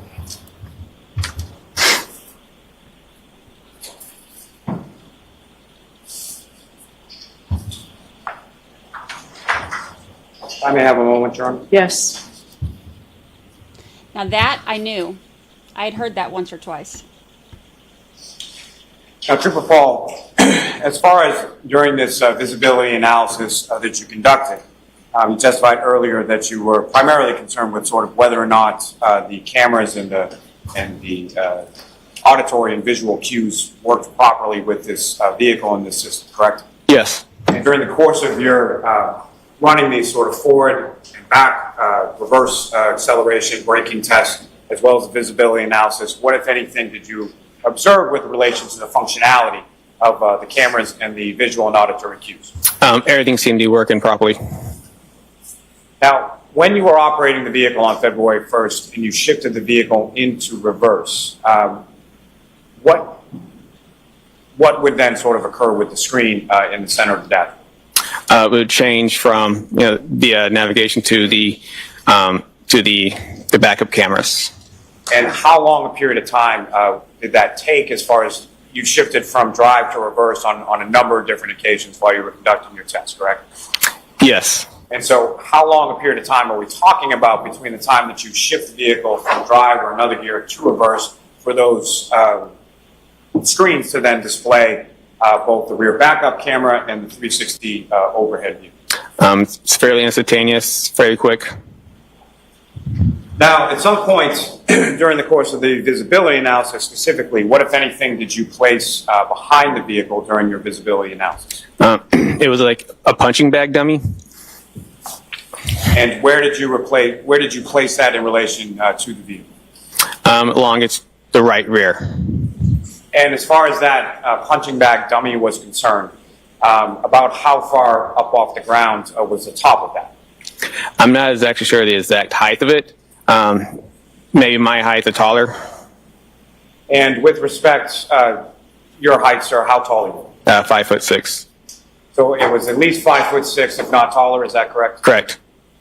And with respect to that, placing it behind the vehicle, after it was placed behind the vehicle, at some point were you inside of the vehicle? Yes. And when you were inside of the vehicle and that was outside of the vehicle, what, if any, visual observations were you able to make with respect to its placement? And it's in the right rear passenger side of the vehicle, is that correct? Correct. So what, if any, observations were you able to make with respect to that item or exemplar that was placed out there? It would have been invisible in the cameras. Now, with respect to the visibility analysis that was conducted with respect to that, let me ask you this first. When I say exemplar, so exemplar pedestrian, Can you explain sort of what that term means and how it relates to a visibility analysis? So an exemplar pedestrian is just like you said, we used a punch bag dummy. It was something that we used in place of a pedestrian to act like a pedestrian. In place of pedestrian. I'm glad they didn't use a pedestrian. When that exemplar pedestrian was placed in the rear passenger side area of the vehicle, what, if any, obstructions did you observe as far as just from a visual perspective, sort of turning your head or looking or cameras or anything else as far as where that exemplar was placed? There were no obstructions. Now, if that exemplar was placed directly next to the vehicle versus feet away from the vehicle, what, if any, difference did you note as far as visibility was concerned? Yeah, so if it was placed right next to the vehicle, it'd be blocked by the back pillar of the vehicle. If you place it maybe like 5 feet away, you would be able to see the dummy in the cameras and also in the side mirrors. So at a distance of at least 5 feet, it was fully visible from where you sat in the vehicle? Yes. Your Honor, with the court's permission, if we could, I would ask, and I'm sorry, I'm not sure what exhibit numbers they are, but the 2 videos that were just introduced. Okay. And Ms. Gilman, if I could have the exterior video first. Just for the record, they are 604 and 605. Thanks. Thank you, ma'am.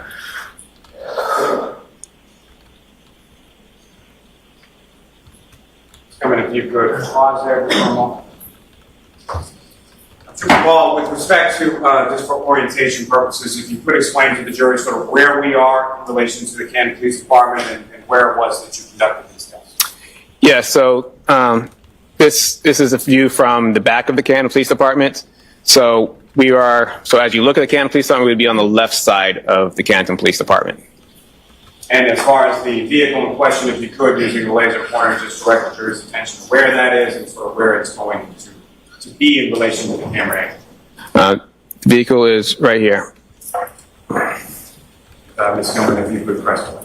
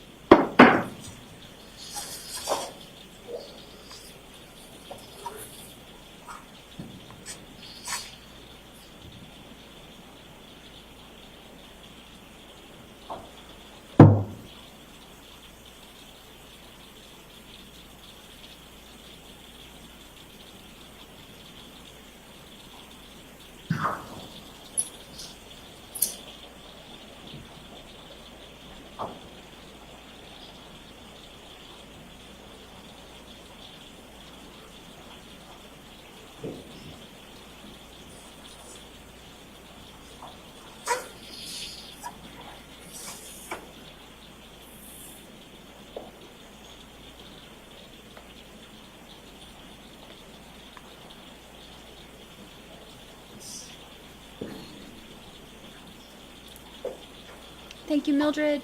According to Alexa's website, if the car detected an object in the rear to the side, the auto stop kicks in. Bang, bang. Oh, interesting.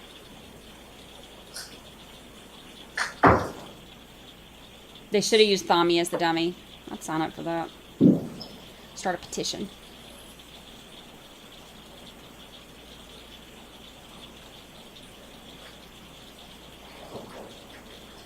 So if I could ask you to pause there for just a moment.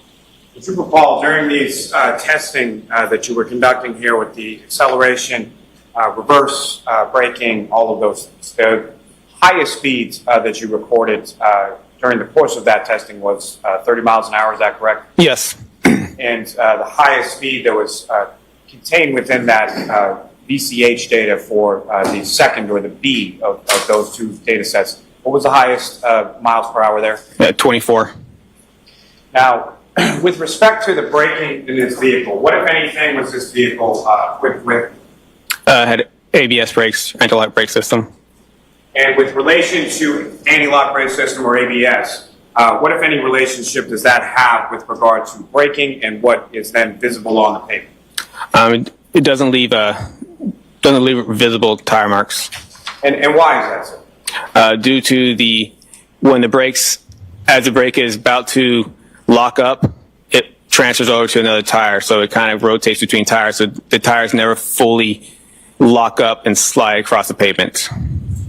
Now, in relation to ABS not leaving marks on the pavement, what, if any, relationship does that have as far as the sound difference between ABS brakes and non-ABS brakes?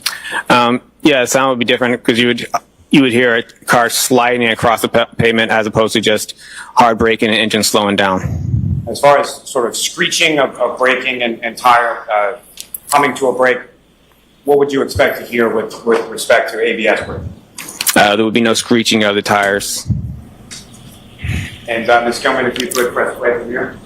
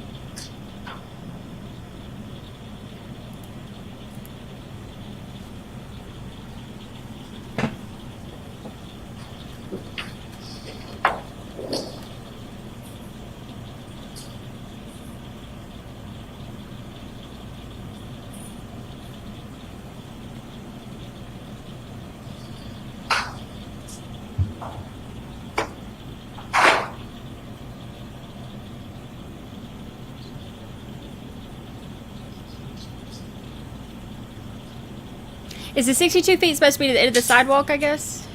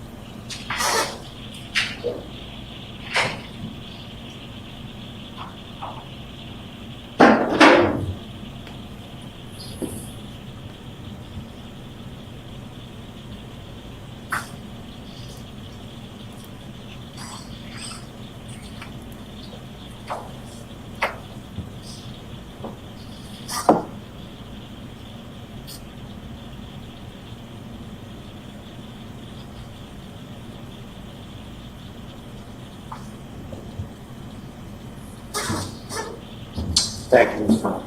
Your Honor, with the court's permission, may I publish the other video of the interior of the vehicle? Yes.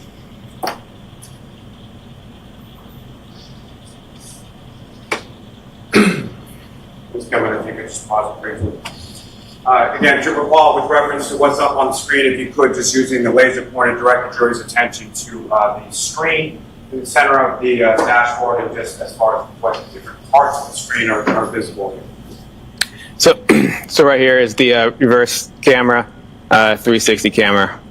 And as far as this particular portion of the interior of the vehicle, are we looking at what was done with regard to acceleration or braking tests, or are we looking at the visibility now? This is the visibility analysis. Ms. Gilman, if you could please press.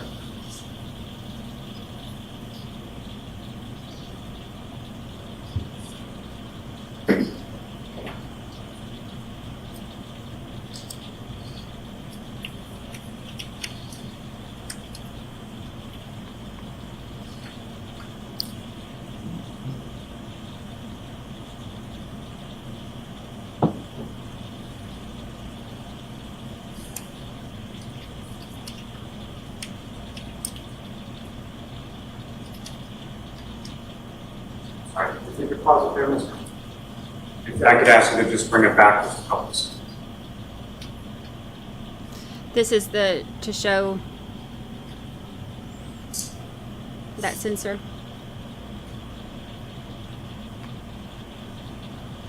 Pause it there. Super Paul, as far as this is a closer up image of the screen that was visible in the center of the dash of the vehicle, is that correct? Yes. And if you could, using the laser pointers may be a little difficult to see, if you could, using the laser pointer, direct the jury's attention to what, if anything, you observe on this screen while the vehicle's in reverse now, correct? Correct. If you could, direct the jury's attention to what, if anything, you observe on this screen as the vehicle's in reverse with the exemplar pedestrian behind. Yes, so this screen has now changed to a park assist screen, and it now shows a sensor for the back of the vehicle. And also same here, the sensor starts popping up in a yellow line for behind the vehicle. Then in the camera view? The extra camera view shows that's where our punching bag dummy was, and also shows where the sensor's backed up to on the bottom here. And Ms. Gilman, for the record, this is about 34 seconds in, if you could press play from here.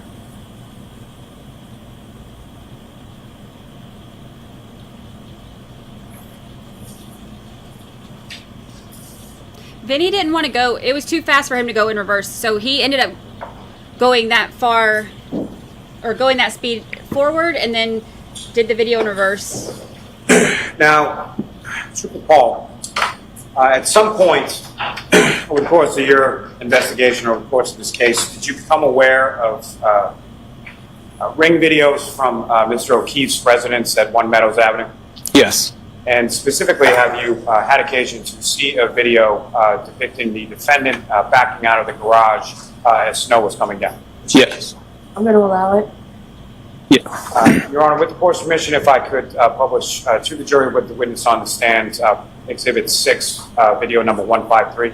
Objection, may we approach? Yes.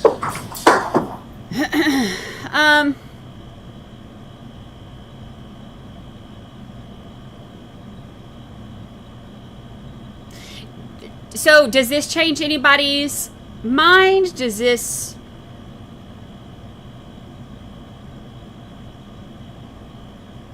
He didn't back up. He drove forward and he reversed the video. He inverted the video.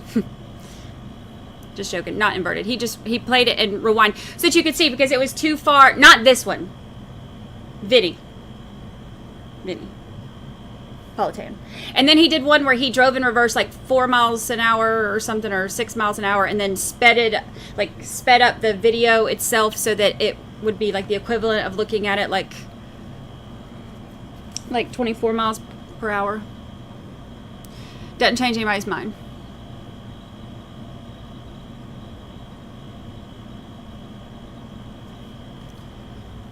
Oh, we're behind a little bit because I paused.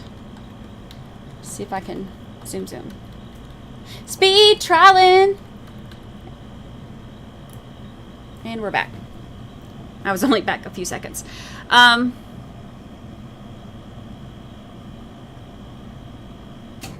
Yeah, it doesn't take into consideration, Tasha, right, it doesn't take into consideration the snowstorm, the fresh snow. That's 2 trigger words right there in one sentence, Tosh. Fresh and snow.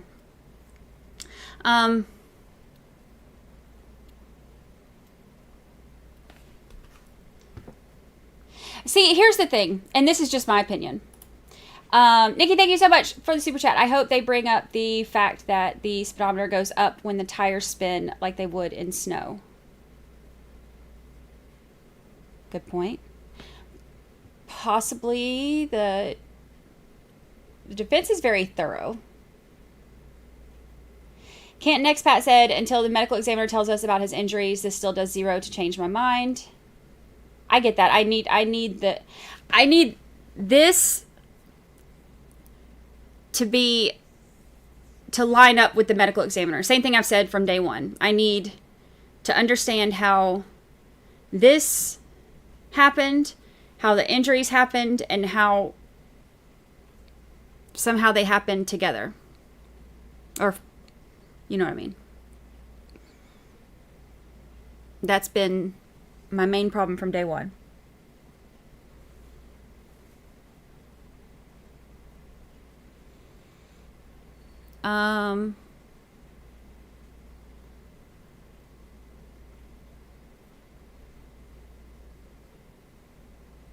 Oh, here's the thing. Okay, so if they had shown this towards the beginning.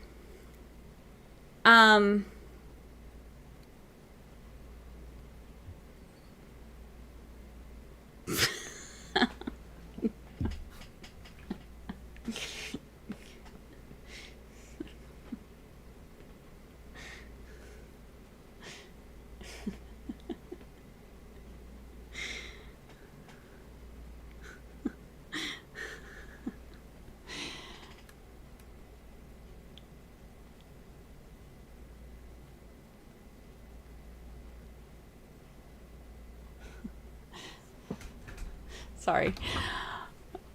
Oh my God. Okay. If they had get it together, Brandi.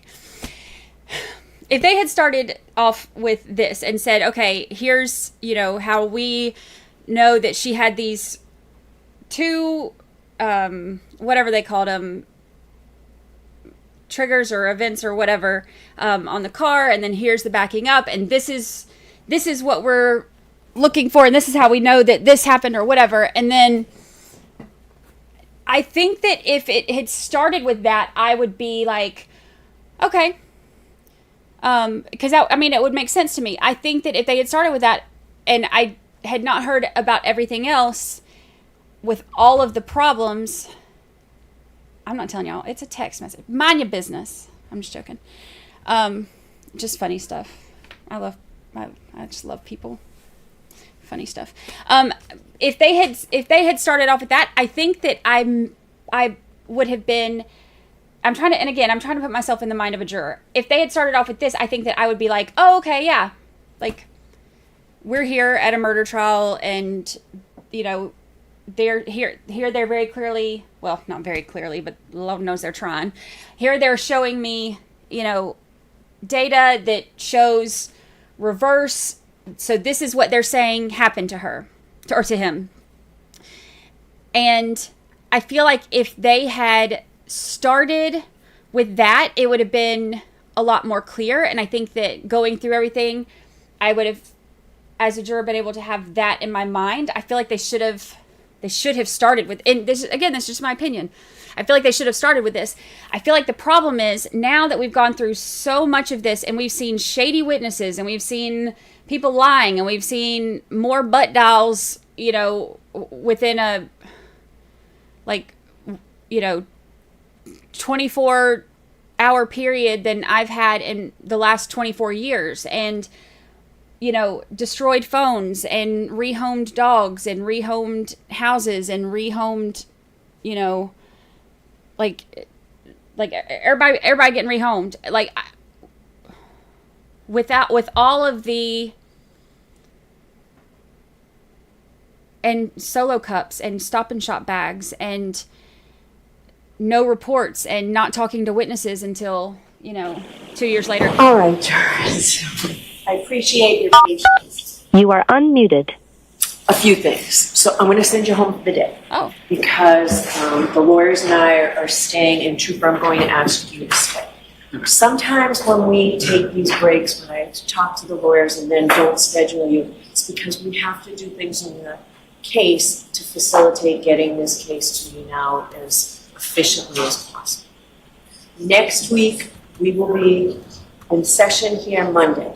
Tuesday's going to be a full day of the lawyers and I with witnesses to make sure that the case is ready for you to wrap up. So Tuesday you will be off, we'll be working. Wednesday is a federal holiday, so court is not in session on Wednesday.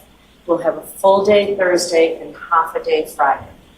It's a little different than we looked at, but I am assured that we are still on schedule to getting the case to you folks to begin your deliberations sometime that last week. Okay? So we appreciate everybody's patience. I appreciate the lawyers now really trying to work to get this case to you as efficiently as possible. So, those cautions.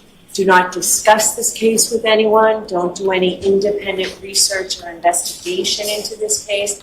If you happen to see, hear, read anything about this case, please disregard it and let us know. We will see you on Monday. Monday will be a full day. Have a great weekend. Thank you very much. All rise for the court, please. It sounds like Tuesday's going to be the voir dire, yeah. You are muted. Here, follow me, please.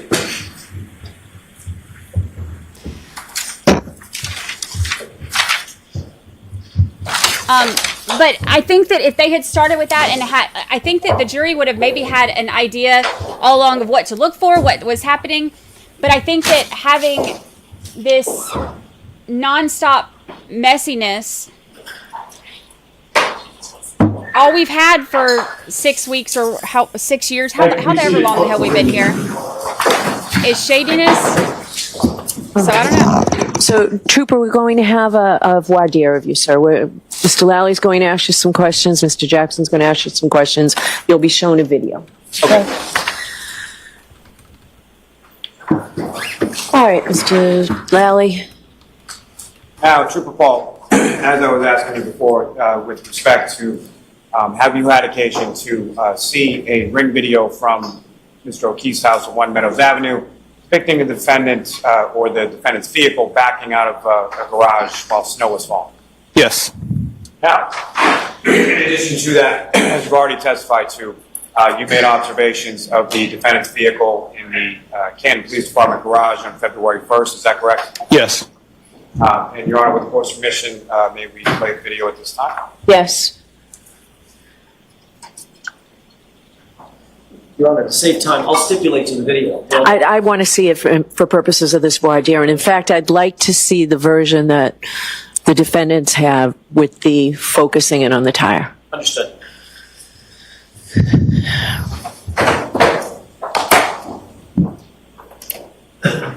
Both. Go ahead, Ms. Gilman. You show yours, and then I'm going to ask the defense. 153.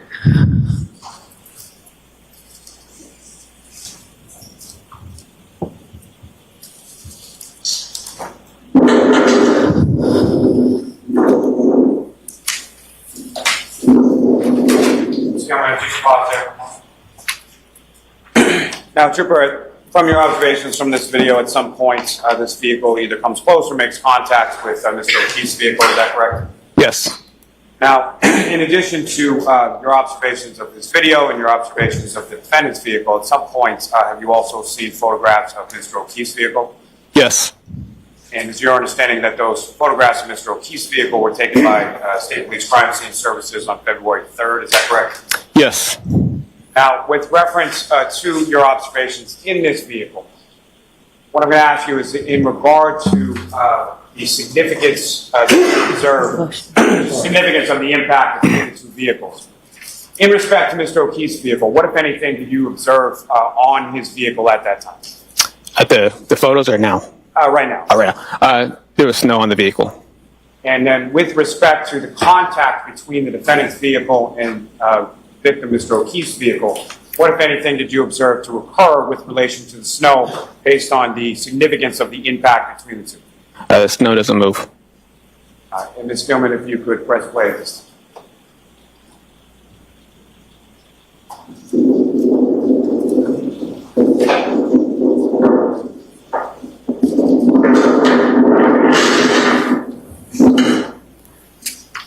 All right. Can I see the other video? Please.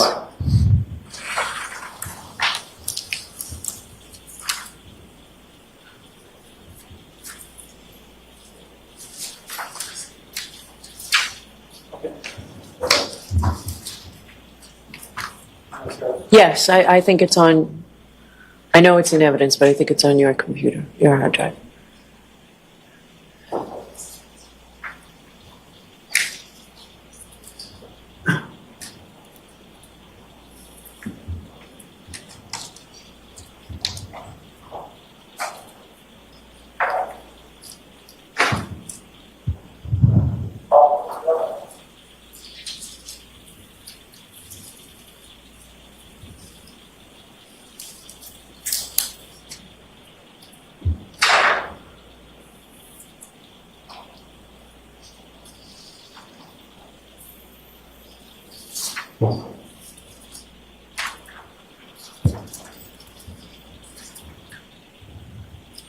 All right. Thank you.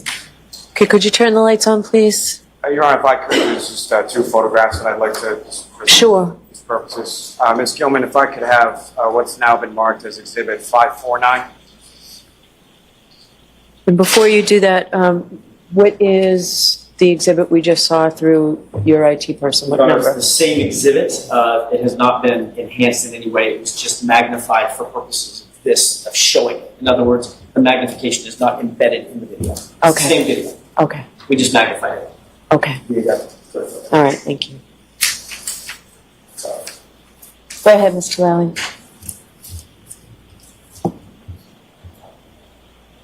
And Trooper, do you recognize what's up on the screen now? Yes. And what are we looking at, and which area of the vehicle are we looking at? The rear, John O'Keefe's car. The driver's side, is that correct? Yes. And what, if any, relationship does this portion of the vehicle we're looking at here have in relation to the video that we just watched? It was faced, well, kind of you see it All right, from. what was the answer? I didn't hear. Sorry, it was faced kind of the same way you see the back left rear corner of the vehicle as you do in this picture here. And Ms. Gilman, if I could have what's now been marked as Exhibit 559.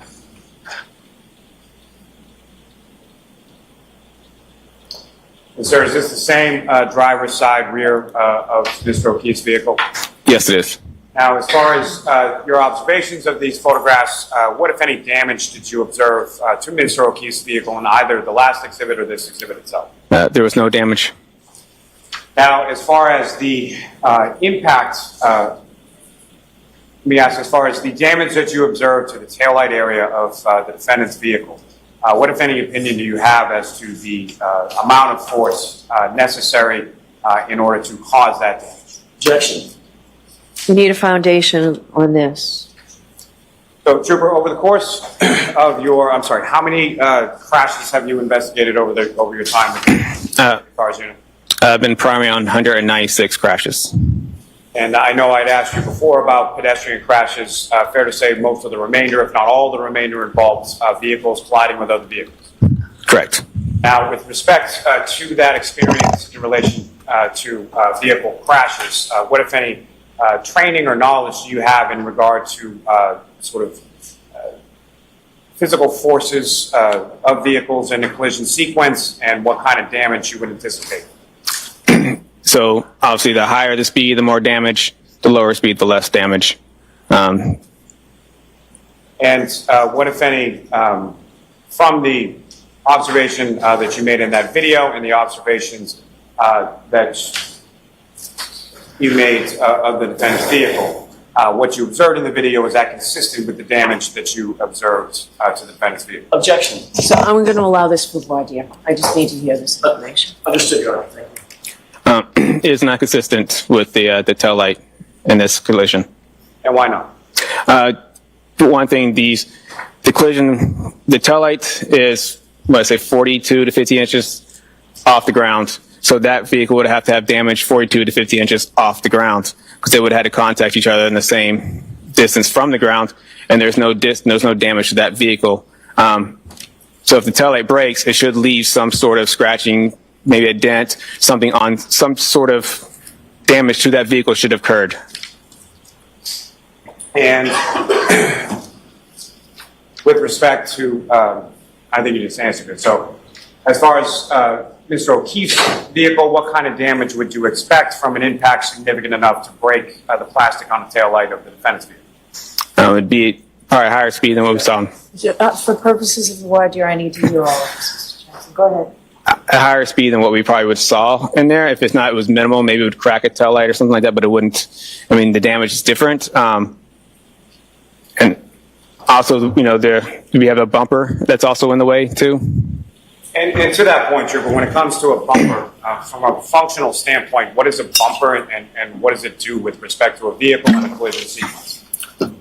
The bumper is, you know, it's basically meant as another cushion to absorb the impact to another vehicle, from one vehicle to another vehicle. It kind of sticks out to kind of also preserve whatever, you know, the tail lights and everything else and the damage on top of it.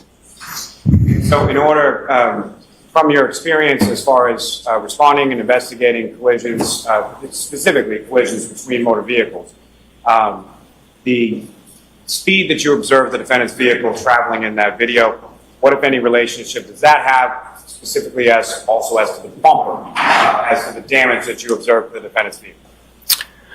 So if you look at the defendant's vehicle, there is a scratch mark that is along the left side starts from her bumper around the rear. That could be consistently with his hitting his bumper. That would be around the same height level. He has a little ridge there on his bumper. So that bumper could have been hit that little ridge.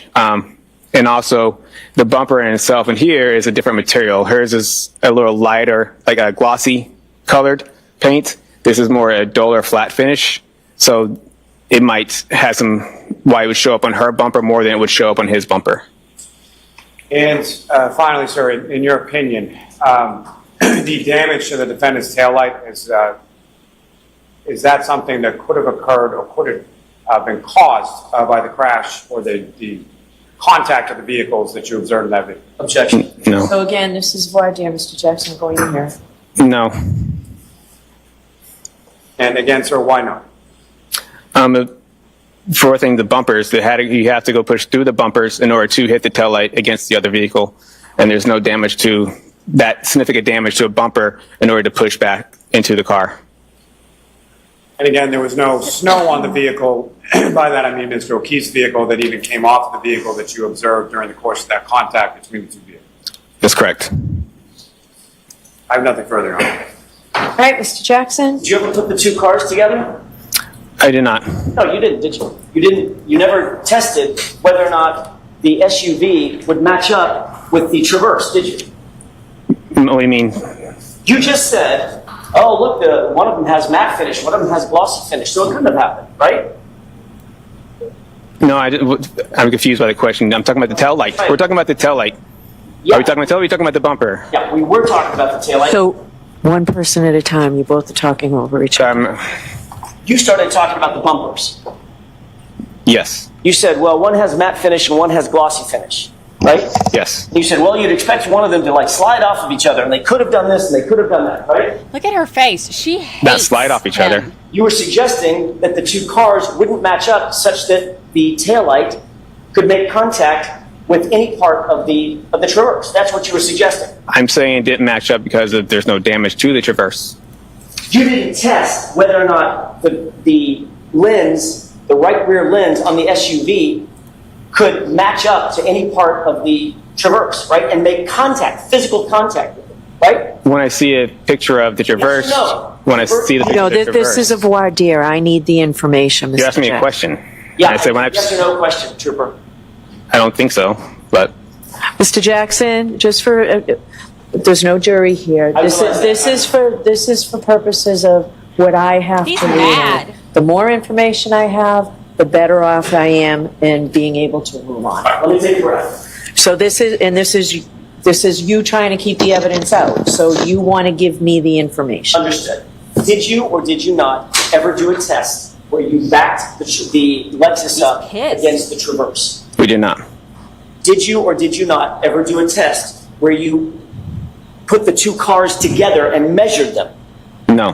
Did you ever measure the taillight of the SUV, the black SUV, against any area on that Traverse? No.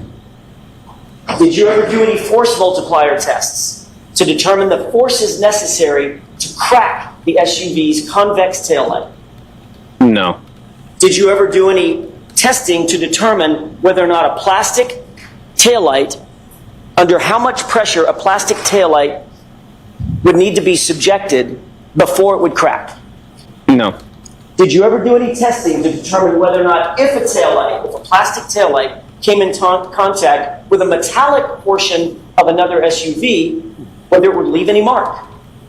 I haven't done any tests, and I've seen crashes where headlights have struck other vehicles. That's kind of where the experience comes from. Fair enough. But I'm guessing that those crashes are probably different speeds and higher speeds. Not this, right?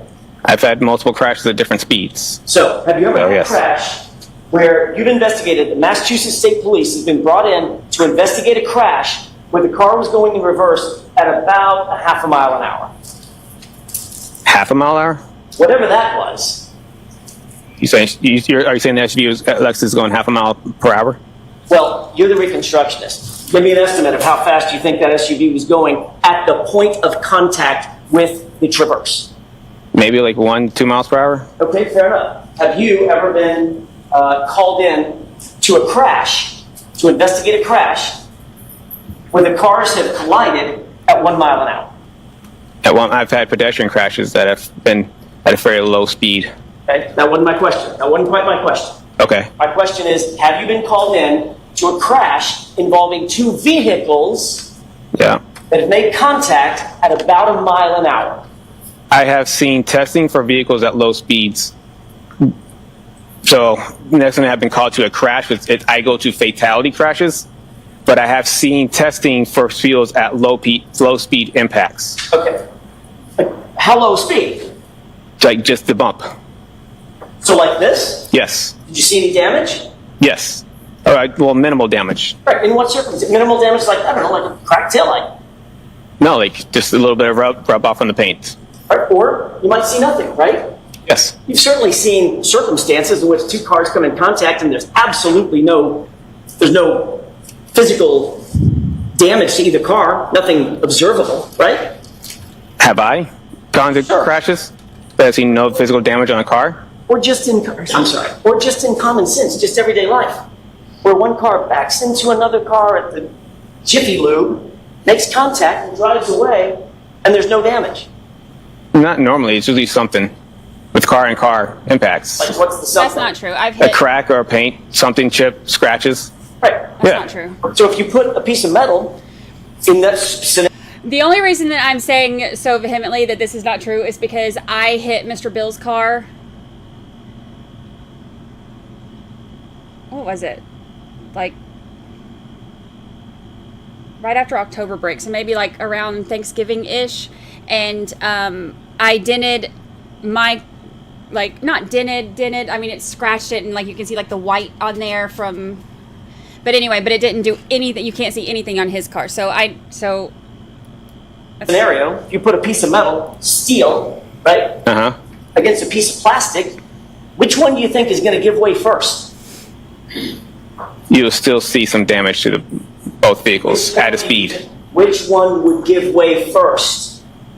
Between metal, depends what speeds. Yes, Mr. Bill knows. And what we're talking about, you're just saying plastic and metal. You're giving a pretty general, broad plastic and metal analysis here.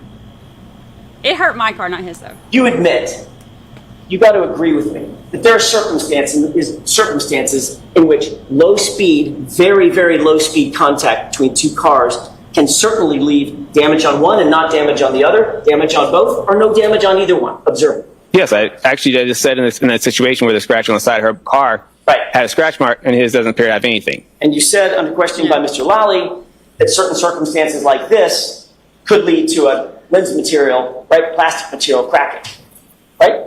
Say again, like on least. Just a few minutes ago, Mr. Lally. I'm just trying to answer your question. Sorry, yes. Mr. Lally asked you a question a few minutes ago, and you indicated that something might show up on a bumper.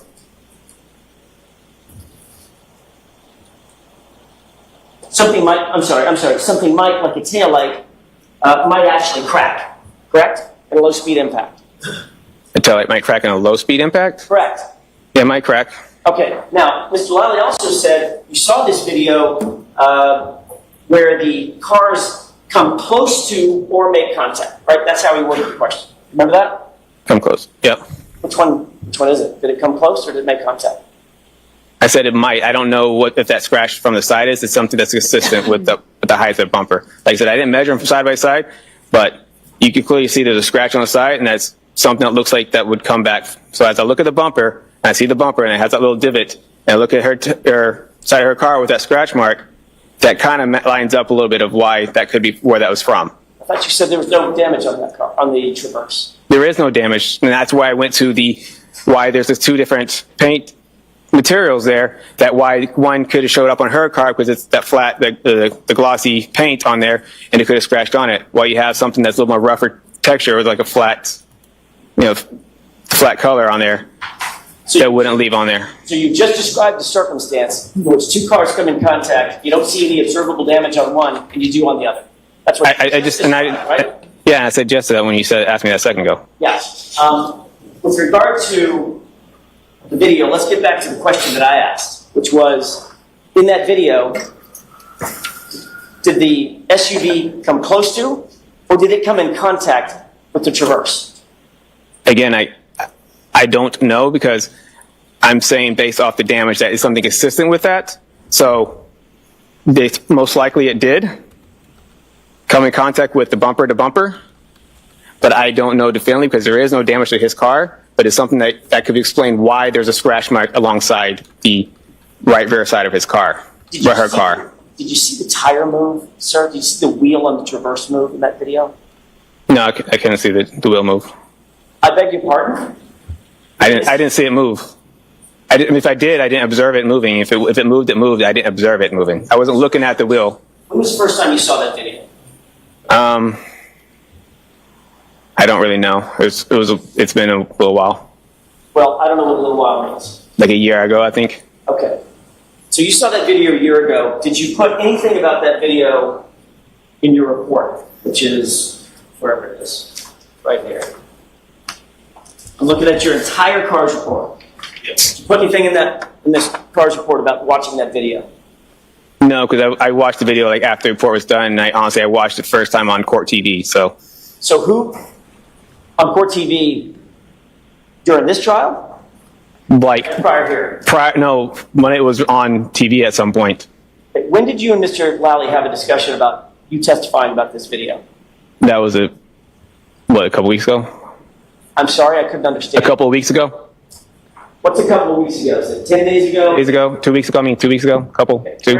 Where did you two meet? At the DA's office. Was that at your request, or was that at Mr. Lally's request? It was a pre-conference hearing, or pre-trial hearing. Right. Well, those are pre-trial conference, sorry. Done? Yep. Yes. We're talking over each other. I'm trying not to talk over each other. I'm trying not either. Let's both try hard. Okay. Who set up the meeting? For my pre-trial. Oh. Yes. Okay.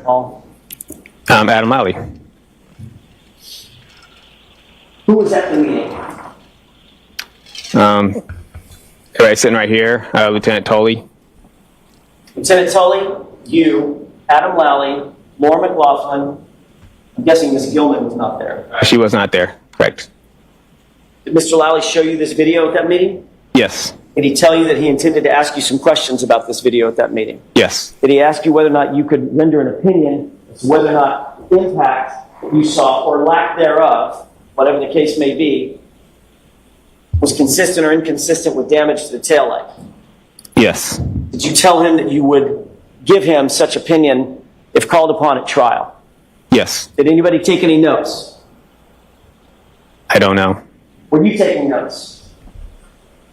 Yes. Where are those notes, Trooper Paul? I think I just, well, notes not on this specifically, but just, make sure I had, my everything checks and balance, and for what I want to talk about, what we're going to talk about. Make sure you had what? My checks and balances, sorry. Checks and balances? Just make sure we're on the same page of what we understand what's going on in the trial. You want to make sure that you're on the same page with Mr. Lally about what's going on in the trial? Yes. All right. Did Mr. Lally take notes? I have no idea. You were watching him. I mean, was he writing something down? I wasn't paying attention to his note taking. Ms. McLaughlin was there. Was she taking notes? I don't know. You didn't see her either? I don't know if there were people who were taking notes, writing stuff down, or what they're writing stuff down in relation to our conference. Did you give him an opinion? We've asked whether or not you were asked to give an opinion, and you said, yes, yes, yes, I was. Yep. Did you give an opinion at that meeting about whether or not you believe, in your opinion, the contact between the SUV and the Traverse, the Lexus and the Traverse, could result in the damage to the taillight? Yes. What did you tell him in the meeting? What we talked about already in the stand here. Okay. So what you related to him was exactly what you've relayed in this court? Yes. All right. And he told you that he was going to ask you to look at the video, correct? Yes. You're going to be asked a series of questions about that video, correct? He told me the video, and he said, okay, this is the video. This is what they think the taillight was broken. And these are the pictures of his car that they take. So they asked my opinion on, do they think that's where a taillight would be broken? and he told you need to make sure that you tell the jurors that couldn't have happened in this impact, right? He didn't tell me I had to make sure jurors. I mean, that's my opinion on. It doesn't appear to happen in that video. Did he tell you that it would be helpful to the prosecution if you said that it would be? I'm sorry, that it was inconsistent with the taillight braking? Objection. I'm going to allow it. Did he tell you it would be helpful to the case if you said that? No. But you knew it would be, right? I'm just stating what I saw, my professional opinion on what it is. If it looked like it was consistent, I would say it's consistent. If it wasn't consistent, it's not consistent. I'm not going to. I'm sure that's what you would say. Okay, so comments are not appropriate for the jury. They're also not very good for me, Mr. Jackson. Understood, Your Honor. Did you formalize your new opinion? Because this is a new opinion, right? You've never been asked this opinion before. Yes. Did you formalize this new opinion in any kind of report or memorialize it in any way? No. Did Mr. Lally ask you to create a report of some sort that you could then turn over to the defense so that we would know that you have a new opinion that you're going to testify about? No. Did you save those notes that you took about making sure that you were on the same page as Mr. Lally? Yeah, I saved mine.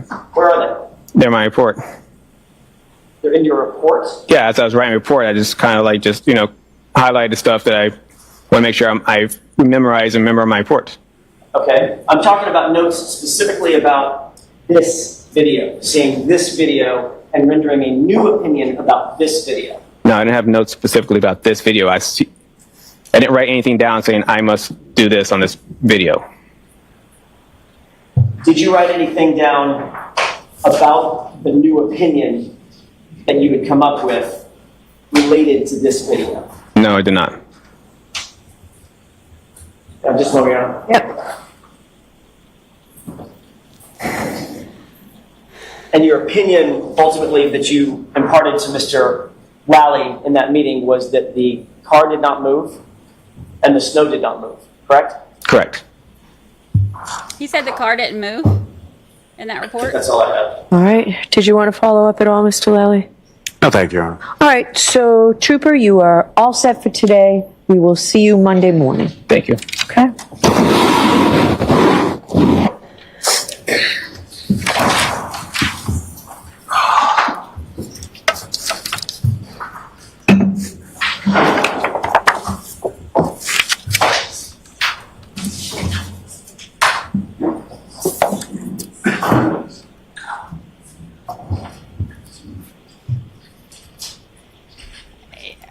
He said the car didn't move? All right. So you're moving to exclude this. I'll hear you, Mr. Jackson. Your Honor, it's very clear that this is a blatant security violation. Commonwealth has at least the obligation to provide us with any new opinions that any expert is going to testify to on direct examination. They've known about this witness for not months, for a year, for a couple of years. They've known exactly what this witness has memorialized in his official report. They knew that the only thing that we had was the official report. They met with him 2 weeks ago. This has become a pattern of conduct by the Commonwealth over and over and over. We're finding these witnesses getting on the stand, finding out that there's been a sort of preemptive strike in some sort of a prep interview where they're coming up with new opinions, new conclusions, new facts. It happened with Jennifer McCabe. It's a new fact about coming up, going to Michael Lank's house. It happened with Officer Sarah, coming up with a new determination about what was said or not said at the scene that we had never heard before. That was also a prep session of some sort, or I believe it was. And then this witness, literally, it's not even like just, was it light out or was it dark out? This is a completely new opinion based on evidence that we presented, both or talked about in opening statement and have presented variously throughout this trial. And this officer gets on the stand and now has a new central opinion about whether or not we're right and that taillight lens could be cracked. That's something that should have at least been reduced to writing, and even if it was reduced to writing, it should have been excluded. because it's a discovery violation. It's late. We don't have time to prepare for it, and we're caught off guard. I use the word at sidebar ambush, and I know that rankles the court, and the court doesn't like it, but that's exactly what it feels like. Well, that's been used both ways here, right? So it's a word, let's just take it out of here. Make your point. Okay? I'll see if I can come up with a synonym for it. Well, I understand your argument, so focus on, just continue where you were, but no comment whether I like ambush or don't like ambush. It's a word I've heard a lot on both sides. I understand, Your Honor. My point is the evidence that now is being sought should never be presented in front of you. We didn't have opportunity to get this in advance. It's at least, very least, been in the Commonwealth's possession for weeks. He took notes about it. He now says, well, I didn't take notes about that specifically. I don't believe that as far as I can throw him. I think he did take notes about it. He was shown the video. He provided a new opinion. Mr. Lally knew that he was providing a new opinion. And then the first time he discloses this opinion is in front of the 16 jurors, 15 jurors. We would ask for its exclusion, Your Honor. And I'll submit. All right, Mr. Lally. Yes, Your Honor. As far as the pattern, especially coming from counsel, I simply find it laughable. As far as Officer Sarif, I think what counsel is referring to was testimony that was in his grand jury testimony. He was crossed about whether or not it was in his report, but it was in his grand jury testimony. As far as Ms. McCabe is concerned, that was regarding reciprocal discovery that was given to the Commonwealth weeks into trial by the defendant. It was then shown to a witness, which is perfectly permissible. Counsel asked a question of Ms. McCabe on cross, and she was aware of the material based on the late disclosure of reciprocal discovery. So there's no violation there. As it relates to and why I say laughable, Your Honor, is that I am still... I don't like hearing you say laughable. Just understood. Stick to what the arguments are. And with respect to this witness... Hold on. Quit the finger pointing, name calling, things like that, please. I know it's been a long week. It's been a particularly long day. But just focus on what you want to argue to me. And I apologize to the court for that, Your Honor. With respect to this testimony, it's well within his realm as a crash reconstructionist. This is a witness who's responded to and investigated hundreds of crashes involving damage to vehicles. Simply making an observation of contact between two vehicles or purported contact between two vehicles on a video.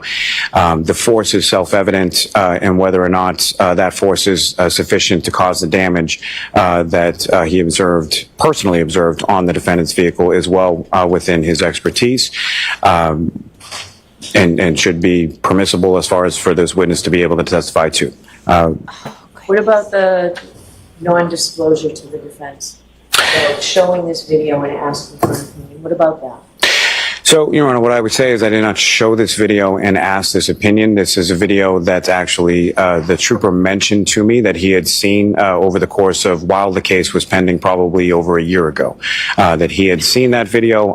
What I showed him was the photographs of Mr. O'Keefe's vehicle and asked whether or not he observed any damage consistent with the damage to the taillight observing or popping up on Mr. O'Keefe's vehicle. Why wasn't that turned over? In hindsight, it should have been, Your Honor. All right. So it's late. I'm not ruling here. I want to review everything. I would like, I'm not obviously taking any of the evidence home with me. I would like, if it's possible, for what your IT person did on the expanding, like he did this second time, maybe I missed it, but I didn't see the tire move this time. So I'd like that. I'd like that video, and I would like, what's the exhibit number here? It's Exhibit 6. Do you want just that video, Your Honor? And the pictures of the cars. Whatever was shown during this voir dire, I would like those emailed to me so that I can look at them this weekend while I'm deciding, or put them on a flash drive right now. That's what I'm thinking. I'm sorry, I can't hear you. We can screen record and get it to the court by email. We can do that. I just need an hour once we get back to home base. Okay. All right, Ms. Gilman, will you burn what you have for me before we leave somehow? Your Honor, if I could, I just want to close one loop. Okay. What I was referring to with Ms. McCabe, I want to make sure that this is clear because this has come up a couple of times.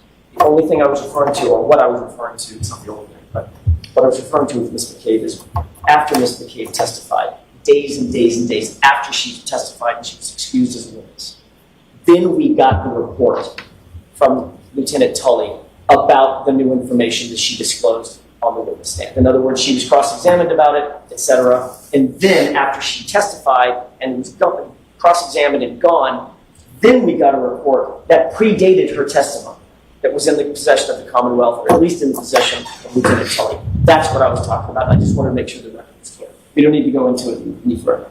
Did you want to add anything to that, Mr. Lally? No. All right. So I'll see you Monday morning. Look, all rise. You are unmuted.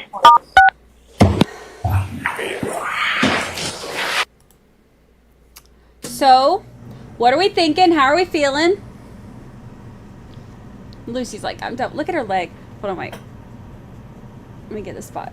Oh, there it is. There's a spot. There's a spot. Oh, yeah. Oh, yeah. There it is. There's a spot. Okay, first of all, I didn't realize that they didn't see the entire move. Well, but, however, I do know that when we saw from the Zoom thing, like that screen is not as visible as I guess it looks when they have it zoomed in and cleared up.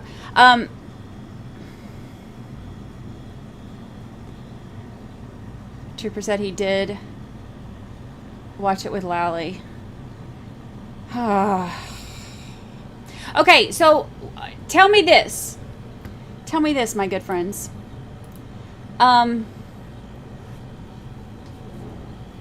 Six. Oops. 6. Hold on, Luce. Luce is like, why are you stopping? I had to make a note of the time. Don't get mad. I'm sorry. I'll keep scratching.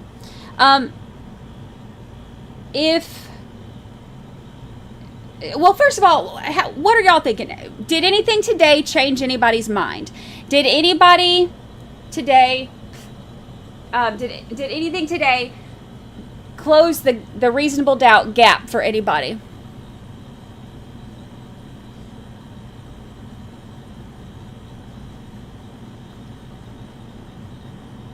She's so funny.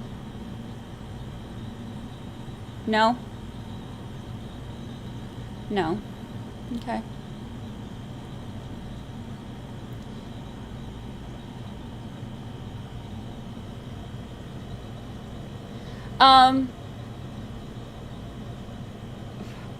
What about do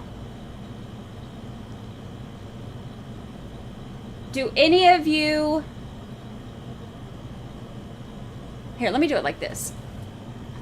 Hold on, Luce. I know. I'll scratch your belly in a minute. We're almost done. I promise. I'll give you some lovin's before I finish the episode. I promise. Let's do this. I want to do a poll because I'm curious about the whole taillight situation.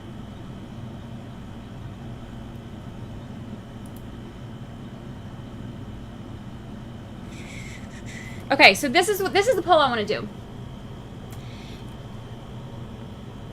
The taillight being broken. This whole thing that they're fighting over about whether or not that could have broken it. I want to do a poll about that.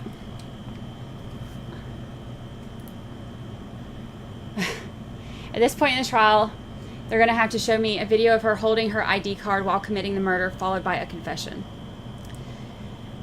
I mean, like with every piece of information that's come out,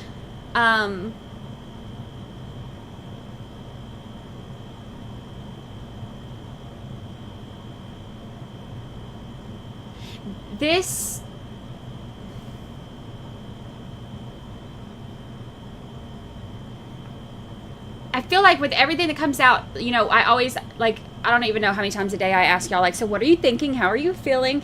And to see who thinks what about the evidence that we're hearing. And there's been a few things that have come out that people have said, like, I think that most people have been able to, no, not most. I know that some people, let me take two. Let's try this sentence over. As we've watched everything and talked about all this stuff coming out, I think that the people, because we start with presumption of innocence, right? And we've been waiting on them to prove this. I think that as we've watched and talked about things and discussed the evidence and all of that and discussed the mess of the investigation, I know that some people, as we've talked about this, have gotten to the point where they think that, you know, that she hit him, like, you know, like accidentally hit him. I've seen that in chat. I think that there's been, I have not seen anybody say yet, and I'm about to do a poll. I have not seen anybody in chat yet say that they can see the second degree murder being being guilty on that. I have seen some of you say that you think that she could have hit him on accident. And then I've seen most people say that you don't think that anything has been proven. So I'm going to do a poll based on that. So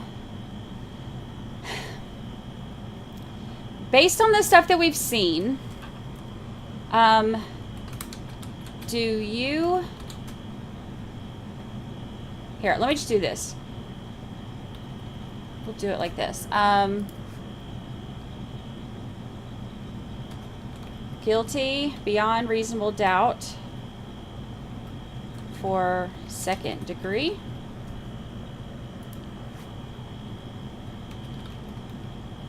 Guilty beyond reasonable doubt for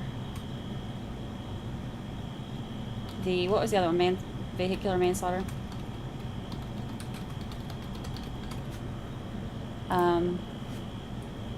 Not guilty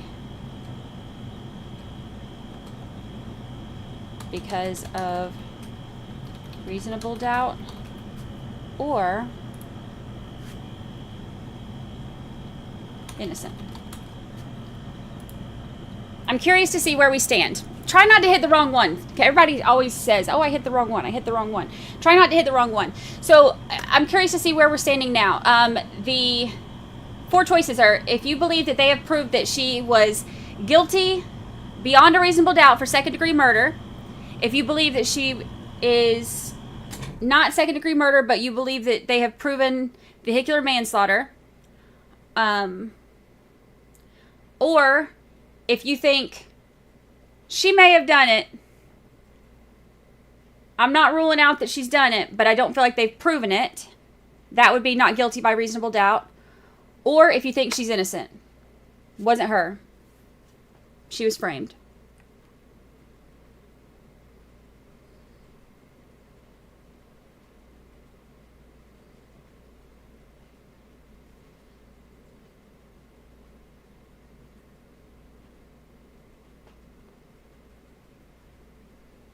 Framed would be under innocent. That's what the innocent is. It means she had nothing to do with it.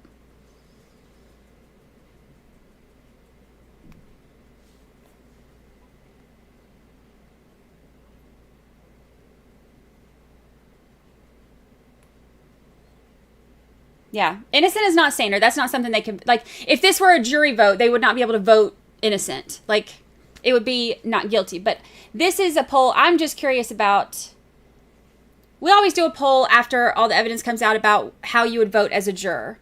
And it's either guilty or not guilty. There's no, not sure. There's either reasonable doubt or there's not after we've heard everything. But this is just because I like to see kind of how y'all are feeling, just what you think.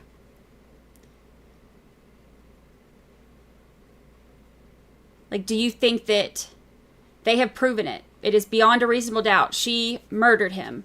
Or do you think they have proven it beyond a reasonable doubt that it was vehicular homicide? Or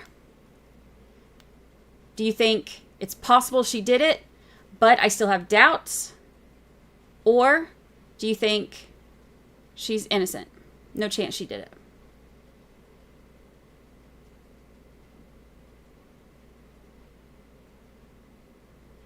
And all opinions are welcome, as long as they're respectful.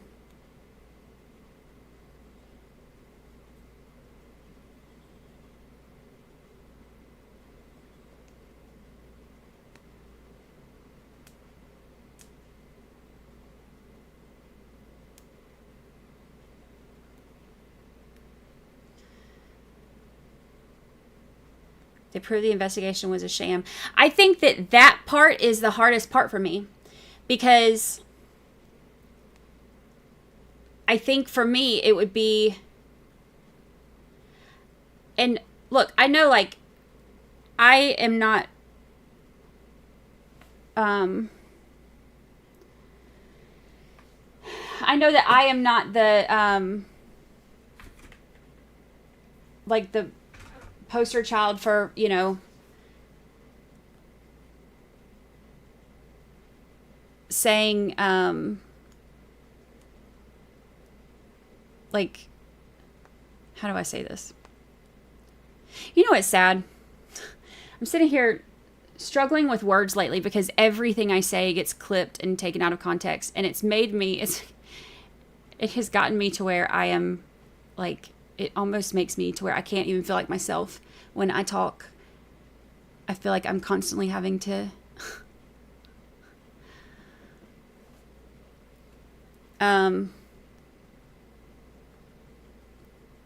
whatever. I don't care. Who cares? I know that I am not, like, I've never said if I think that she is, you know, guilty. I've never said that I think that she is innocent. I've never said that I think that, like, I am convinced one way or the other. I have said 100 bazillion times, I got questions, y'all. I have questions.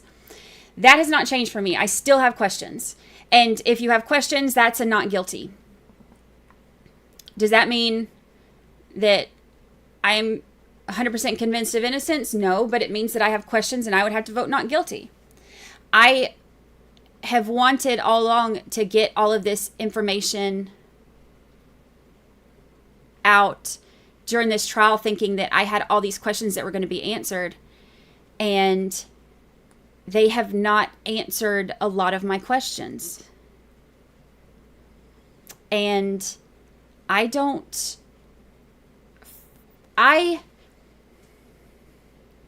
look, other people can do what other people are going to do. Other people can have their opinions on what they think is, you know, what they would be able to lay their head on a pillow at night. For me personally, in order to feel confident enough to send somebody to prison, potentially for the rest of their life, I need more than finishing a trial having questions. That's not what, like, that's not beyond reasonable doubt. If we finish a trial and I still think something else could have happened, that's a not guilty. That's how the justice system works. That's how the Constitution works. You have the presumption of innocence, and they have to prove to us that they are guilty. And if we're ending this and I still have questions, that's a not guilty. That's how that works. So, I would not be able to send somebody for the rest of their life to prison still having questions. I put in one of the podcast episodes, like, the statistics on wrongful convictions, because I think it's just something to really go into some of these cases, really considering and thinking about. What if you're wrong? Okay, if you're, look at it from both sides. Is there a chance? What if you're wrong? If you're wrong, if you have doubts and you're wrong and she did it, well, you can't be wrong about having doubts. If you have doubts, you have doubts. That's not right or wrong. If you have doubts, you have doubts. But if you have doubts and vote not guilty, but you were wrong about her being not guilty,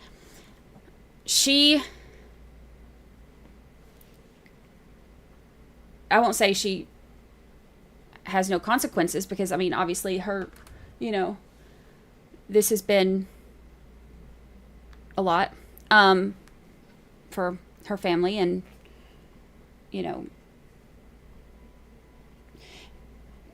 it's been a huge process. It's been financially draining, and, loss of career and all that kind of stuff. So I'm not going to say there's no consequences, but obviously there's no prison consequences. You know what I mean? But if you're wrong when you vote guilty, the consequence is the rest of somebody's life and all of their family members. Have you watched like some of the wrongful conviction stuff where they interview these families who their worlds are just torn apart, and then it comes out 20, 30 years later and they're like, oh, my bad. I feel like if I have to err one way or the other, I would rather her go free than to ruin her life and the lives of so many others because, because I was wrong. That's why I think the beyond a reasonable doubt thing is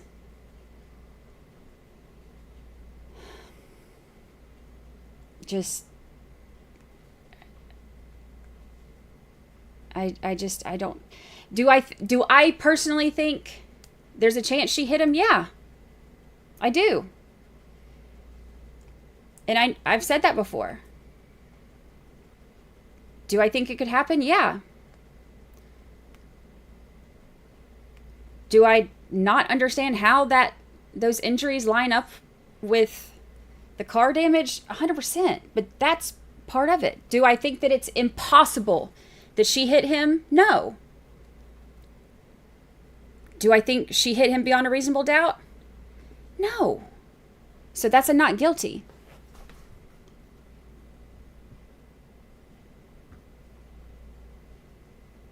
Oh, the programmer? Let me see if he's done reading or watching.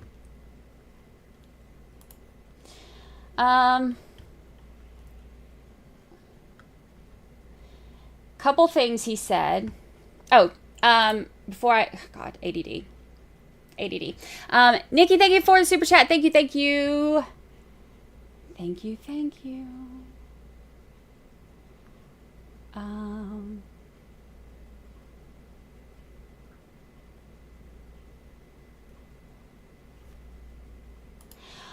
I have gone to the guilty chats to understand their perspectives, and I joked about it the other day because I watched them a few times. I like to hear other perspectives. And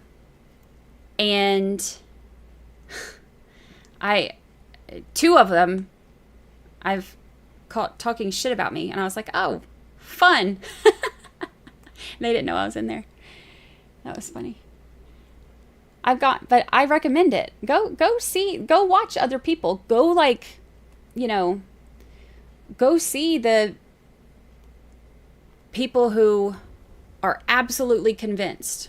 I do. I watch them. I pop around different channels. I don't want to just see the people who agree with the things I agree with and disagree with the things that I disagree with.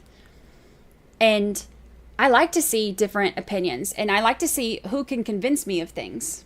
And I know that, I am not, one of the streamers who completely accepts everything the Commonwealth says, and I'm not one of the streamers who completely accepts everything the defense says. I am one of the streamers who tells you my honest thoughts about things. That's why some of these things I say make sense, and some of these things I say don't. But I will always be honest with you about what I see the evidence as, and there are things that don't make sense to me, and I like hearing other perspectives on. I don't want to just hear the Commonwealth. I definitely don't want to just hear the Commonwealth argue it, because Lord knows Lally can't, you know.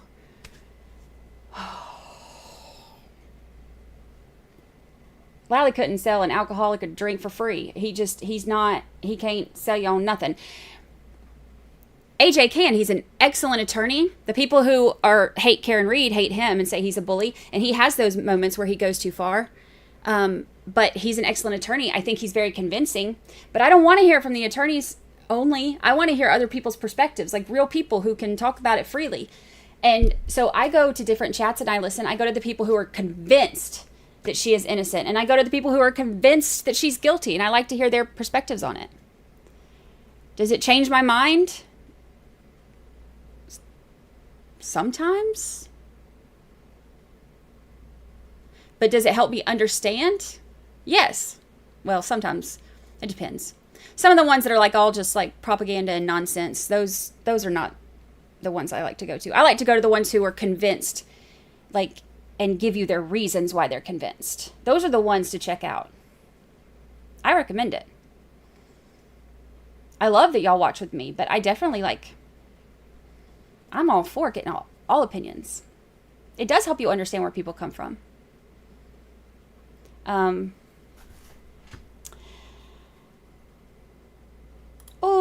Marie Moss has, Marie Moss has our stats.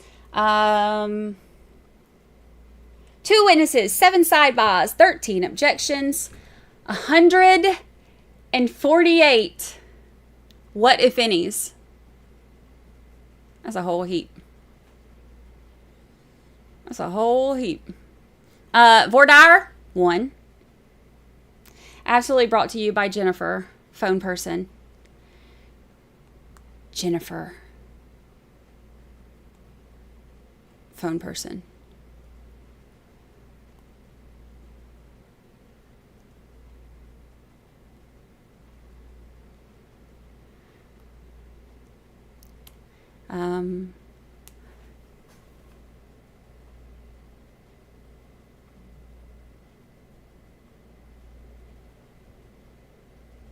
Can someone put the name of the anti-channels? I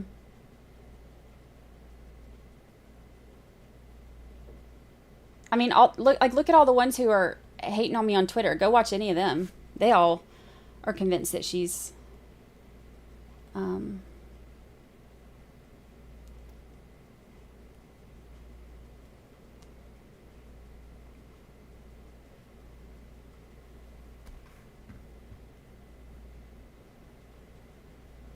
the problem is I've had trouble finding the chats that think that she's guilty, that don't get into all the craziness. And that's what I want to hear. I want to hear like the actual opinions about why they're convinced, without all the, oh, they're a cult and they're doing this and they're lying and they're, saying 100 people are in on it. And like, I don't want to hear all that. I want to hear like your actual thoughts. Like, tell me why you are convinced of this. To me, that's what matters. If you're convinced of it, that's great. I love when people are passionate about something, but tell me why. Tell me what your reasons are to believe this, as opposed to what your reasons are to hate the people who don't.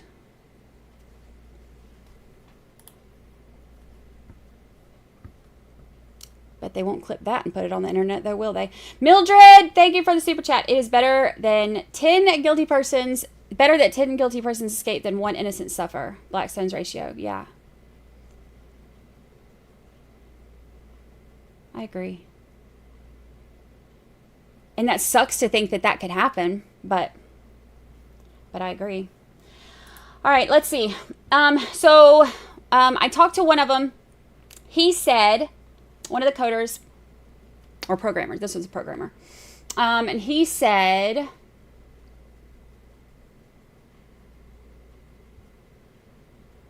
so I'm early in her testimony so far. She's incorrect so far in that the wall file isn't only checkpointed by closing a tab.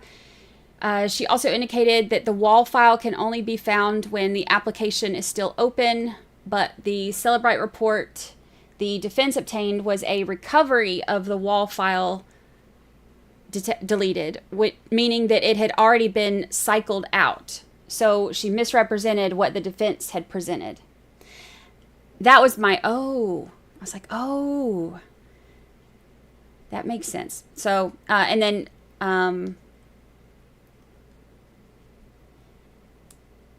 he said, it also sounded like she just did a black box reverse engineering, which is the thing I was saying to y'all about, like, testing to try to figure out the timestamps and all of that.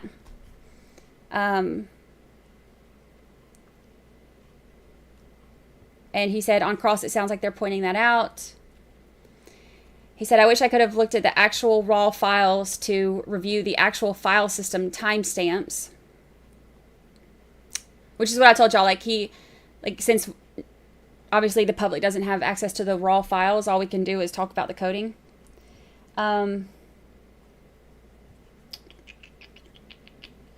Let's see, and she indicated that the only way it's checkpointed is when the app is closed, which is not true. It's honestly not really a big thing, but it shows inexperience with database itself. It's not something that anyone who I'm not going to read that part because I don't want to out him, and that's his personal experience on how he's.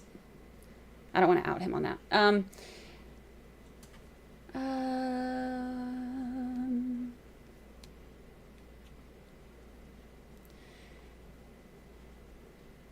Said there's a unique identifier for every entry into a wall file. That doesn't make any sense. She said it was there 16 times, so it isn't unique. Additionally, there is nothing in the wall file or in the wall format that correlates what she's talking about. And then he sent me like a link to a whole coding thing that I wouldn't know how to read if I tried. But I'll still look at it and try. Let's see. There is the iChange value, which is an unsigned 32-bit counter. So you can have at most 4.2 billion entries in a wall file before it wraps around. But that has to be unique, not duplicated, because it operates as a stack. So the number keeps going up with additional entries.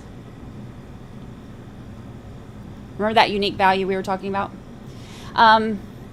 He said, I think that she meant to reference the Apple identifier at the data level, nothing specific to the wall. And so he said that this did not change his opinion one way or the other. The only new information was a claim that this unique identifier, which I think she meant to be an Apple UUID that is issued within Apple, nothing specific to the wall, as stated. Finding it 16 times wasn't helpful. That was about the other thing that she said wasn't helpful too. He said, sans being able to see the couple exhibits they showed in court, she didn't add anything to her report. He said, I'm not sure why they wouldn't have pulled the file system timestamp data. That would have actually been able to put this to bed.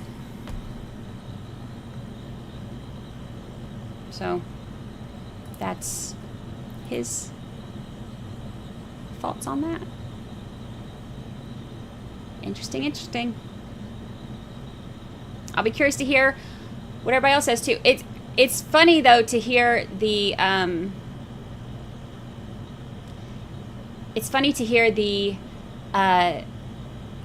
to hear her say that the defense misunderstood or misrepresented or had errors or whatever, and he's saying that she misrepresented what was said. So that's interesting. That makes me also interested to hear what the other experts say and how it compares.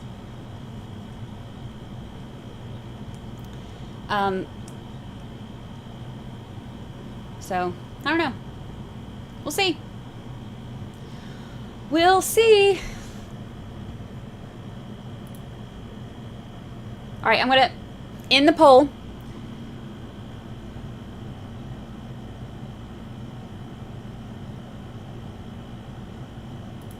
It got deleted, so she must have written the search, right? Well, yeah, because the deleted doesn't mean she went in and deleted it. Yeah, so it's like he calls it like cycled out. So it's like, it's not like a person doesn't go in and delete it. And she said that too. Like it's a common mistake that people will say that. And I'm pretty sure in the video, because I think two of the ones that I talked to for that video said that it's not. So I'm pretty sure that's in there too, that it's not like a hand deleted thing. It's like when stuff is written onto the database.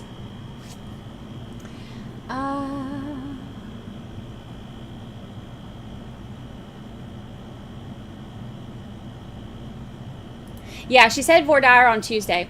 So we have no court on Wednesday. Full day Thursday, half day Friday, and full day Monday. I don't know about how long the voir dire is going to go. I'm assuming it's going to be streamed as well. So we will go live for it. But I don't know how long it's going to go, if it's going to take the full day, or hopefully they'll be able to get through it fast. We'll see.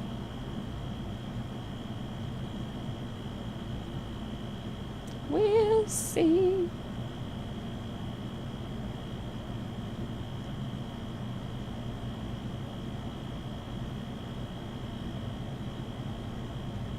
Oh yeah, I was going to end the chat. Sorry, I get to reading what y'all are saying. I like to hear what y'all say. I think some of y'all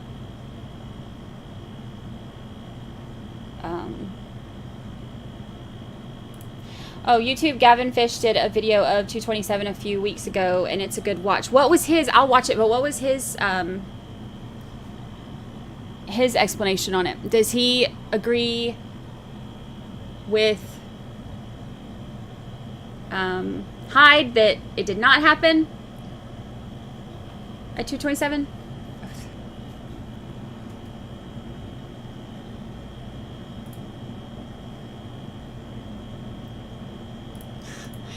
I've asked the question, was it snowing, so many times that when I started typing was it suggested snowing by itself.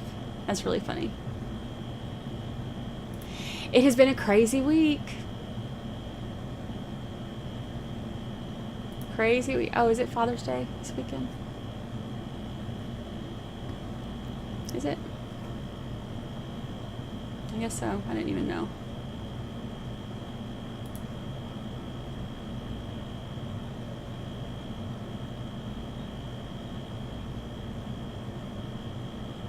All right, I'm ending it. I gave y'all warning to get your last minute votes in.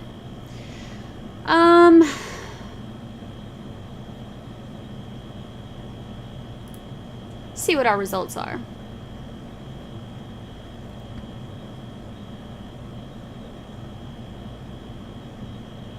Okay, so the majority of you said not guilty by reasonable doubt. That was 58% of you. 58% say not guilty by reasonable doubt. 35% of you say innocent. Guilty beyond reasonable doubt for vehicular manslaughter. 4% and 1% say guilty for second-degree murder. So 58% said not guilty by reasonable doubt. That's where I'm at.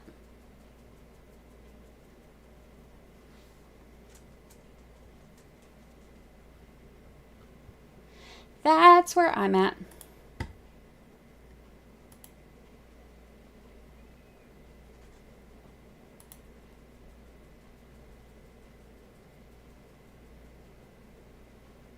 Yeah, I know she is. She always does. Just ignore it.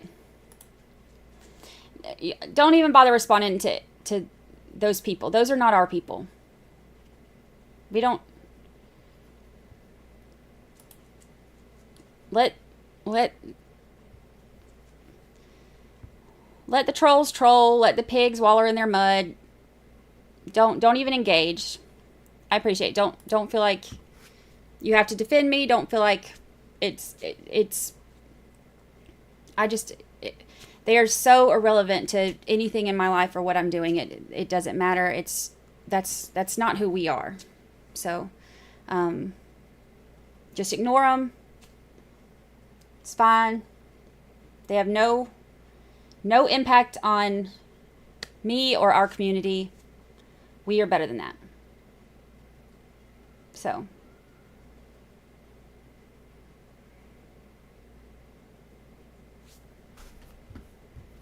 And I'm used to it. Like, it doesn't. Bless her heart. All right. I have got the podcast episode to finish so that I could get it out by tomorrow, because I am so behind on it, because this has been quite a week. Quite a week. I have so much going on in the world. So I am behind. So I've got to get that episode finished tonight. My deadline is tomorrow for my sponsors. So I have to get it done. So I'm going to get to work on that. I appreciate y'all hanging out. And, oh, my son Rex has his birthday tomorrow. Happy birthday, Ricky Watson's son Rex. Happy birthday, Rex.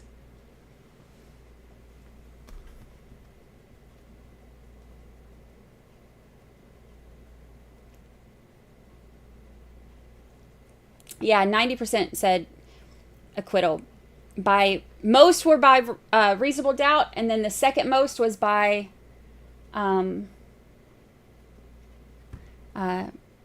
was saying innocent. So, all right, y'all. I appreciate you so much, so much. Have a good weekend. Rest up.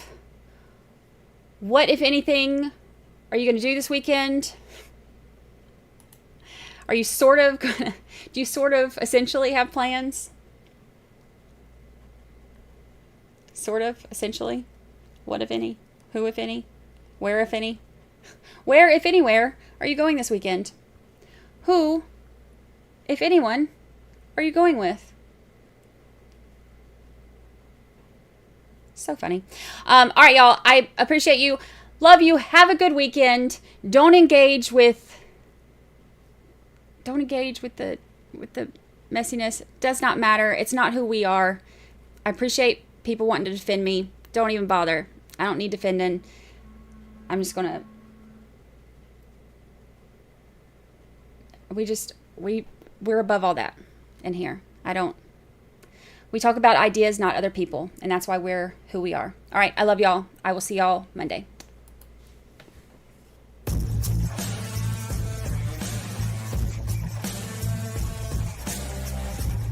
I gotta go. I can't stick around here forever. Everybody was wonderful. Everybody behaved. Everybody's always so nice to me. Just love your channel and